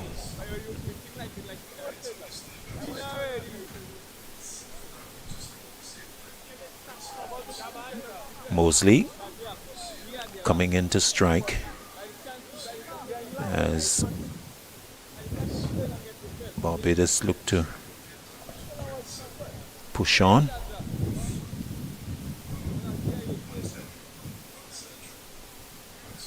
So earlier, Reds took us down memory lane with action from the 1950s. Outside the off stump, Tyson bowling to Mosley. But we've got action between Barbados and Windwards of more recent vintage. And we can maybe just go back and look at some games over the period. Maybe over the last 10 years or so. Number of matches between these two teams. And we pay compliments to Roland Cox, our statistician, who has compiled quite an interesting historical compendium of action between the two sides. Forward goes Mosley, plays into the offside. So we have a number of games that we can relive between those two teams back from the year 2014. And we'll just run down a few of those. I think we've, in all, compiled about 15 matches between the two teams from that period. It's a period of 10 years. So why are there 15 matches? Well, we'll look at them one by one. Tyson to Mosley, short delivery, and Mosley on bended knees, ducking from that as it goes into the gloves of the keeper to complete the over. The 15th of the innings, Barbados Pride there, 29 for 1. Yeah, good aggressive bowling there by Gillan Tyson, but very well played as well by Shane Mosley, just comfortably getting under that one and allows it to go by to be taken by Noel Leo. And Tyson so far has been putting in the effort. He's bowled 3 overs so far, 3 overs, 9 runs considered, yet to be amongst the wickets. And this is what Alec Atenes will be hoping, is that he gets a wicket. Descart starting a new over to Drakes. Drakes is forward and plays up on the offside. There's no run. So, as we said, let's go down memory lane and look at a few games. Barbados versus Windwards. Of course, Windwards, now called Windwards Volcanoes. Back then, it would have been just simply Windwards. Descart to Drakes. Drakes forward, down into the gully. And there's no run.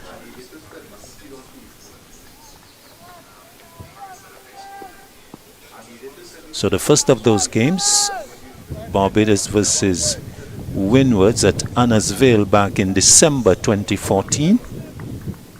And we had an interesting situation there. Barbados batting first to 52 all out.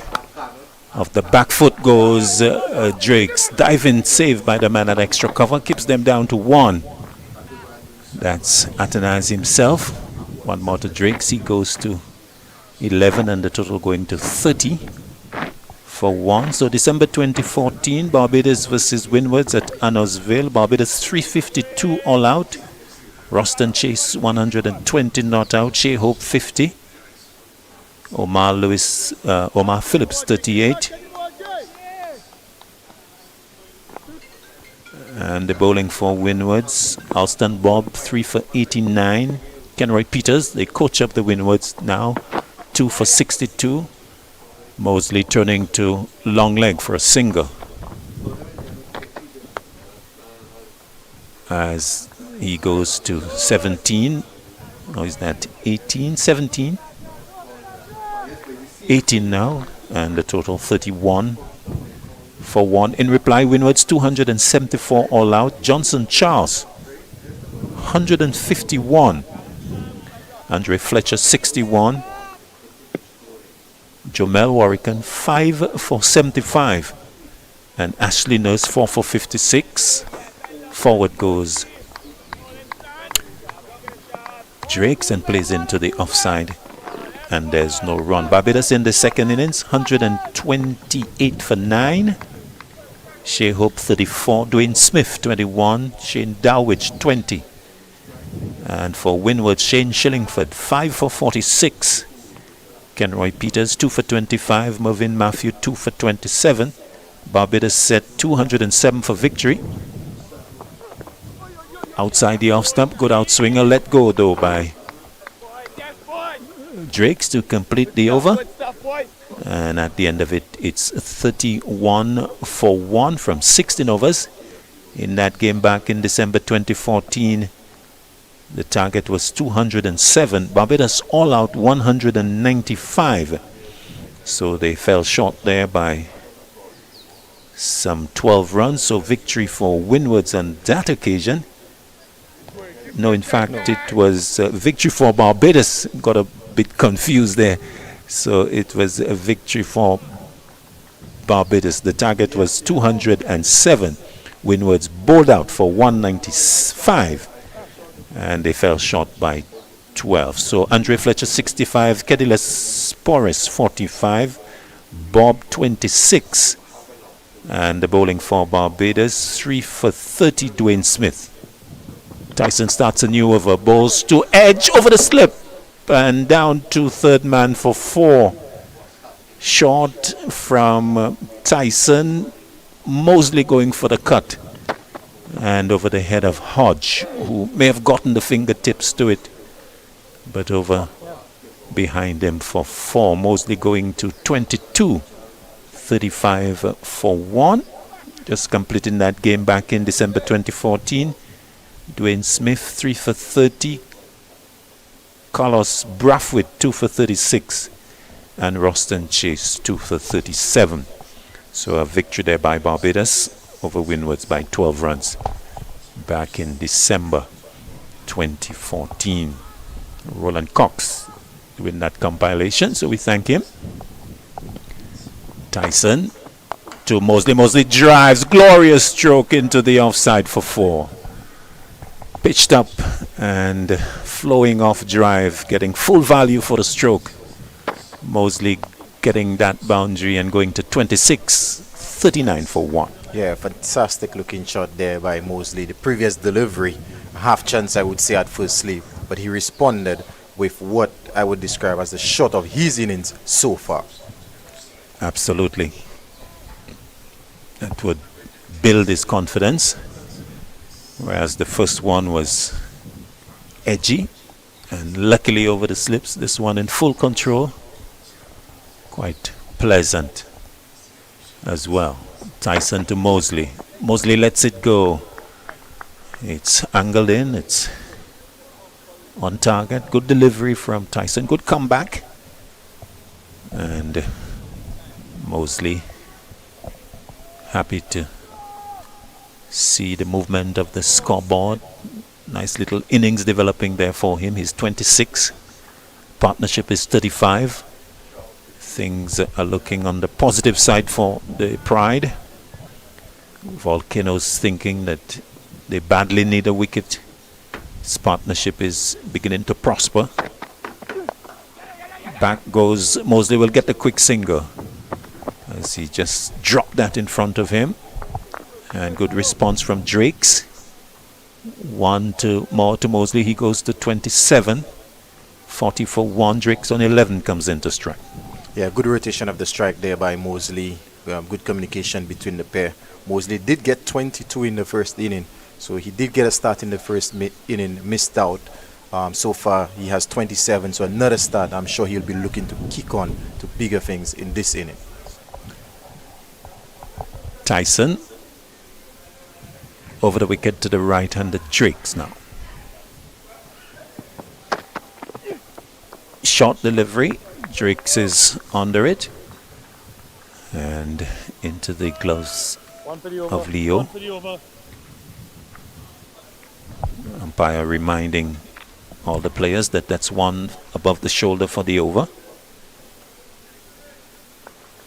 Let's give you more memory lane stuff as we look at what has happened between the two teams over the years.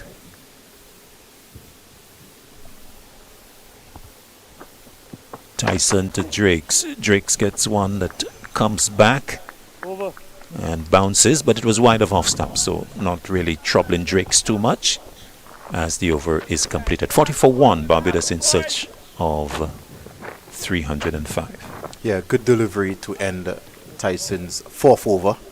That one came back in and Drakes left that one on length because that went way over the stump, but good delivery nonetheless. So far Tyson 4 overs 18. He has created two half chances I would say, had Mosley edging for the vacant third slip in his second over, and in the previous over, the last one that he bowled, he did create the edge and Kavem Hodges just getting his fingertip to it. So Tyson a bit unlucky not to have gotten the wicket of Mosley, who he actually got in the first inning as well, bowled for 22. Descart getting ready to start his fourth over to Mosley. Mosley is driving hard into the ground, and there's no run as is good work from Melius. More action between Barbados and Windwards, going back down memory lane. March 2015 at the Kensington Oval. Barbados versus Windwards. Barbados batting first. 480 all out. Certain Mr. Shy Hope with a double hundred. Wide of off stump. Descant bowling to Mosley, and Mosley hitting hard into the ground. So Barbados 480 all out. Shay Hope 211. Shamar Brooks 124. Roston Chase 41. Ashley Nurse 29. Darwich 28. Tino Best 21. Mervyn Matthew 3 for 54. Liam Sebastian, current manager of the Volcanoes, 2 for 81. Shillingford 2 for 136. DeLon Johnson 1 for 80. Driven beats Descart, but a puff of dust being kicked up there by Gaston, completing the fielding a little awkwardly, but saving the shot from registering any runs. Keeps Mosley on 27. So Windwards in reply to Barbados' 480 back in March 2015. Windwards 418 all out. Devon Smith 151. Tyron Theophil also with 100. Back of a length. Descant bowls to Mosley. Mosley plays in defense. So Devon Smith 151. Tyron Theophil 125. Ashley Nurse 4 for 98. Miguel Cummins 3 for 83. Kevin Stout 2 for 66. Tino Best 1 to 34. And in the second innings, Barbados 167 for 5 declared. Chase 65. Dawich 33. Stout getting some runs as well. Off the back foot goes Mosley, and he doesn't score. Stout 29. Craig Brathwaite, young man at that time, he got 25. Alston Bob 3 for 55. Shane Shillingford 2 for 65. And Windward set a target of 232. They got to 101 for 6. Dalton Polius 32. Romel Currency 18. Polio's very much involved in coaching locally. Off the back foot goes Mosley and hits down to backward point. The fielder comes off the boundary as they take one at the end of the over. The total 41 for 1 from 18 overs. Yeah, good over from Sajak Descat, just the one. So despite the fact that he's not creating too many problems for the batsmen, what he's been able to do, and importantly, is to keep things tight at one end while Alik Atanes tries to attack from the other end with his pacer, Tyson, the quickest bowler that the Windward Islands has. So Sajak is doing exactly what is required of him at this moment. Opportunity for just a drink for one of the batters, maybe both of them as well. So we can just go back down to one more game as Windwards versus Barbados. Another one, February 2016, Kensington Oval. Windward's batting first, 250 all out. And Barbados in reply, 450 for 5. Looks like an innings victory there for Barbados. So let's look at that back in 2016. 250 all out Windwards. Fletcher, 84. That's the Spice Man. Andre Fletcher, 84. Cavem Hodge, 53. Shane Shillingford, 28. Miguel Cummins, the destroyer for Barbados, 5 for 47. Solomon Ben, 3 for 65. Ashley Nurse, 1 for 68. Barbados, 450 for 5. Declared. That man again, Shy Hope, 162. Braffett among the runs. Craig, 117. Roston Chase, 40 not out.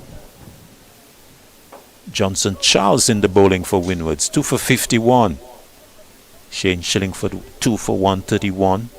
Liam Sebastian, 1 for 91. We are back in 2025. Tyson to Mosley. Off the back foot, lets it go. It's short and wide. And in their second innings, Windwards shut out for 144. Kedilus Flores 29, Johnson Charles 25, Spiceman Fletcher 25. Bowling for Barbados, Roston Chase 3 for 19, Miguel Cummins 3 for 42, and Suleiman Ben 2 for 38. So an innings victory there by Barbados, an innings and 56 runs. Driving goes Mosley, and no run to him as the fielding completed there. So we have seen those 3 games, Dwight. Barbados getting the better of the Windwards. Yeah, I was just about to say, Claudius, from 3 out of the 3 games, 2 of them were Barbados victories. Is that a sign of things to come? Well, the Volcanoes would want to suggest that that is, or that will not be so, but obviously Barbados has dominated the Windwards in regional cricket. Tyson to Mosley, down the leg side, and taken by Noel Leo. But interesting as you look back, Dwight, quite a bit of heavy scoring. Shea Hope featuring with big runs, a double 100 and then 162. 100 for Craig Braffett as well. Those runs would have been instrumental in getting these men onto the West Indies team. Yes, it's what the performances that these guys put in at this point in time got them to where they are today. And surprisingly, the Johnson Charles 150 stuck out to me.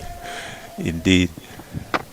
Delivery that sends Mosley back and into the offside. In fact, I think it coincided with Shea Hope's period of dominance in Test cricket around that time, 2015, 2016. I think it was around that time that he registered the 200s in that Test match in England, for the West Indies. And the question is, are we going to see Mr. Hope back in the red ball for the West Indies outside the off stump? and Mosley flashes at it, and there's no run. What's your take? Is Shea Hope ready, and has he done enough to get back into the red ball side of things? Yes, without a doubt, he's been our most consistent white ball player, and I think he's developed as a batsman over the last couple of years. You could see that. So there's every opportunity, and the fact that he's played in this competition, he's now made himself available for selection onto the test team. Indeed. And we have seen him get additional responsibility with the captaincy of the 20 overs outfit being given to him as well, in addition to 50 overs. Short delivery that has Mosley flinching a little, but gets bat on it and will get a single at the end of the over. His 29th run, the total going to 42 for 1. Barbados going nicely along. Their target is 305. Yeah, for the first time, the actual run rate has gone above 2.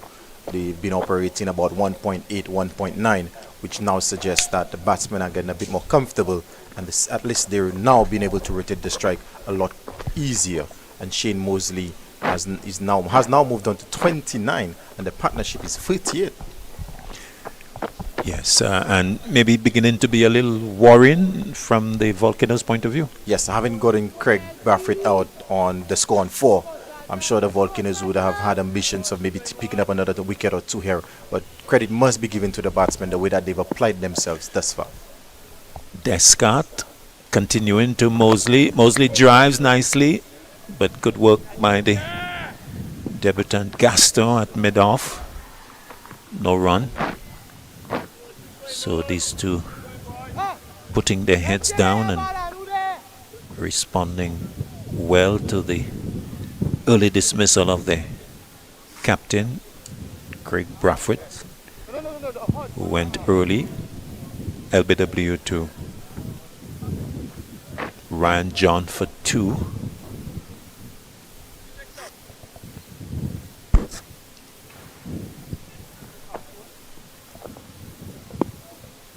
Descart moving into Mosley. Mosley lets it go. It's outside the off stump, and there is no run.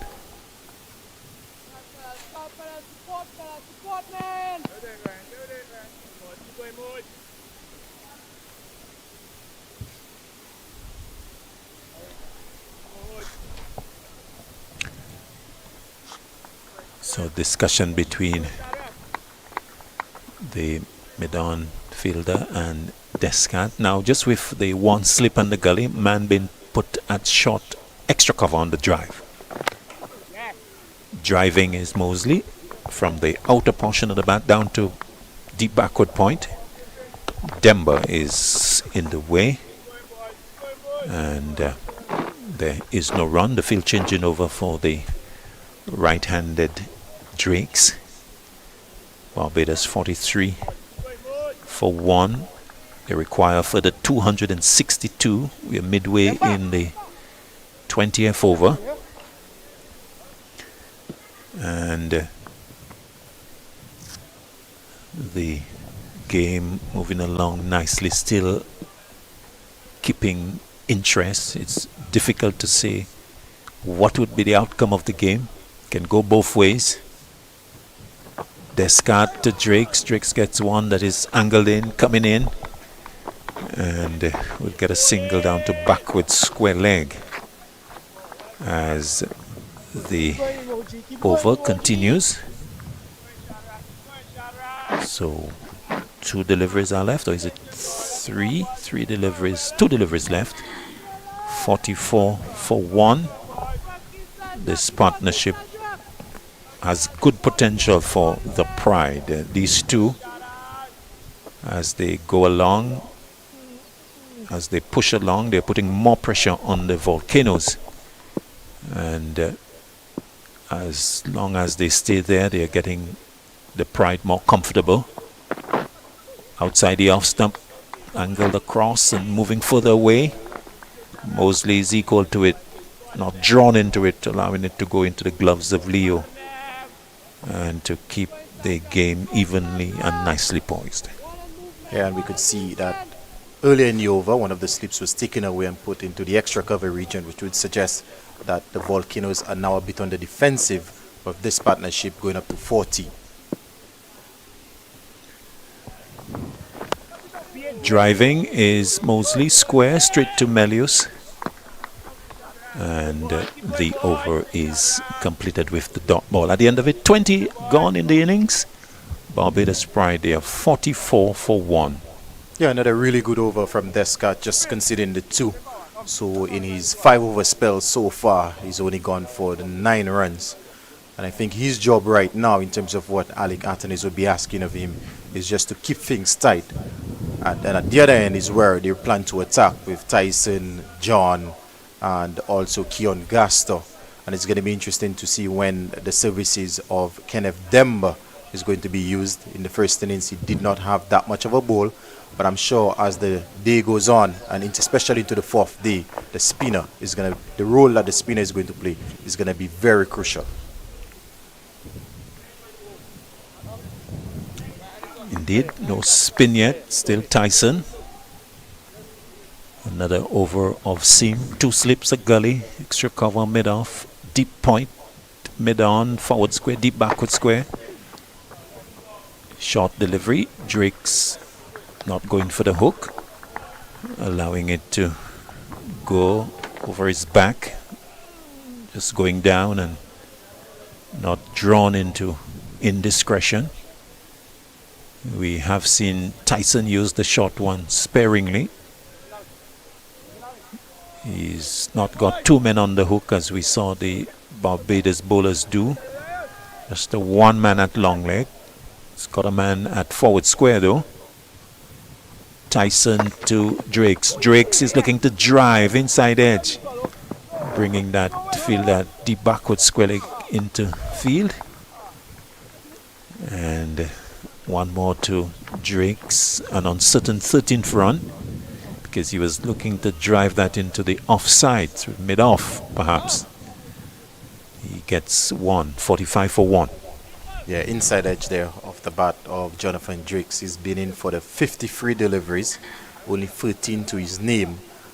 But in terms of what the coaching staff of the Barbados team, they'll be quite happy that he's occupying the crease, because like we've said on a few occasions, it's a matter of just batting time, not necessarily trying to get the runs, because they're not able to win the game this evening. It's just about batting and batting. The left-handed Mosley, 30 from 64. He's in strike. Tyson round the wicket to him. Goes back. Well organized, just very tight in defense, very solid. Back towards mid-off. Atenes fields. There's no run.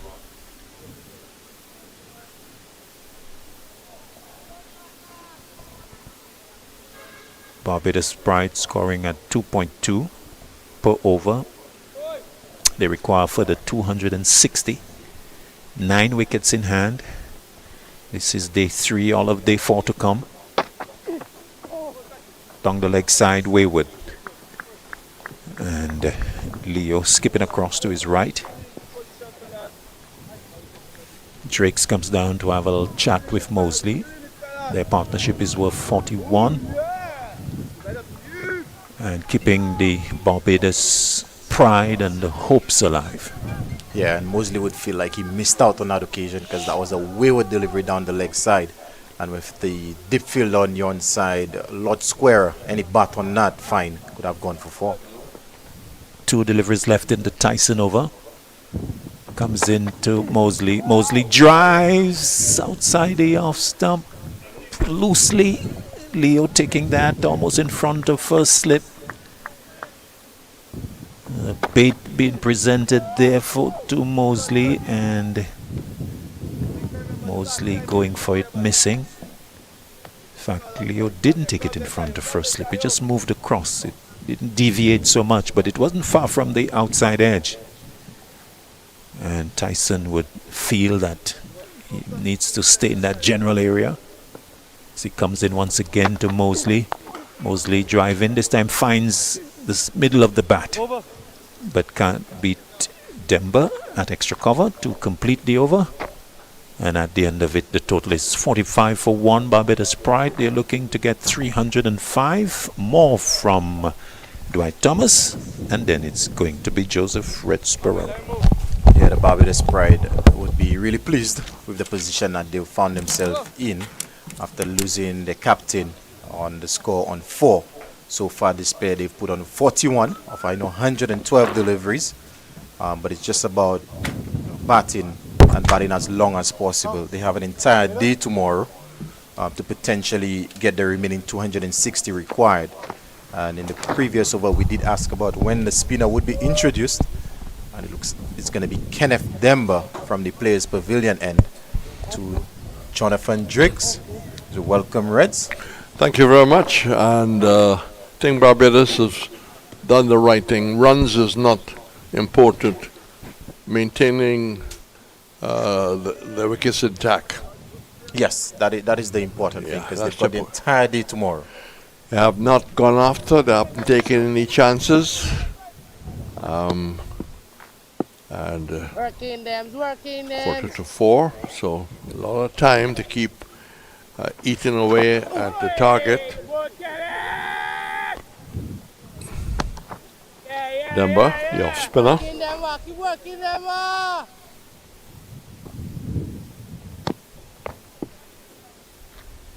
Solitary slip.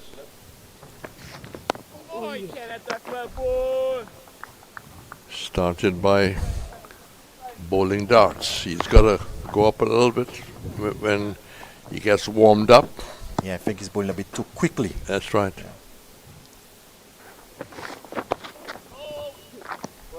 That was a better effort to apply some spin.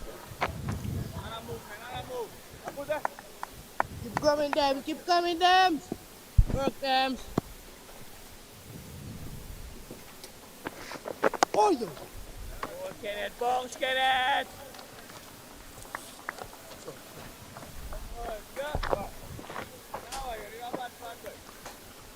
We'll try and cater for viewers who might have been away for different reasons, different time zones. That's the off spinner outside the leg stump. Could have been taken away, but didn't run it down to fine leg. It was an opportunity.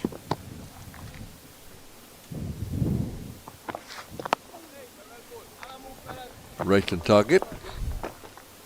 Completes the over very quick. If we were timing him, I would think it'd be about 130. Yeah, pretty quick. He got through that over pretty quickly, but importantly, it was a maiden over, his first of this inning. So in case you was away for a long time, 316 the second innings, Melanius from yesterday 14, Salazar not. Today Hodge 99 run out, Atenes 78, Ambrose 8 from yesterday, Descat who started on 12 got 50, Leo 20, getting 27 in the first, John 14, Demba 12, Aston 1, Tyson out on 4. And the bowling Simmons, 4 for 47. It's going to be Tyson to continue to the left-handed Mosley. Again, carefully pushed down to square cover, coming onto the front foot. We talked about the umpires done a very good work in this game. And I think we as we enter the third day, we need to underscore that. Yes, we've not mentioned the umpires on too many occasions, which would suggest that they've done a very good job, pretty much getting most, if not every single one of those decisions correctly. A question, if I could just think about one area, Tyson bowls, and shuffling behind that, but again, not looking to apply any power. His safety first. They want to bat until the close, and then tomorrow simply cut away and be a little more aggressive. Maybe on 2 occasions, and I'm not going to point them out. I thought there should have been consultations. They should have met. I think one of them you would be speaking about the Well, catch? I'm not going to refer to anyone, but I think there were 2 occasions. They should have consulted. They should have at least. If they did carry, they did not carry. Yep. That's the only thing that I remember. But that's very minor. Very minor. Basserat, of course, very experienced. The Guyanese umpire is in his early days. When I first started to watch first-class cricket, it was Curtis Jordan and Cecil Kippins.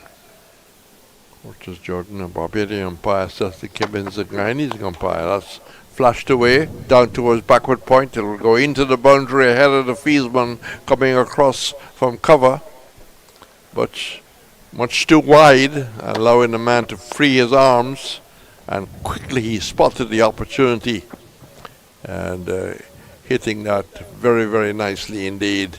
Drake's has been very watchful, maybe in the slow side, but he moves to 17 and they're 50 for 1. Yeah, that's great execution of a square drive. There is a man placed at the point, but he had no chance.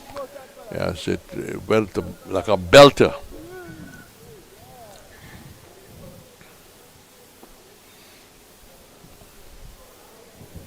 Slices once more. Slice to go short. It goes over the left shoulder, which is not going to put pressure.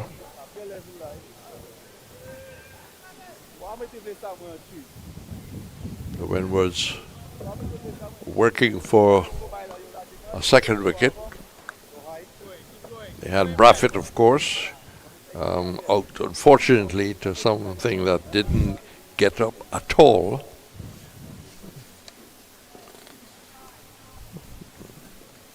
Like before for 2.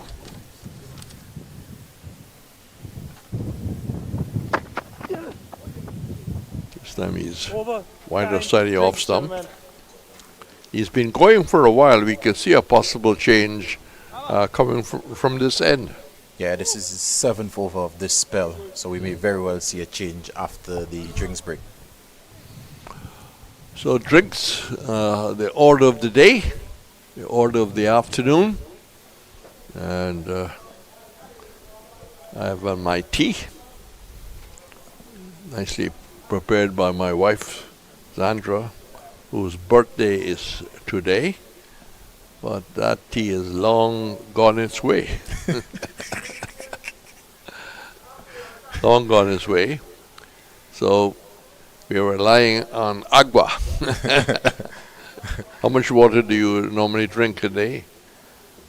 I don't keep track, but I could tell you at least, let's say 1.5 liter, the big bottles of water, at least one of that a day.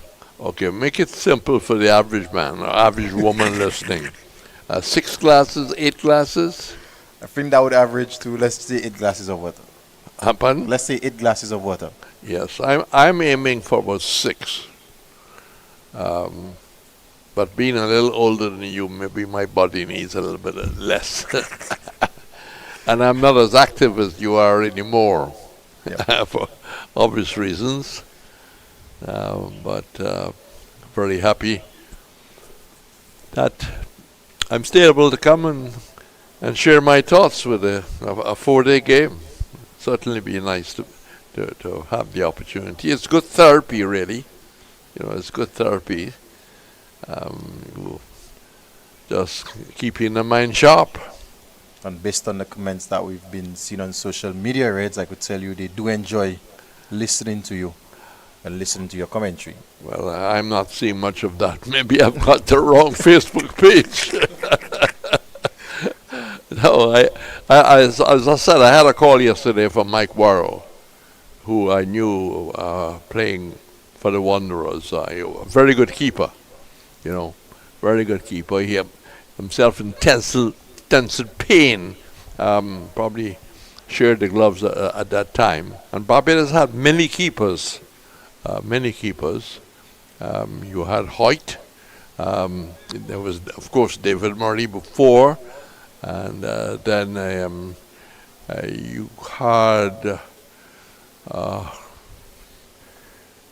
name just slips me right now. Name just slips me right now. I remember. But, no, very nice of him to have called all the way from Barbados. He has been for years working with the power company there. So Jamal has had some commitments. He's back and about to take over from you. Dwight, you've earned a well-earned rest. And maybe someone will buy you a bottle of water.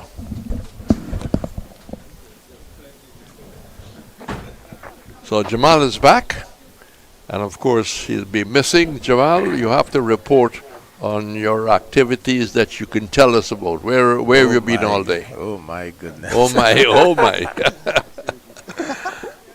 Reds is trying to put me on the spot. But good afternoon to you, Reds, and to our viewers and listeners, wherever you may be. Jamal, wherever you are, I know it's above board. That is the case. But I've been following the cricket from where I was.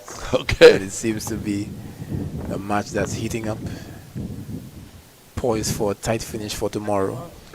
Well, right now, the Barbadians have gone very well. 50 for 1, chasing 305. They were a setback, losing Braffett to the delivery, which kept very low to the Barbados captain. But is what going to happen between now and close of play will maybe determine the atmosphere and the competitiveness of tomorrow. Certainly, and with Kenneth Demba getting a late introduction into the piece, he has a chance to impact the game the way of the Windward Volcanoes. Yes, Demba. This is, I think, his second over. First was a maiden. Bowling to the left-handed is a slip and a forward short leg.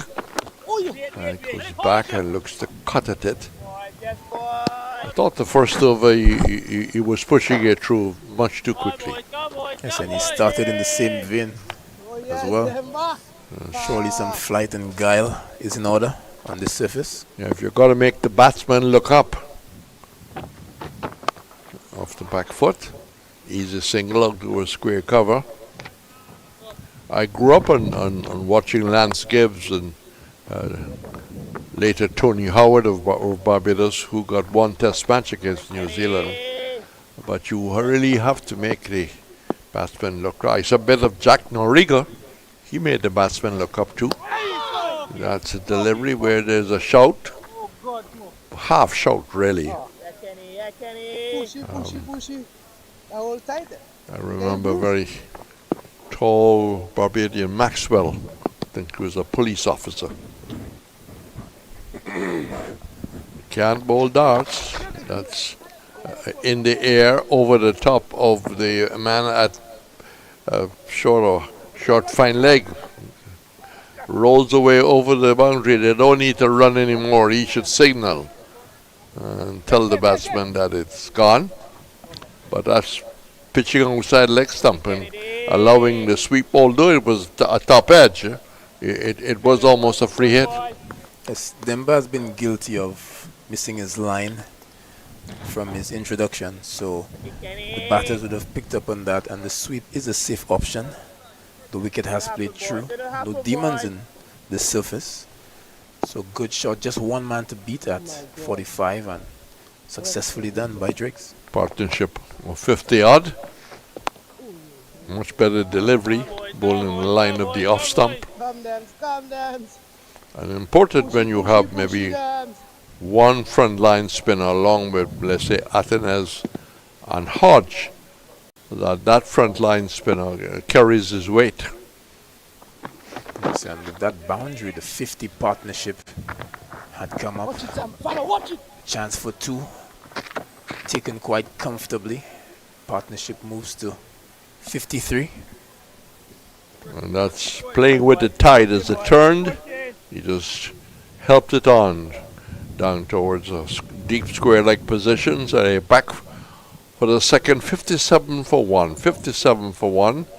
a partnership, as you just mentioned, of 53, with a fair amount of batting to come.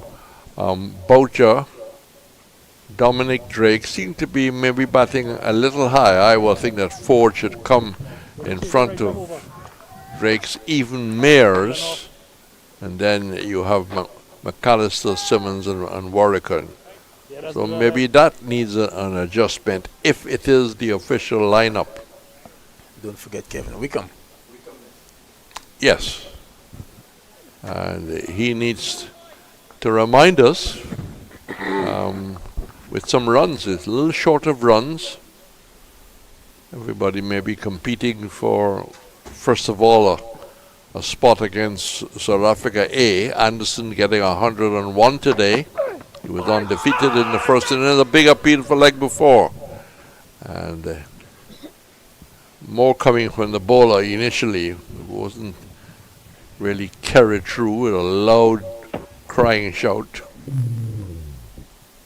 Yeah, but this one clearly pitching outside the line of leg stump. An appeal more in hope than anything else. But a lot of talent available for selection. I nearly said the selectors, but they're not anymore selectors. So talent identifiers. Yes. A large structure. And I think that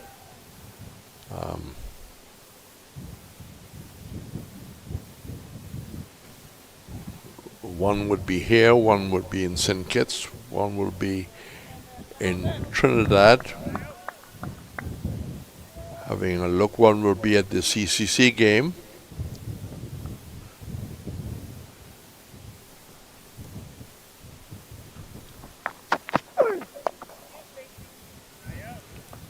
John out on the off stump as he replaces Tyson, who had a pretty long spell, 7 overs, none for 25.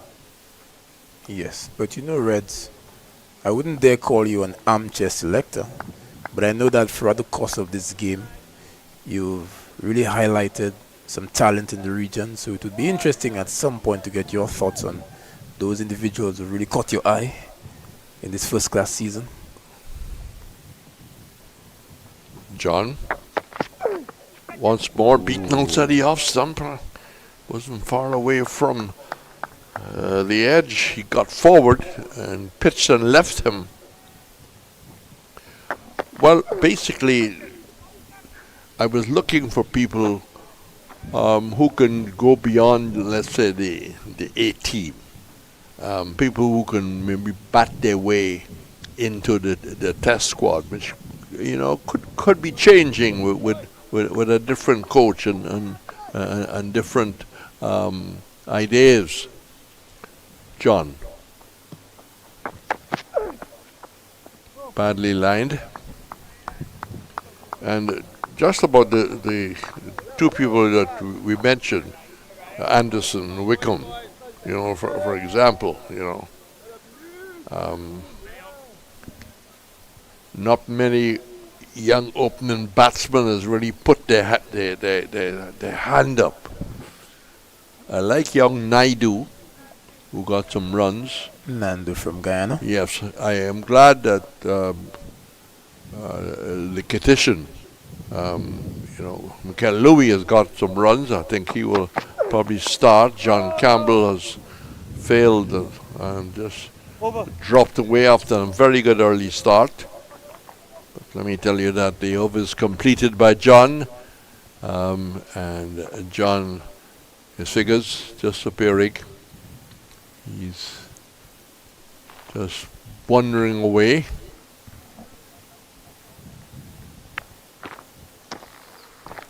Jonathan Drakes has been amongst the runs. Yeah, I was talking about the very young ones. Drakes is nearing 30. Ah, okay. That's what I'm told. I haven't seen his birth certificate. Let's go, Dams. Let's go, Dams. He seemed to be a late developer, or he just couldn't get in what was probably a strong Barbadian side. Oh, yes, them a little more air on that occasion. So you think that age might play a role in A-team selection? Yes, yes. And of course, there's a Grenadian called Jeremiah who got 100 today. Oh, nice. You and Jeremiah from the Windwards? Yes. So off the back foot, just too short, allowing the square cut. But again, not too much focus on power, more focus on timing and placement. Barbados total rolls on to 58 for 1. A few years ago, Jeremiah was touted about as one for the future. Well, he got a scholarship, and that's why he's now playing for the combined campuses. He was available to the Windwards, but I think he turned the invitation down. That's my information. Yes. Quite a gutsy opening batsman. You and Jeremiah now captaining the CCC. That's right.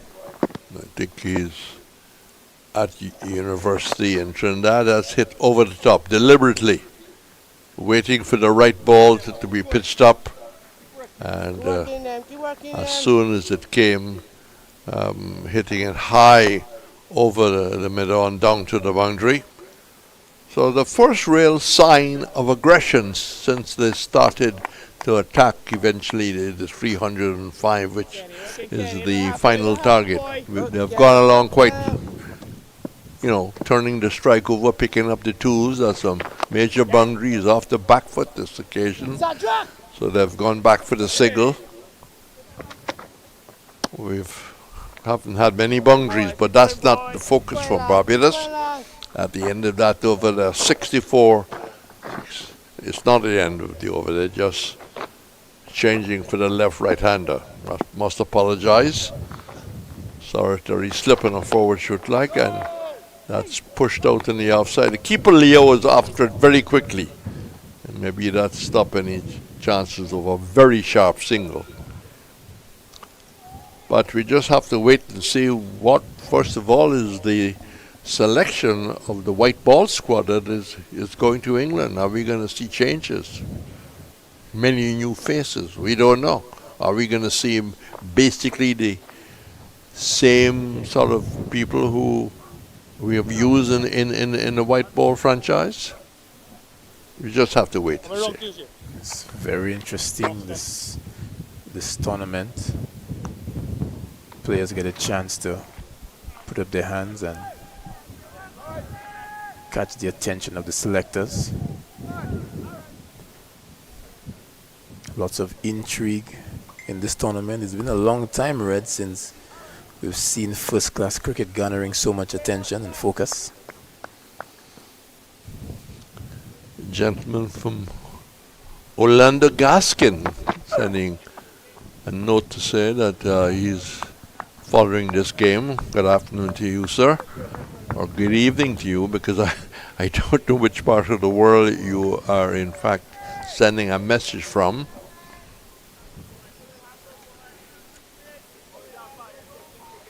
So tomorrow, no chores. Tomorrow you're back here full time. It's possible, but with the SPL coming up, T20 tournament, we do have a practice game. Oh, I see. Both Dwight and I are playing in the SPL. Yes, I know. Premier League. Who are you playing for? It's the Ackles City Blasters. City Blasters, a big aggressive name. Are you a big blaster? In recent times, I could say I've become one. I'll try to. Attacking left-hander or right-hander? Left-hand batter, so. Left. Yeah. How you rate your chances, the Blasters? Oh, very highly. Very high. Dwight was saying the same thing a while ago. So we have many people competing for the trophy? Yes, the tournament is open. Tournament is wide open. Yes, we do have some overseas players coming in. I think even Raheem Cornwall is due to make an appearance. Cornwall for which side? Should be the Grosley franchise. Oh. I think Gian Benjamin, the ousted Windward's keeper. Yeah. young keeper. That's outside the off stump. Due to play for Monrepo. Well, all the Monrepo Warriors in this game are playing for Monrepo. No, but given the requirements of the first class season, they would not be available. And plus, these boys would be going off for the Breakout League coming up soon. Yes. Shadrach Descat and Keon Gaston.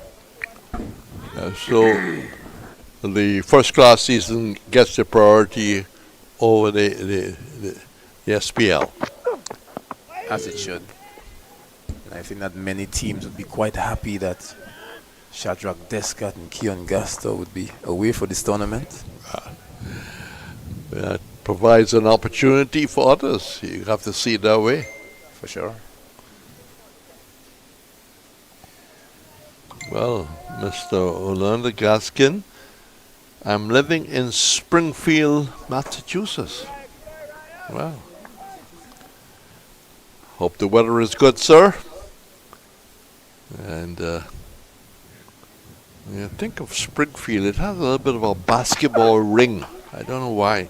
That's driven well, brilliantly stopped by Descat. Good athlete. I'm not too sure whether he did track at school. Can you say whether, in fact, he did track at school? Shadrach Descat, well, I know for sure right now he's one of the fittest cricketers going around. When you see his workouts in the gym, you'd be very impressed. Had to run across from mid-off and committed his body. And not just stretching, he really had to. We saw that from Matthew Ford, who took a major blow into the chest and he got winded. Well, a big E for effort. Big effort needed here by the Windwards to break this partnership. John goes in, the Grenadier, that's onto the front foot, just opening the face slightly, getting oh, you don't expect on a field of as large as this for two players to collide. It's just what happened. Just tell me that isn't Kimani Melius and Solozano again in another mix-up. Well, as two opening batsmen, they should understand, but they need to communicate, leave mine, who's attacking, who's running back. Well, there don't seem to be any injury, but it did allow a second run, which takes the total to 68 for one. And I don't know why Massachusetts rings a basketball bell, but maybe I'm just mixing it up. Good afternoon to you, sir. And we wish you every success wherever you're working in the USA or where you're studying. Nice of you to be in touch that far away. Hope you've enjoyed the coverage. Of course, the coverage is coming from out of St. Kitts also, out of Trinidad. Deborah around the wicket. Good hustle there by the captain himself. But Reds, you mentioned about Lance Gibbs and Tony Howard giving the ball some air, getting the batsman to look up. But the moment that Demba tried it, he found himself deposited over his head for six. I mean, in this modern era, takes the pad and he slides it down the leg side. This will be pulled down just inside the boundaries, now done by Hodge. And let's see the signal, whether there was some bat. Now the leg by, as we felt at the time of impact. But it does help Barbados to move on. Whether it's extras, whether it's wides, it's 71 for 1. 71 for 1, Mosley and Drake's 40 and 26 respectively. Slipping a forward short leg. Again, the cooler, and that's beautifully played through the offside. Great shot through extra cover. More cover really. And pitched up, got the left foot out there and hit that really hard. And all of a sudden, there seemed to be a little more aggression as we move towards the end of the afternoon. A shot of quality, class, and authority from Drakes. And they seem to have targeted Kenneth Demba as a man to take the boundaries off. He's really been punished every time that he has overpitched, and rightfully so, on this sweet batting paradise. Coming around the wicket, over pitching, but did well to stop it from going down. Mr. Gaskin saying that I love the young fast bowler from St. Lucia. Obviously talking about Gaston or maybe Tyson. Descott is from St. Lucia. Tyson the Dominican. Well, I mean, he didn't say the all-rounder. That is true. So most likely Gaston then. Demba needs to tighten up if Athens is going to continue with him, because he's brought on to do a special role and he hasn't quite, in fact, produced many dot balls. You look at the figure of Demba very quickly, it tells you that Demba has just trying to pick up the scoreboard. It's 4 overs for 19. Yeah, 4 overs for 19. That's a little on the expensive side. He could use Hodge. Yes. Who is pretty difficult to get away. But you know, I was asking you, Reds, about Lance Gibbs and Tony Howard Yes. that you had mentioned. These guys were known for giving the ball some flight and guile, some air. But in these modern times, with the quality of bats being used, do you think that spinners, especially on this track here, would benefit from that? Well, I'll try and come up with an answer. John goes around the wicket, and that's through the covers. Pitched up and hit beautifully past the effervescent Scott. More runs for Barbados, and I was just saying that the scoring tempo is picking up as they get more and more comfortable and more on top and more assured. 79 for 1, 79 for 1. John, little on the expensive side now, not ready. 7 overs, 1 for 16. So, decisions by Athens, how to use the combination of bowlers.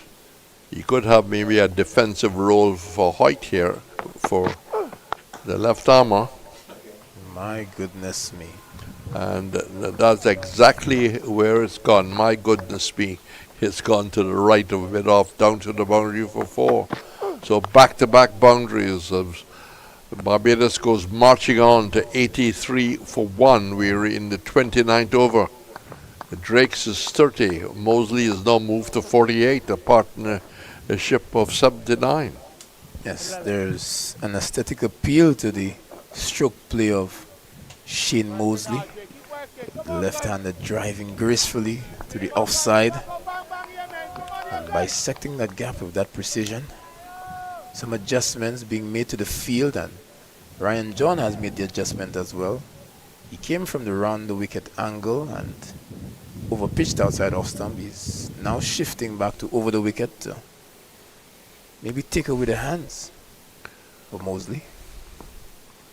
Well, he's got a short cover which could probably drop back to an extra cover, but then they could take short signals easily.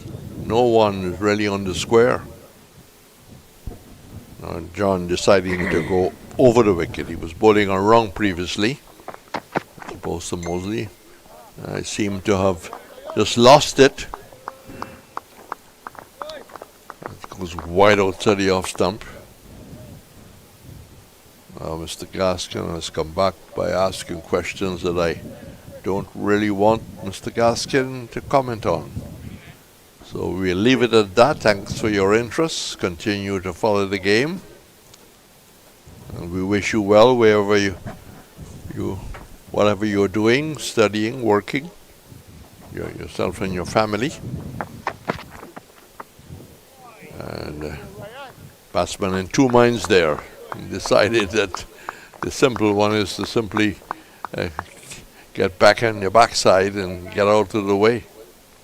But back to the question, yes, the bats definitely. I mean, when you compare what Sir Garfield Sobers played or Rohan Kanai played, the bats are twice the size now, twice the weight. Bats do the hitting, but my quick response is great bowlers are great bowlers, and the weight of the bat will not make a difference. Hitting an outside leg. But the modern day spinners tend to be a bit more cautious when tossing up the ball. We saw one example of that, well, on two occasions, when Demba tossed up, got hit straight over his head for 6, then he tossed up for the right-hander, got driven sweetly over the offside for 4. Well, I suppose somebody will question how you toss. You've got a ball at the right leg, where the batsman is not too sure whether to play back foot. Got to push it through, push it up, use the crease. John forcing him initially on the back foot. Over. That completes the over. I've got some bad news from you. Because you've missed the first 2 sessions, you're on until close of play. Is that good or bad news? That's great news. Oh, good news. All right. It's more from our next commentator. So the score 83 for 1 in 29.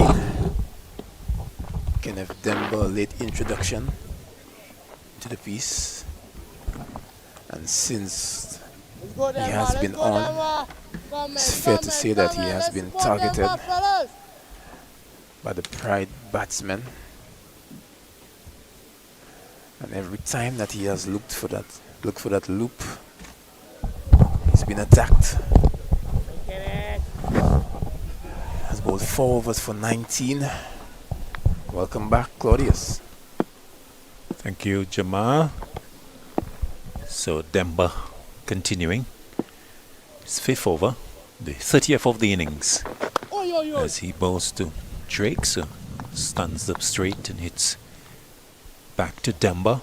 Partnership 79 between these two. They're getting their Pride into a solid position. Demba to Drake's. Drake's back and punches it up to the mid-wicket fielder. Stays on 30. He has faced 78 deliveries. Slip on a forward shot leg. Demba to Drake's. Drake's is sweeping that. Very fine. Past the keeper. A long run to the fielder. Will he get to it? No, he's unsuccessful. Substitute John L. Eugene not able to keep it away from the boundary. Boundary to Drake's, taking him to 34. Barbados pushing closer to the 100. 87 for 1. The partnership now 83. Another badly lined delivery from Kenneth Demba. Not what Captain Afanese would be expecting of the finger spinner. Finger spinner is known for the accuracy, but hasn't found his as yet. Round the wicket, Demba to Drake's. Drake's is back. And plays to the short leg. 87 for 1. The Pride require an additional 218. 2 deliveries left in this over. Drake's this time plays on the offside. So these two have done a really good job for Barbados Pride. 83 they have put on in 165 deliveries. Demba to Drake's. Drake's driving nicely along the ground out towards the long on fielder. And they amble a single as the Demba over is completed. 30th of the innings. Barbados Pride 1 for 88. They need 217 more. Kenneth Demba, 5 overs for 24. The most expensive by way of economy of the bowlers. So possibly some thinking to do for Captain Afanis from that end. How long does he persist with the finger spinner? We're about to see another bowling change. Keon Gaston, the impressive debutant from St. Lucia, gets another bowl, being introduced to the rigors of first-class cricket, Claudius. Yes, and has done well so far, we would say. Very impressive with his turnout in the first innings, picking up 6 for 52. Even in his first spell, he was quite impressive. Good economy. Beat the bat on a number of occasions. His 5 overs conceding just 7. But the batsmen are now set, so he's presented with a different challenge as he starts a new spell. Delivery that is full. Little inward shape on it in the air. And Drake's pushing it up into the offside. So he's starting this new spell with a solitary slip, a gully, deep backward point, deep cover, extra cover, mid-off, mid-on, forward square, and a deep backward square. So with the breeze blowing from his left to right, Gaston into the right-handed Drake's, again fullish length. Drake's even hitting it on the full toss and playing it to mid-off. The mid-off fielder shying away at the stumps. So on the evidence on those first 2 deliveries, Keon Gaston looking to employ a full length, looking to get the ball to swing into the right-hander. Breeze blowing from his left to right, from offside to onside. Gaston to Drakes. Drakes gets a shorter of length delivery, goes back and plays back to the bowler.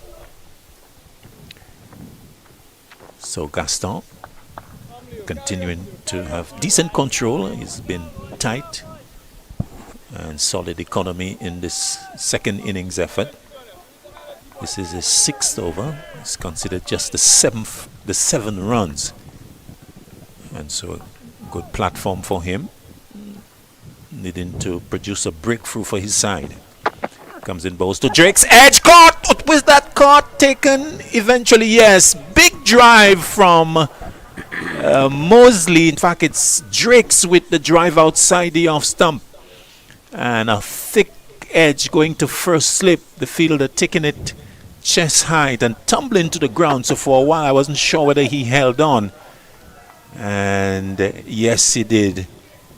And that's Hodge taking the catch. So success for Gaston again, breaking the second wicket partnership as Drake's departs. Caught Hodge, bowl Gaston 35, Barbados Pride, there 88 for 2.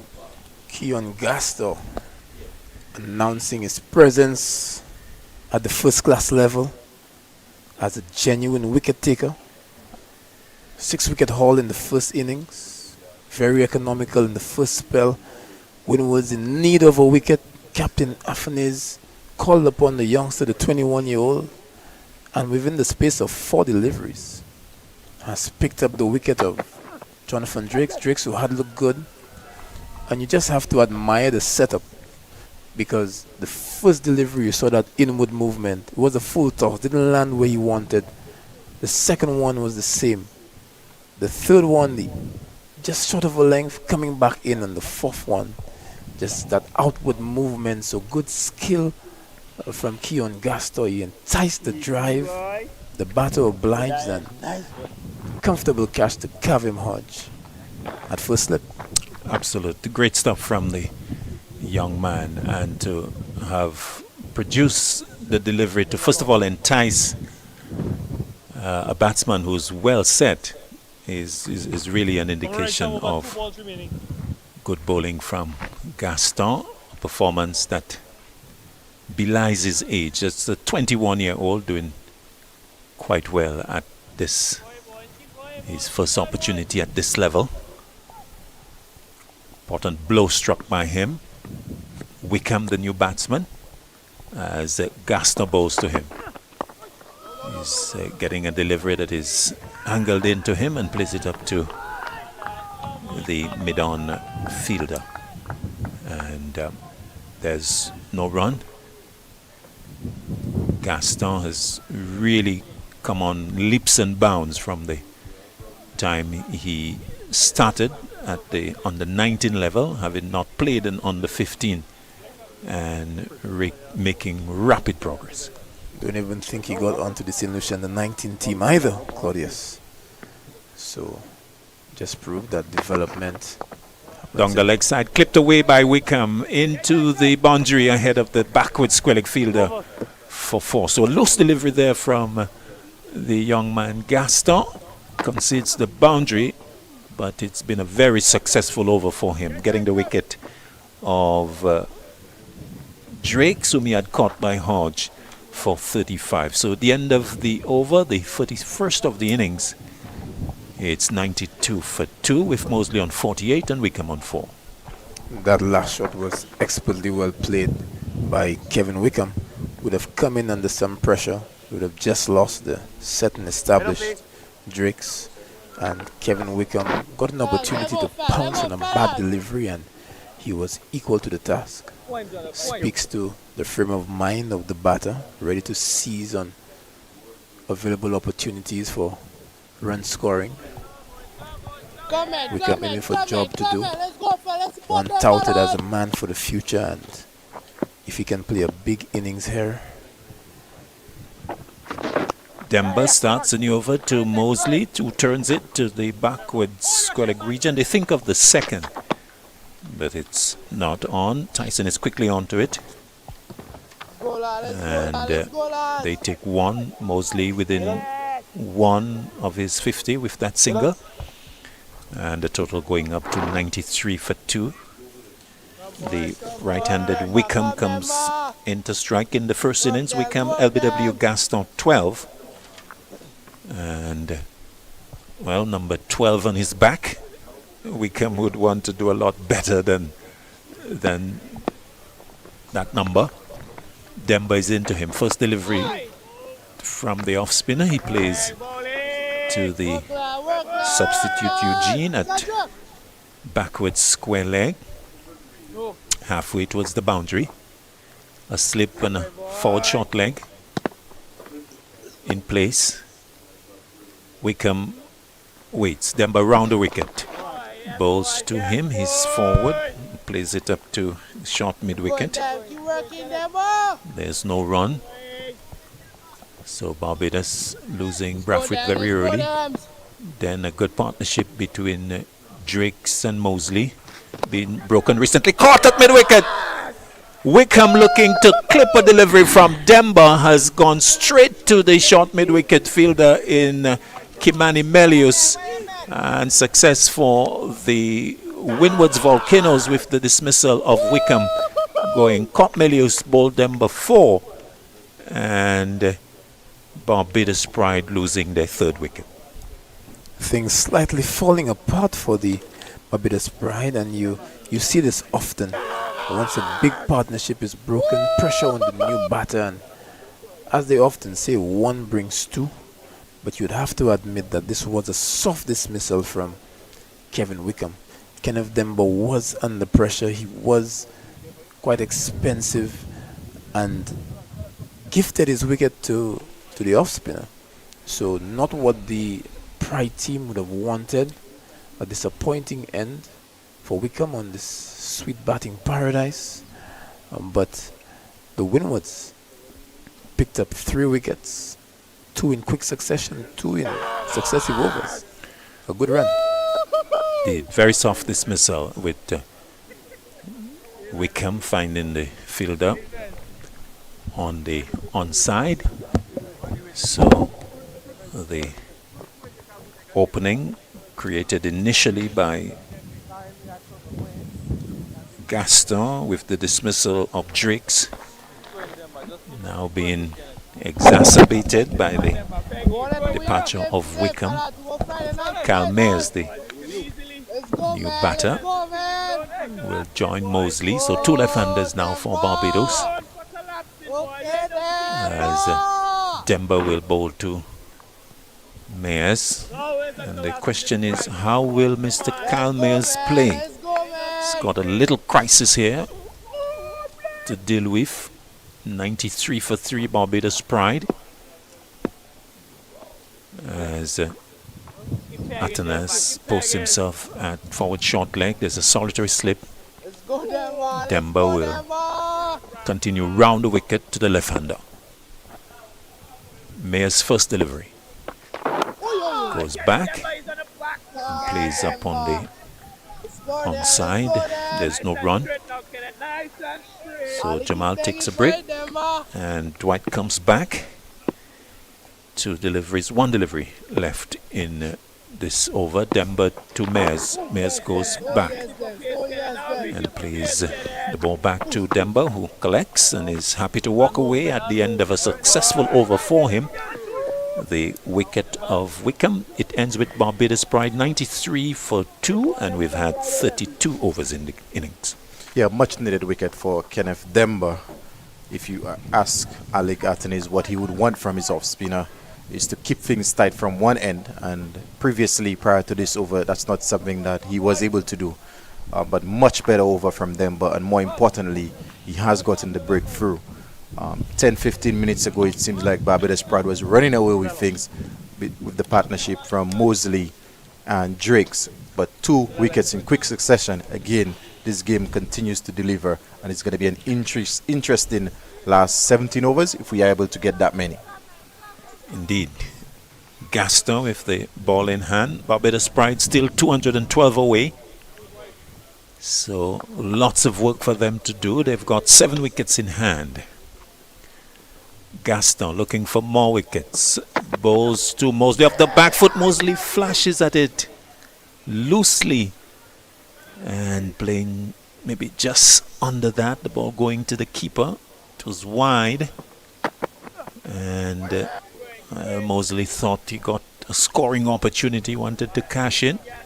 Not far from the top edge. Yeah, that's a bit of a naughty shot. That was really wide.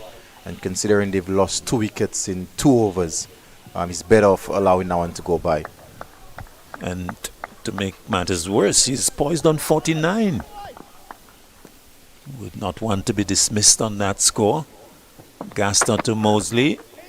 Wayward delivery down the leg side.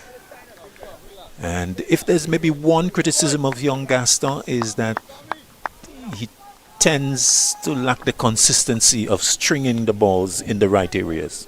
Yes, and I guess it's a bit of inexperience, especially at this level. This is something I'm sure as he continues to play, he will be able to get better at. But the one thing that he has is the movement both in and away. Absolutely. We have seen that on offer. He has troubled all the batsmen as he runs away to Mosley. Mosley gets one that requires close examination. It's just on about the off stump, angled away, maybe coming back slightly, but not to really trouble the off stump. Mosley had a good look at it, allowing it to go into Leo. So Mosley 1 away from his 50. He has faced 97 deliveries. 212 is the additional runs that Barbados Pride need to get. Gaston to Mosley. Inside the edge. Keeper does good. Knocks it down.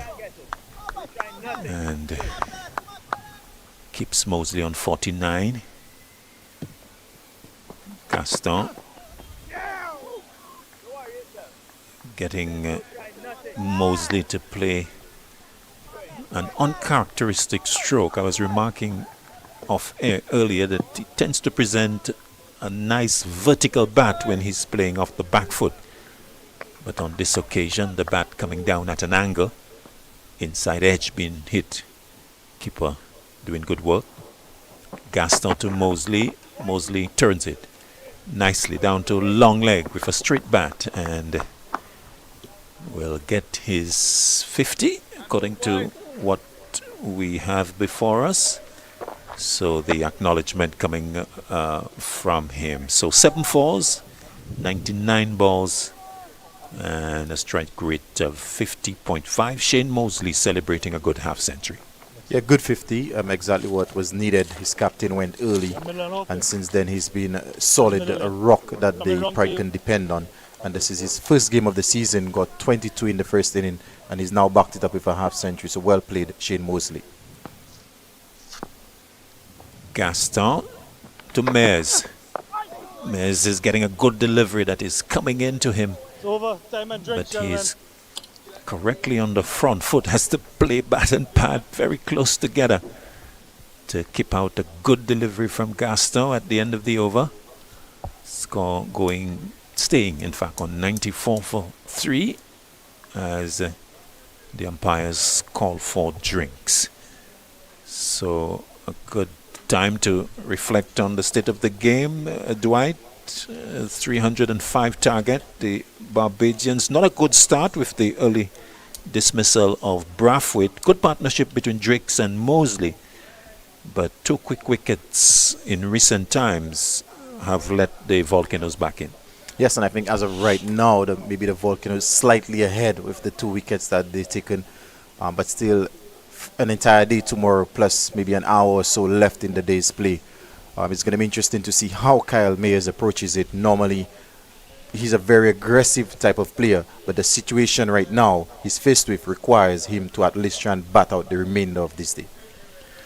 Very much so. So let's just bring you up to date. As we told you, Brathwaite went early. He was LBW John for 2. Mosley is still there. He's not out on 50. Drakes was Scott Hodge, bowled Gaston 35. Wickham was Scott Milius, bowled Demba 4.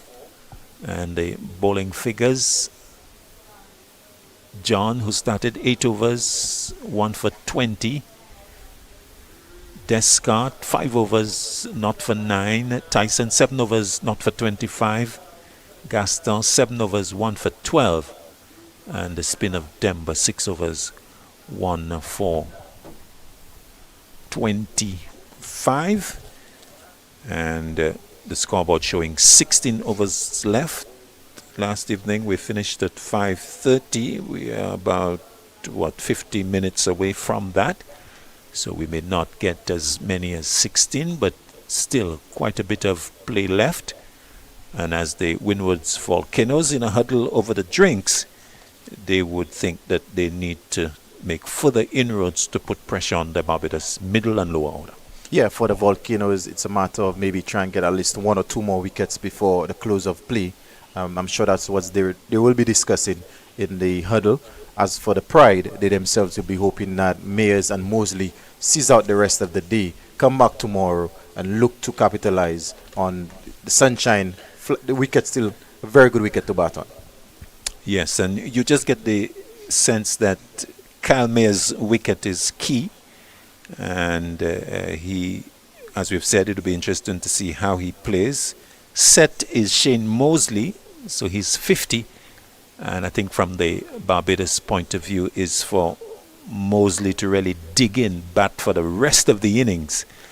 And for the others, starting with Mayers, to bat around him and to get Barbados to that total. Yeah, this is the last recognized batsman, I would say.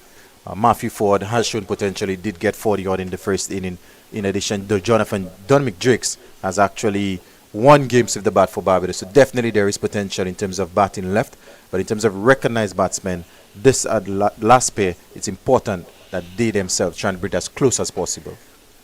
Indeed. To come Boucher, Ford, Drakes, Warrican, Simmons and McAllister, if they come in the same order that they did in the first innings.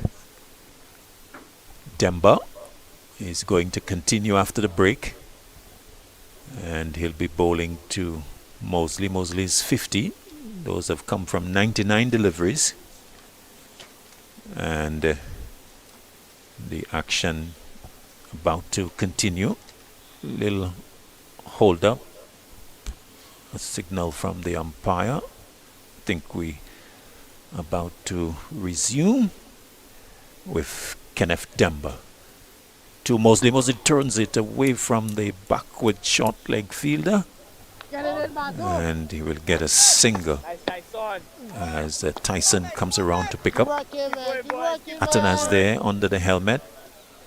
Maybe not really a catching opportunity, but it was in the air for a little while, but safely in the end.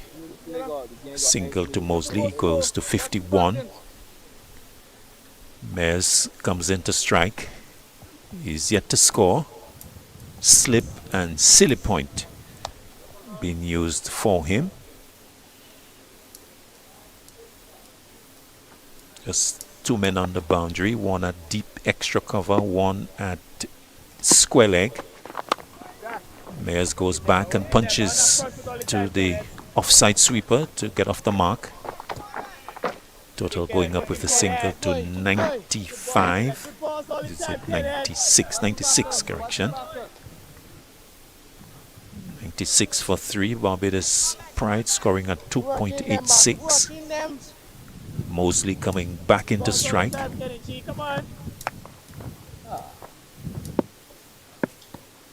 Demba to Mosley. Forward. Playing back to the bowler.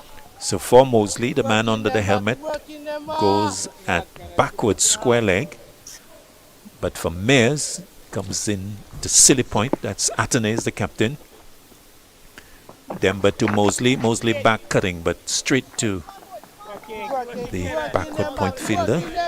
Eugene, substitute. Not sure who is he on for. Ryan John. Ryan John, the man missing. Demba to Mosley. Mosley driving to mid-on, gets the single. 52 now to him, 97 for 3. One delivery left in the Demba over. That's his 7th. He has 1 for 26. This is over number 44 in the innings. Demba to Mayers. Mayers back. Plays to the silly point on the bounce to complete the over. At the end of which the score is 97 for 3. With Mayers on 1. And Mosley's 52. Yeah, good tidy over from Demba. We can't underestimate the role Demba has to play for the Volcanoes. His first 4 overs, he did concede a few boundaries, but since then, he's been doing exactly what is required of him. I think what Alec Atenis would be asking of Demba is to just keep bowling tight at one end while he rotates his seamers at the other end. So his role is very, very important. Gaston about to continue. Let's have more thoughts from you, Dwight, and then it's going to be Reds. Yes, Gaston, who's been very impressive on debut. He's took 6 for 52 in the first inning. Already had 1 for 12 of 7 overs in the second innings. So he's been very impressive on debut.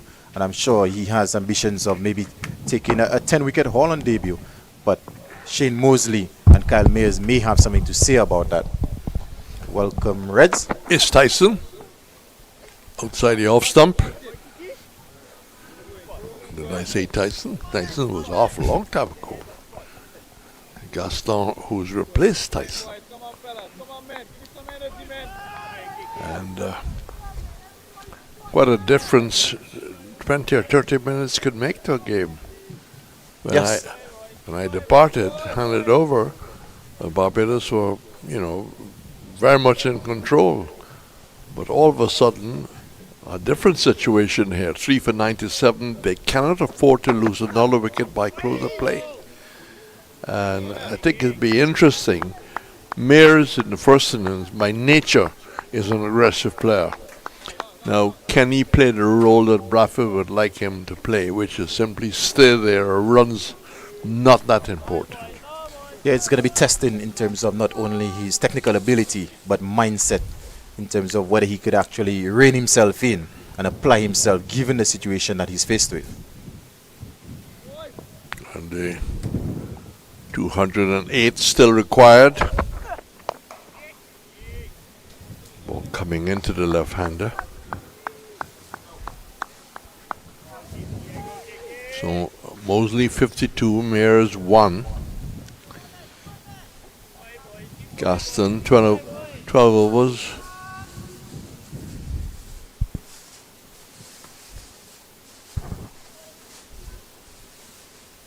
12 off 7.3.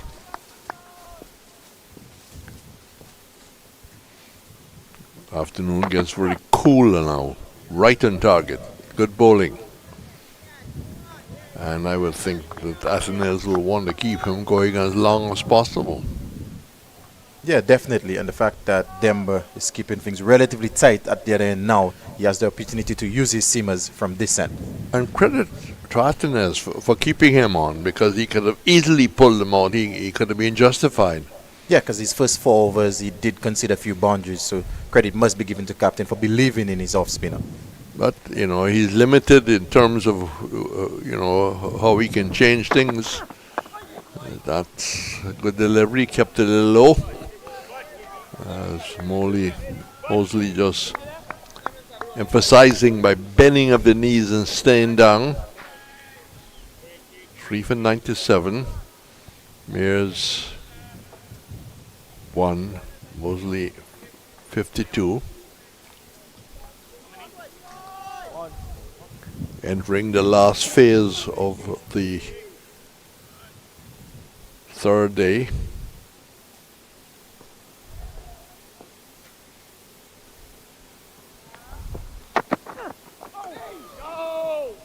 It's off the. Well, I think he was looking to turn that away by not by any means off the inner parts of the bat. He turned it away, used the wrist, but could beat the mid wicket. So the Windwards have really come right back. They have cut away some important runs, but they're still 200 plus to get. But on the entire day tomorrow, 7 wickets standing. Yeah, very good over from Gaston. The run seems to have dried up. When you were on earlier, they were scoring a bit more freely. But the last half hour or so, the Volcanoes bowlers has come back into the game. Now the 208 that Barbados require looks a long way away now. And sometimes, you know, a water break changes things. Yes, usually momentum changes after a break in play. So Demba figures improving. 7 overs, 1 for 28. So he's really tightened them up the last 3 overs. Picked up the wicket. The loss of Wickham, I think, was setback for Barbados. Before that, of course, Braffett went for 2. Drake's 35. Wickham 4.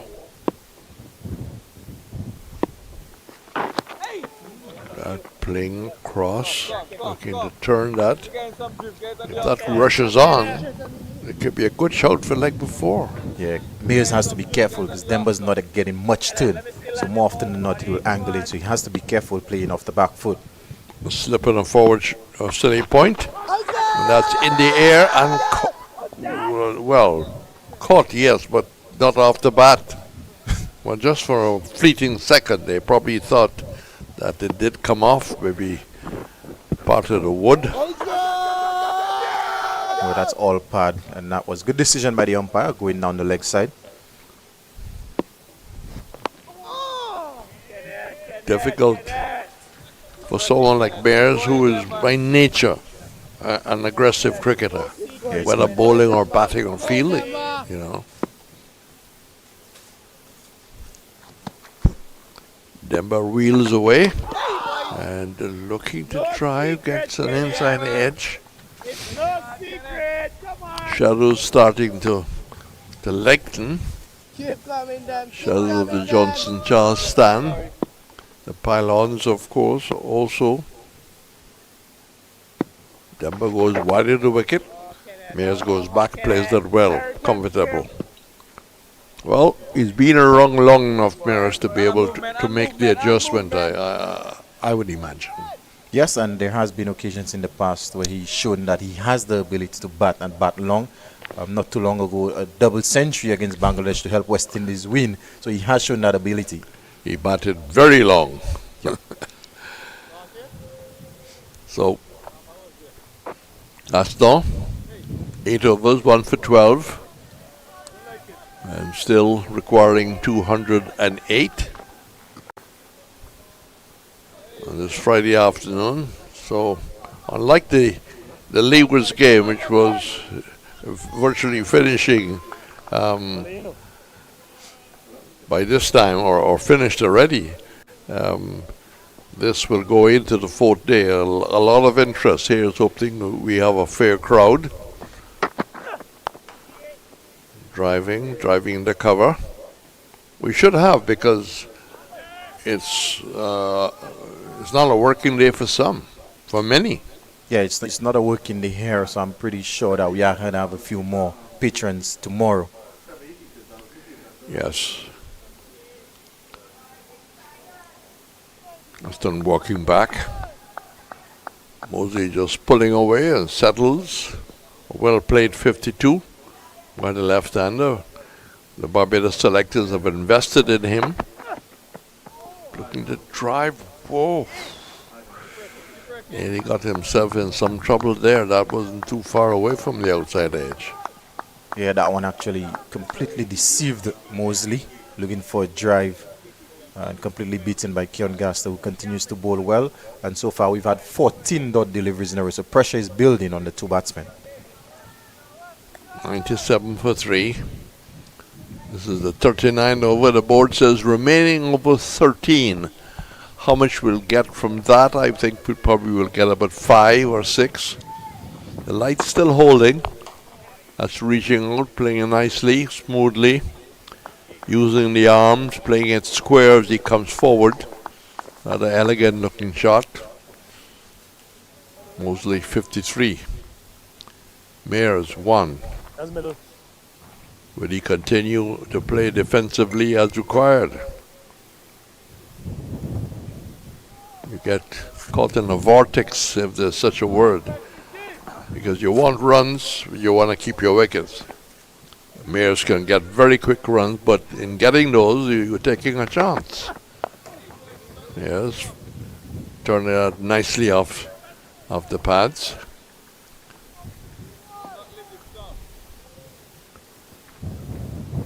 Mid on in the way. Shadows now, the sun now on the high ground around, so the light is quite good. Nothing wrong with the light.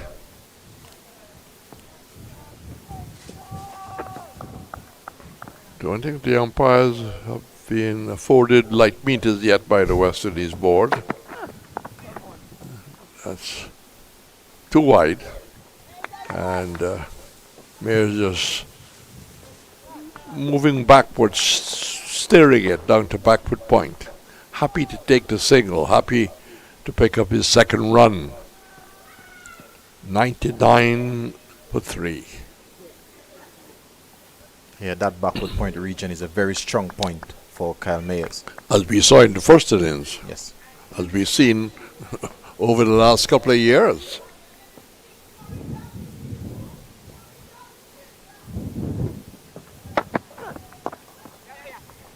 Let's turn away, he's down the wrong line. They could look for the second, maybe not good running, because that went quite far. I think just that little hesitation possibly stopping the second run. 100 coming up on the board. So now what? 205 needed. 205 needed. Remaining of us 12.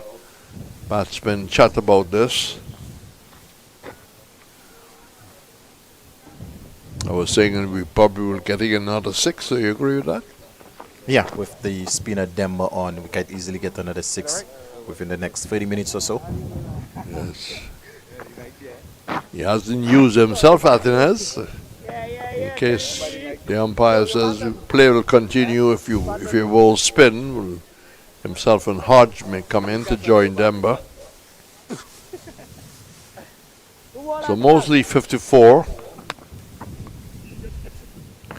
But to continue to face up to Demba, who around the wicket comes in, and that's turned away with the tide.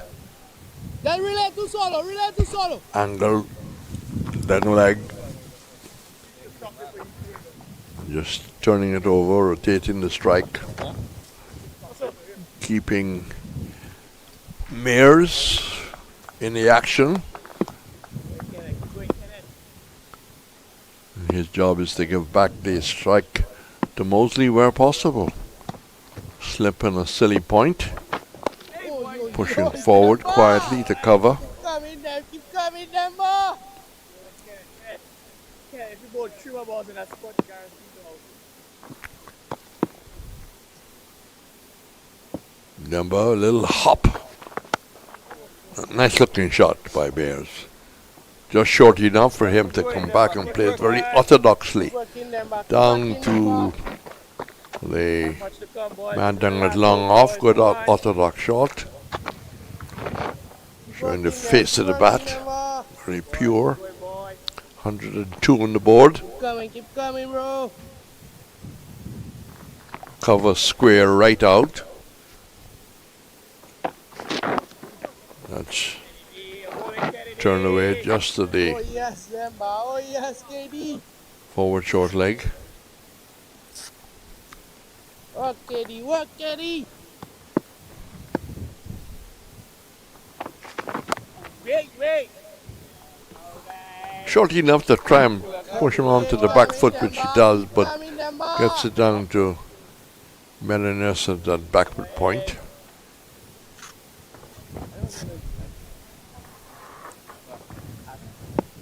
Ambrose backing away at cover slightly. And that's a delivery that if he turned too much, it would have been missing off stump as he went back. And initially, he was trying to work that through the onside. So yet another over ticking away on the board. 11 remaining, 3 for 102 with Mayers 3 and Mosley 55. And Barbados will settle for no further loss and very few runs at this stage. Yeah, that is the main priority now, is for both Mayers and Mosley to return tomorrow. That's what they're going to be hoping for. And the Volcanoes has different ideas. And I think they've brought in Tyson, who I think they'll be using as almost an enforcer to come in 3-4 over short spells and try and take those wickets. Well, this has been a quality first-class game. It's been, in the main, dominated by the bowlers, but the batsmen along the line have picked up runs. Yeah, we've seen some really good innings. Ambrose, 100. Alec Attorney's got 80 odd as well. So there's been some really good batsmanship on show. Solitary wide slip. Flicks it off the back foot. And that goes down to his back foot point. Just too short. Too short by Tyson, who's back in action. None for 25 off 7. But when we're talking about the runs today, the 99, it must be very hard on a batsman to get the 99. Not get bowled down or caught out, but run out. I think that's the hard part. Yeah, one run away from another first-class century. I know Hodge would feel it. Well, if you had waited, you could have just tuck it away for a single. Beating outside the line of the off stump, he was back and across. But no touch, no appeal. Yeah, excellent delivery there from Tyson. That one just shaped away slightly, and what was important as well is the carry and the bounce, the extra bounce that he was able to extract off the surface. Keeper took it about shoulder high.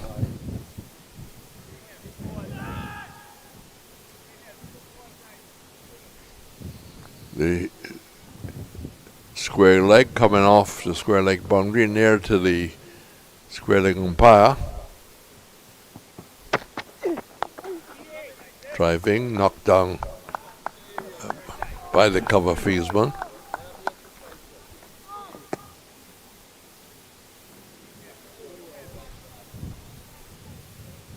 Tyson, almost a little military march.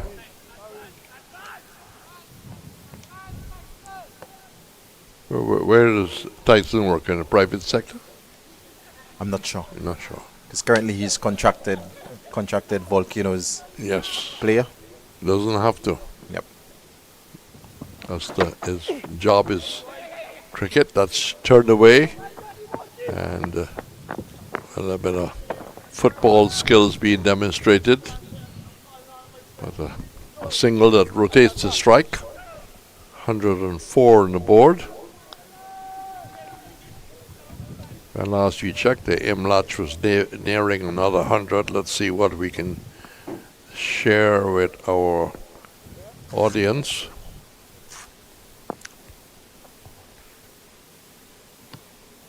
The phone tell me there's a breaking story. That's played over the top of the gully.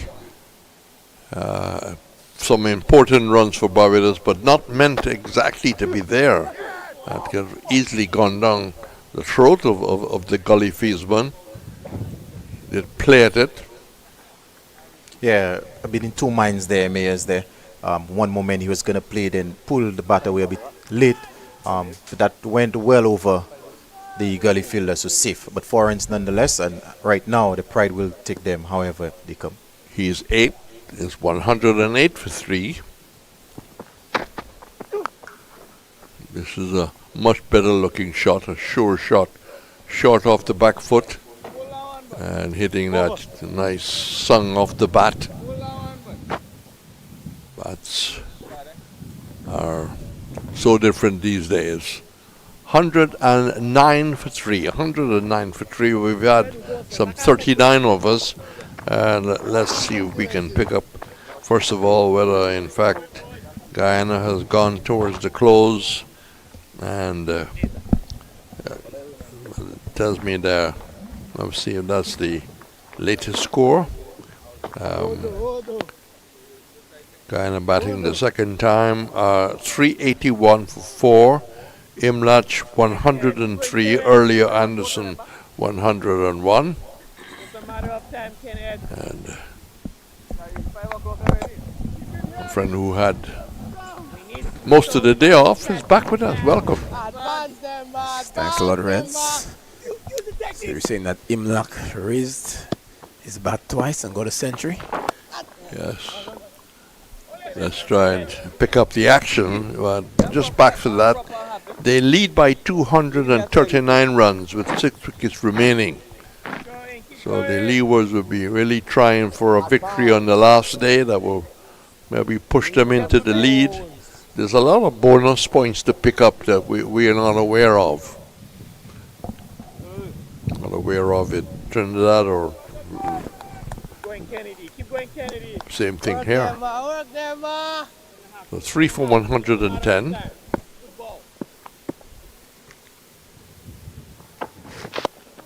Driving well stopped. Well, half stop really. I thought he had clutched it. But he did enough. So maybe stop it going down towards long off. But Medan had to come around. So the strike is rotated. Mears is back and strike. Mears moving to 10. Mosley to a well played, hard fought 57. After losing Braffett very early. That's just too short.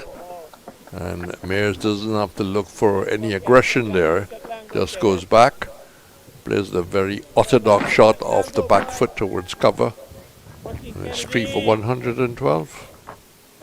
Mears moves on to 11. You've seen that in recent times, Kenneth Demba has cleaned up his figures. And he started off quite in expensive fashion, but now reduced on his economy rates. Nice cut away down towards the short third man. Mellis moves around nicely.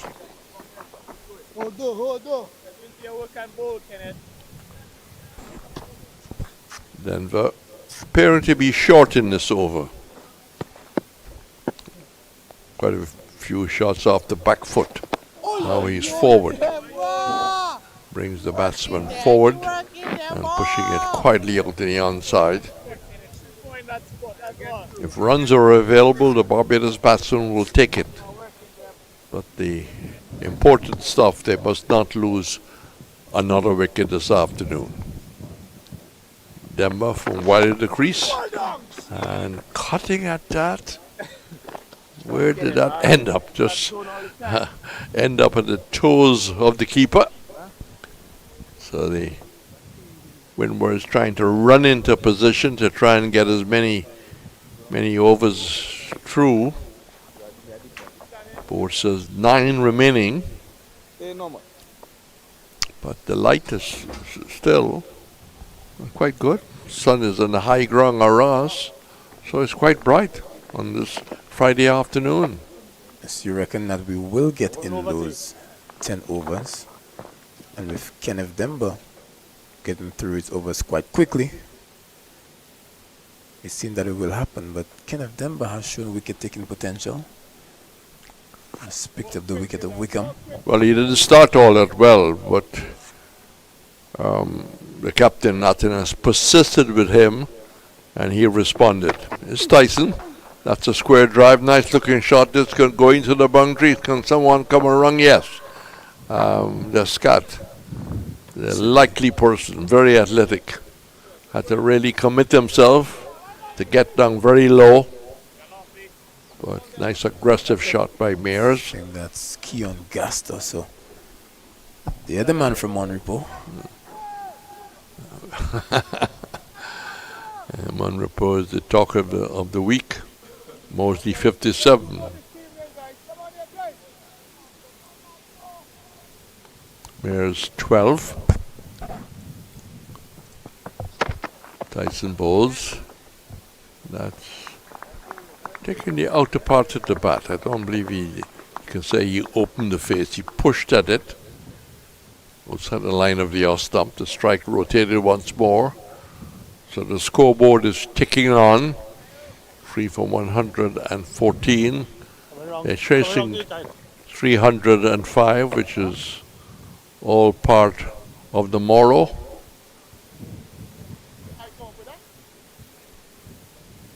Tyson just shutting away with his captain. Bowling around the wicket with a very wide slip, almost a second slip. Short delivery with that's gone. Well, he was trying to pull out of the shot.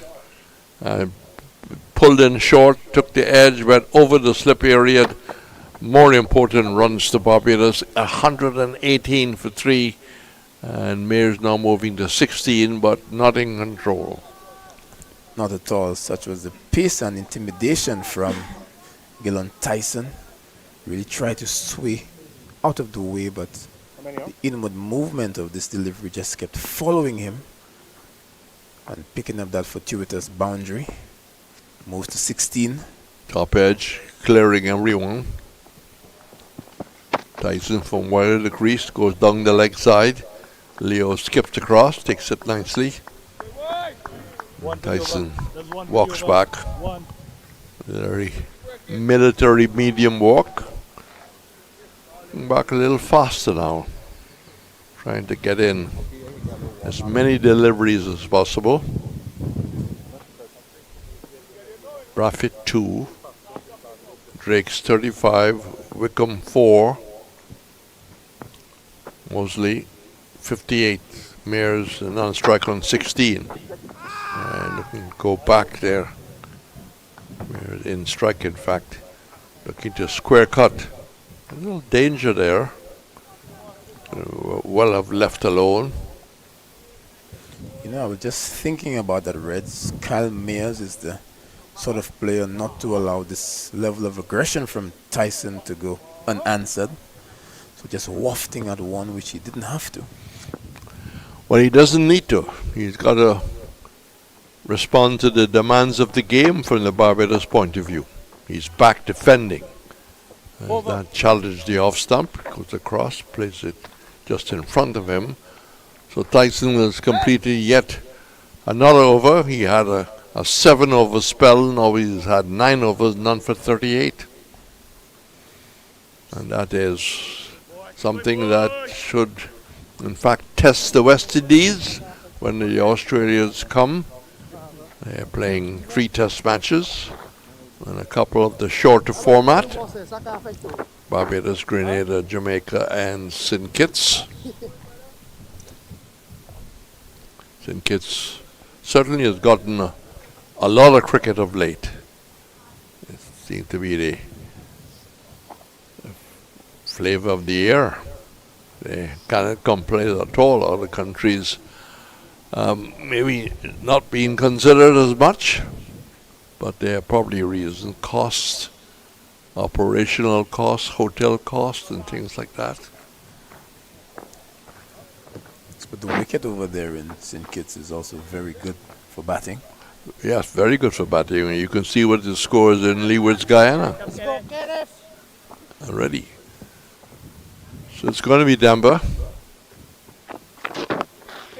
And mostly turning that, keeping it down. Right here. Was I smelling something? Just playing it quietly around the corner. Just imagine you take one and go now, Kenneth. Barbados thinking of closer play. Thank you. Thank you. Something is being said.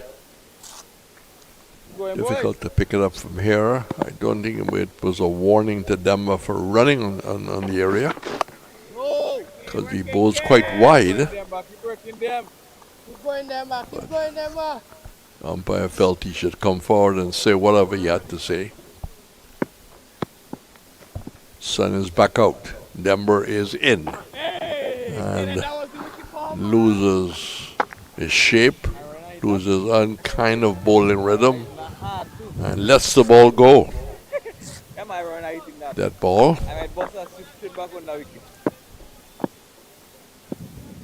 He's back at his mark. As he bowls off the back foot, comes Mosley.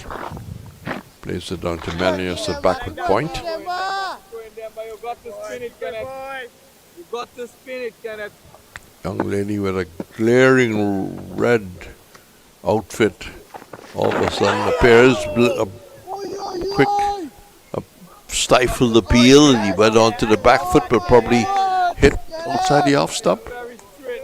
Yes, lots of oohs and ahs in that one as this ball tailed in, came in with the arm, the straighter one from Denver. Denver pushing it through. And the batsman just losing a little bit of balance there, but kept the balance with the left leg well planted and pushed towards cover.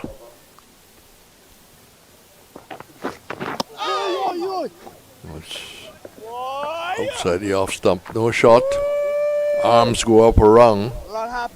Keep the blocked out of view. We don't know how close that would be. We have 8 overs remaining. It's 3 for 118. What Athens will do? What the discussions between the two batsmen? Well, we can't pick that up from here. But the main focus is to stay there from the Barbados point of view until close of play without any further loss. The focus is really not on runs. Yes, but you need to really credit the way that Kenneth Denver has gone about it. In recent times, he has looked quite threatening. Gillan Tyson also looks very intimidating with that pace and aggression. Coming around the wicket, and Mayers hitting that, and along the ground, wide of the wide mid-on. They come back for a second. The length was very poor by Tyson, giving the left-hander all the time in the world to hit that left to the left of the deepish or straight mid wicket almost. 120 now on the board. Yes, but he's gotten Cal Mayers to engage and to play after those short deliveries. Tyson once more, showing the face of the bat to cover. Ball going much too quickly to think of the single. And he played that with a little less power. They would have picked up a single very easily. Very stiff looking shot off the back foot. Showing the face of the bat towards the fieldsman.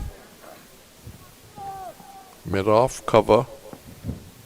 Extra cover, man down on the backward point. Man out at mid wicket. Mid on, wide. That's pulled. Where that's gone over the rope and dropping just short. But guilty there. Tyson of bowling much too short, and even that the demands of Mayers is to stay there until the close. He's not going to miss the opportunity to pull that through mid-wicket. It's answering aggression with aggression. And Mayers had a lot of time to play that delivery, hitting this one way in front of square. It was very short, 22. The partnership now 31. An important partnership between the two. After a couple of wickets fell very, very quickly. Just changed the whole atmosphere. Reinforcements on the leg side. Goes back. Work it down towards backward point. One more to the total. 125 for 3. Tyson marches back, asking for a change in the field with the hand action. It's a little more attacking with Mosley in. He doesn't have the power of Mayers.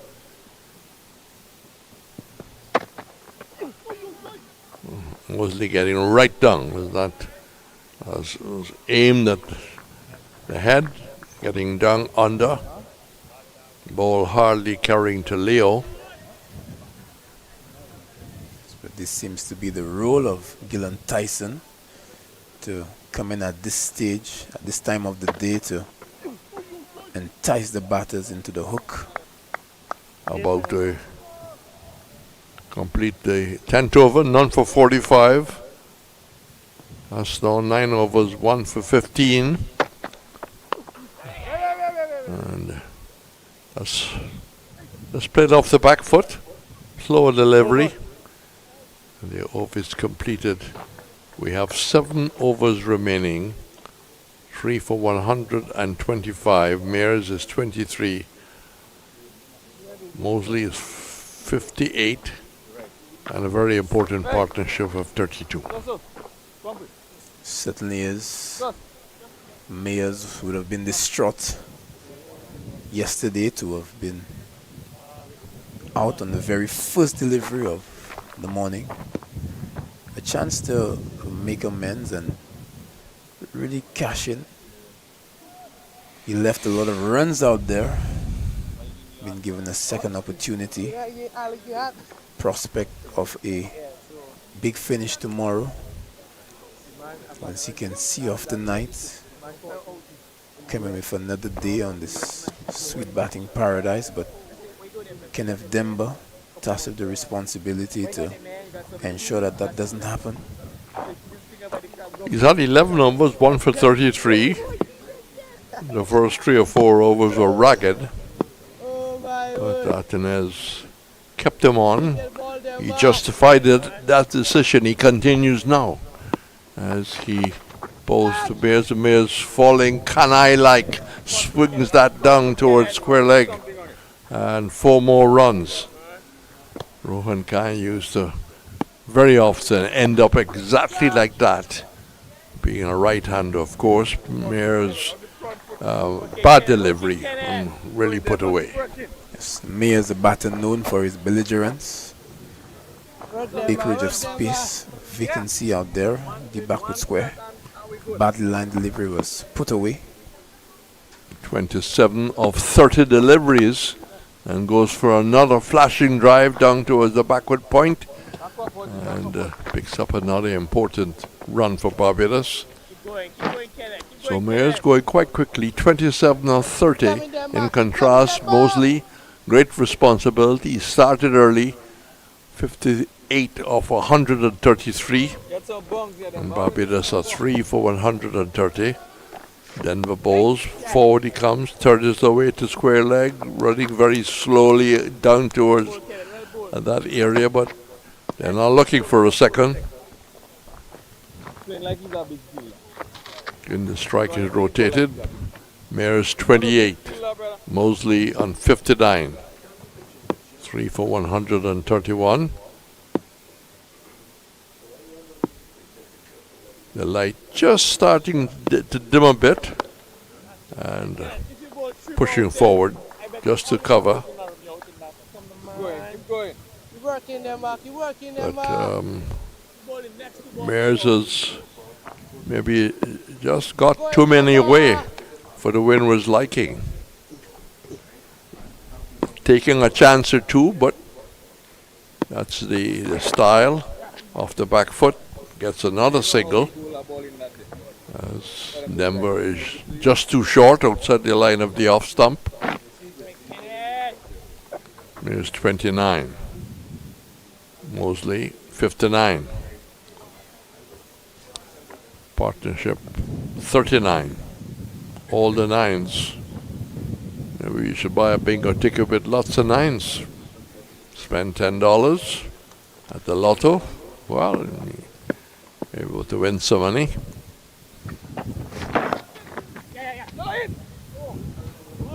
On leg stump and just turning it towards square leg. So the runs are coming. The runs are coming. And maybe coming too fast for the Windward's point of view. 3 for 133. 44 overs gone. The board tells us 6 remaining. The partnership has moved on to 40 of 74, and this is definitely not what the Windwards would want. At this stage, surely you would want to keep the pressure on these pride batters, but such is the skill of Mears.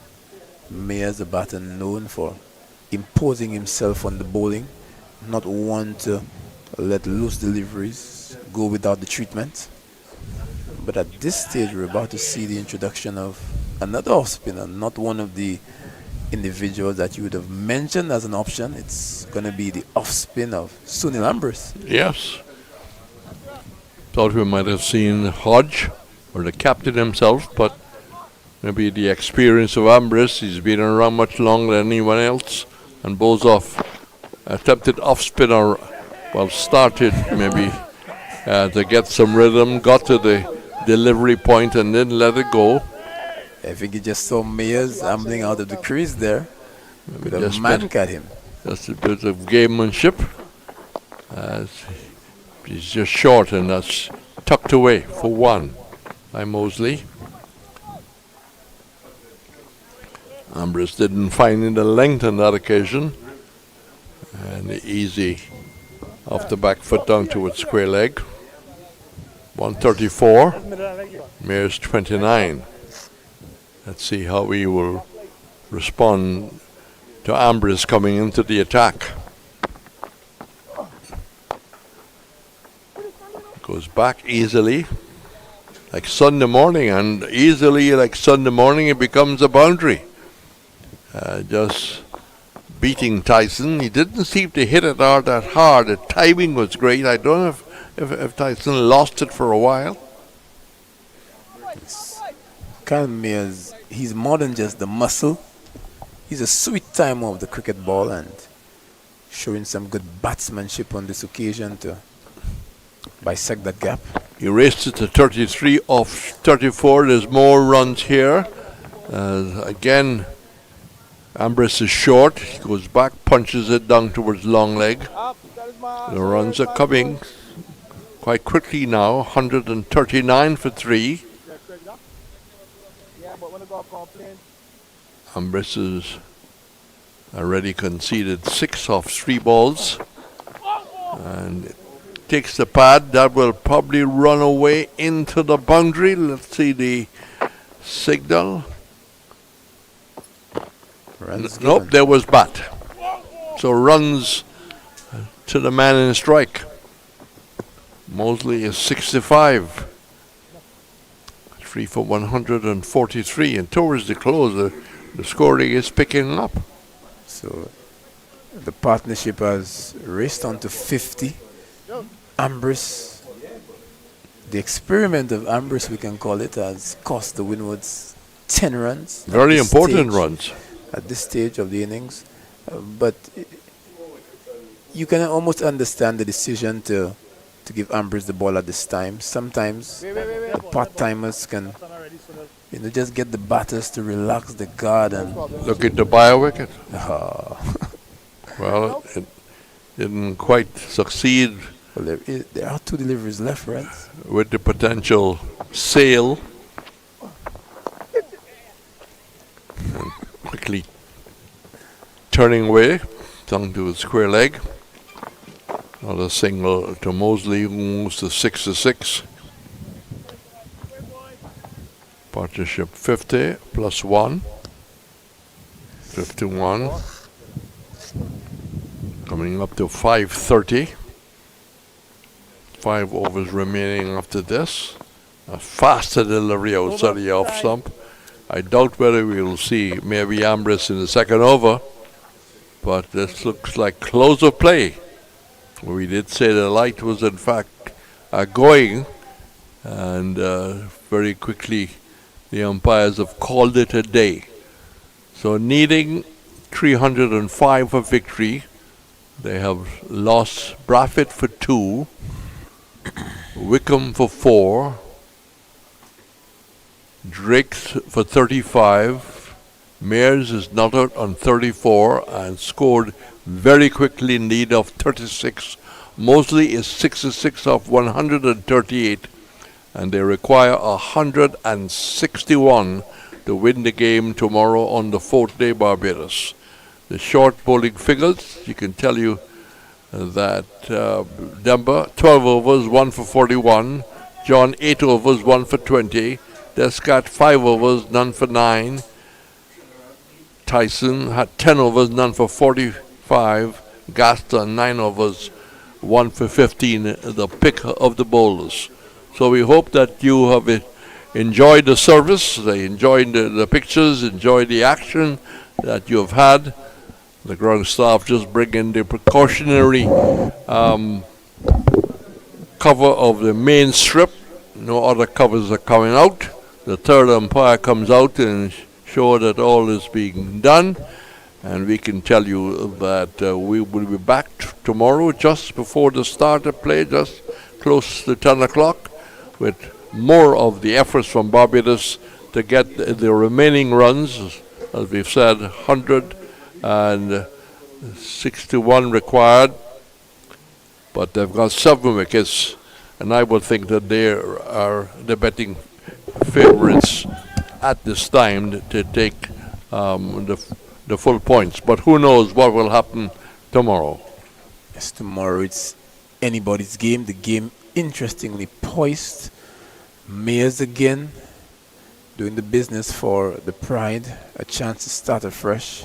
We'll have some memories of what happened to him after setting his stall the night before. So I'm sure very first thing in the morning we would see Keon Gaston, the impressive Gaston of the ball. And you would have to say that the Windward Islands have really unearthed a treasure, a gem in the form of Keon Gaston. Yeah, but right now the balance is definitely in favor of Barbados. Well, whether lightning will strike twice, we don't know. But here's hoping that there's no lightning and there's no rain, and tomorrow is not robbed with any uncertain weather. So from the Darren Sammy, good morning, good evening, wherever you are, good afternoon, and please enjoy a very safe Friday evening, and we'll be back here tomorrow just before 10 o'clock.